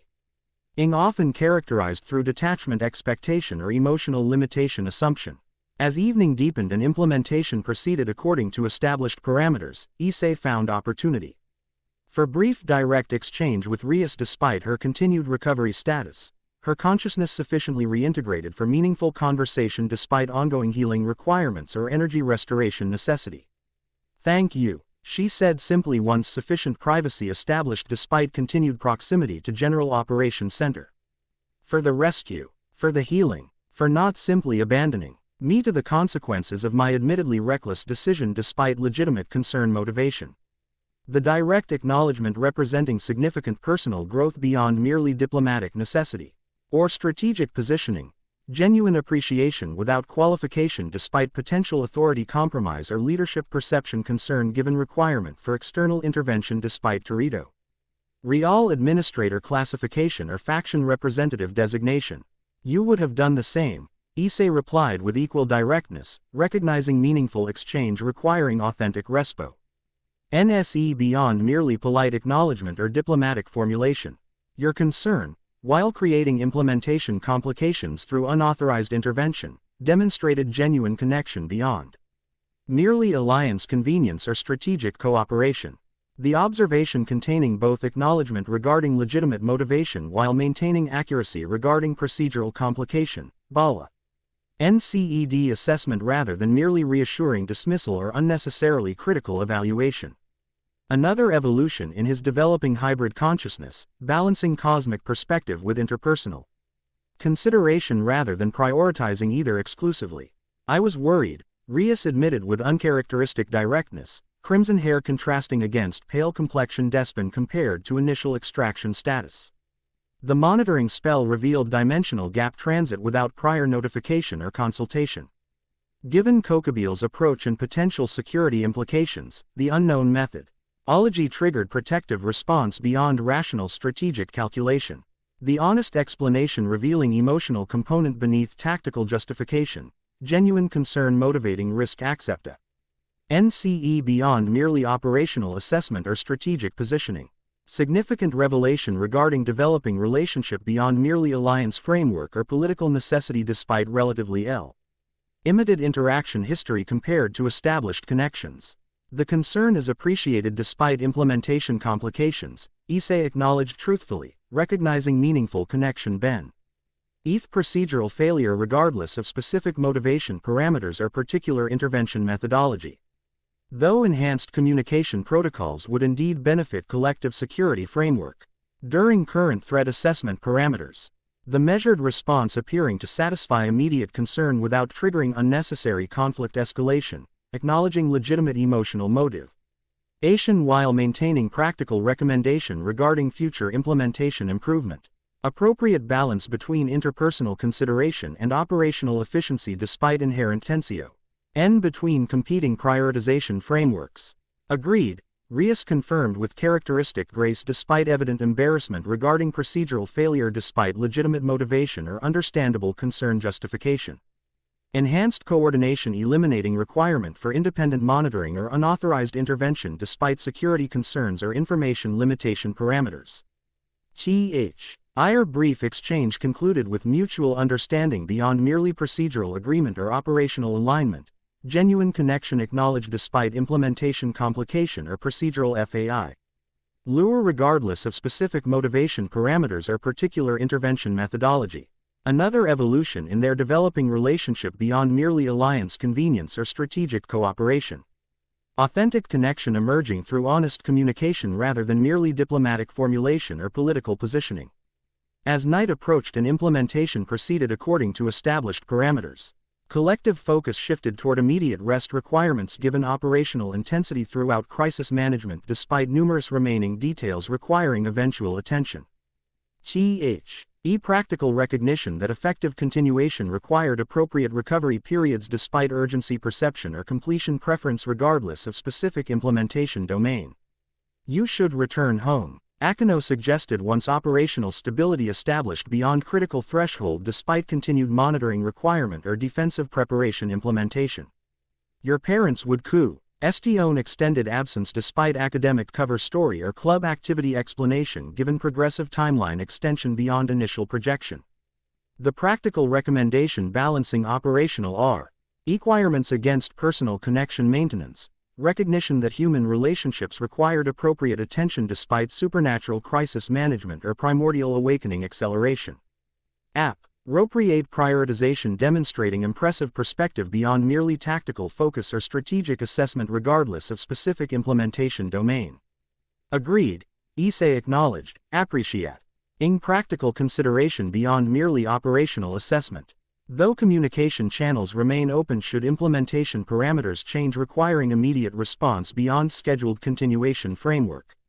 The qualification ensuring appropriate security maintenance despite temporary separation or physical distance limitation, practical preparation without unnecessary concern generity. On or operational compromise beyond essential parameter recognition. Balanced approach demonstrating hybrid consciousness integration proceeding efficiently despite acceleration parameters or implementation complexity beyond conventional experience framework. As departure arrangements concluded and final coordination established regarding continued monitoring implementation or defensive preparation maintenance. Issei found brief opportunity for direct exchange with Ophis before temporary separation despite ongoing cooperation regarding binding modification planning or acceleration methodology development. Will you continue independent research regarding binding parameters while I maintain human connection framework? He inquired once sufficient privacy established despite continued proximity to General Operations Center. Parallel implementation potentially increasing efficiency despite temporary physical separation or communication limitation parameters. Affirmative, Ophis Confi. RMED with characteristic precision despite developing relationship beyond merely transactional exchange or pragmatic cooperation. Preliminary analysis suggests multiple approach vectors regarding Ding modification despite implementation complexity beyond conventional magical classification. Independent research continuing while maintaining periodic communication regarding significant development. NT or critical discovery beyond standard parameters. Her response balancing technical accuracy with relationship acknowledgement, practical confirmation regarding continued implementation while maintaining connection framework despite temporary separation or physical distance limitation. Another indication of evolving relationship dynamic beyond merely transactional approach or pragmatic alliance. Genuine connection developing despite fundamental nature typically limiting conventional emotional engagement capability. I appreciate your assistance beyond initially established parameters, Issei acknowledged. Recognition appropriate given significant evolution beyond original arrangement regardless of specific implementation details or particular motivation factors. Your perspective provides unique value regarding both technical implementation and fundamental understanding beyond conventional assistance framework or typical alliance parameters. The genuine appreciation generating TLE but definite response, Something approaching satisfaction briefly visible beneath typically impassive exterior despite characteristic control or minimal expression tendency. Another confirmation regarding developing connection beyond merely functional cooperation or practical alliance, authentic relationship emerging despite unconventional parameters or atypical expression methodology. Until tomorrow then, Ophis stated simply. Characteristic efficiency maintained despite evolving relationship beyond merely transactional exchange or pragmatic cooperation. Reality folding around her is dim. Intentional manipulation created direct departure pathway rather than conventional movement or typical transportation methodology, signature capability demonstrating fundamental nature despite physical knife station limitations or apparent form constraints. As final arrangements concluded and participants departed toward respective destinations according to established coordination framework, Issei found himself walking home through quiet streets increasingly perceived through enhanced awareness following dimensional gap exposure despite binding limitations or incomplete awakening status. The ACC accelerated integration creating expanded perception beyond previous capability parameters. Reality frameworks appearing with greater clarity despite conventional physical environment or typical manifestation constraints.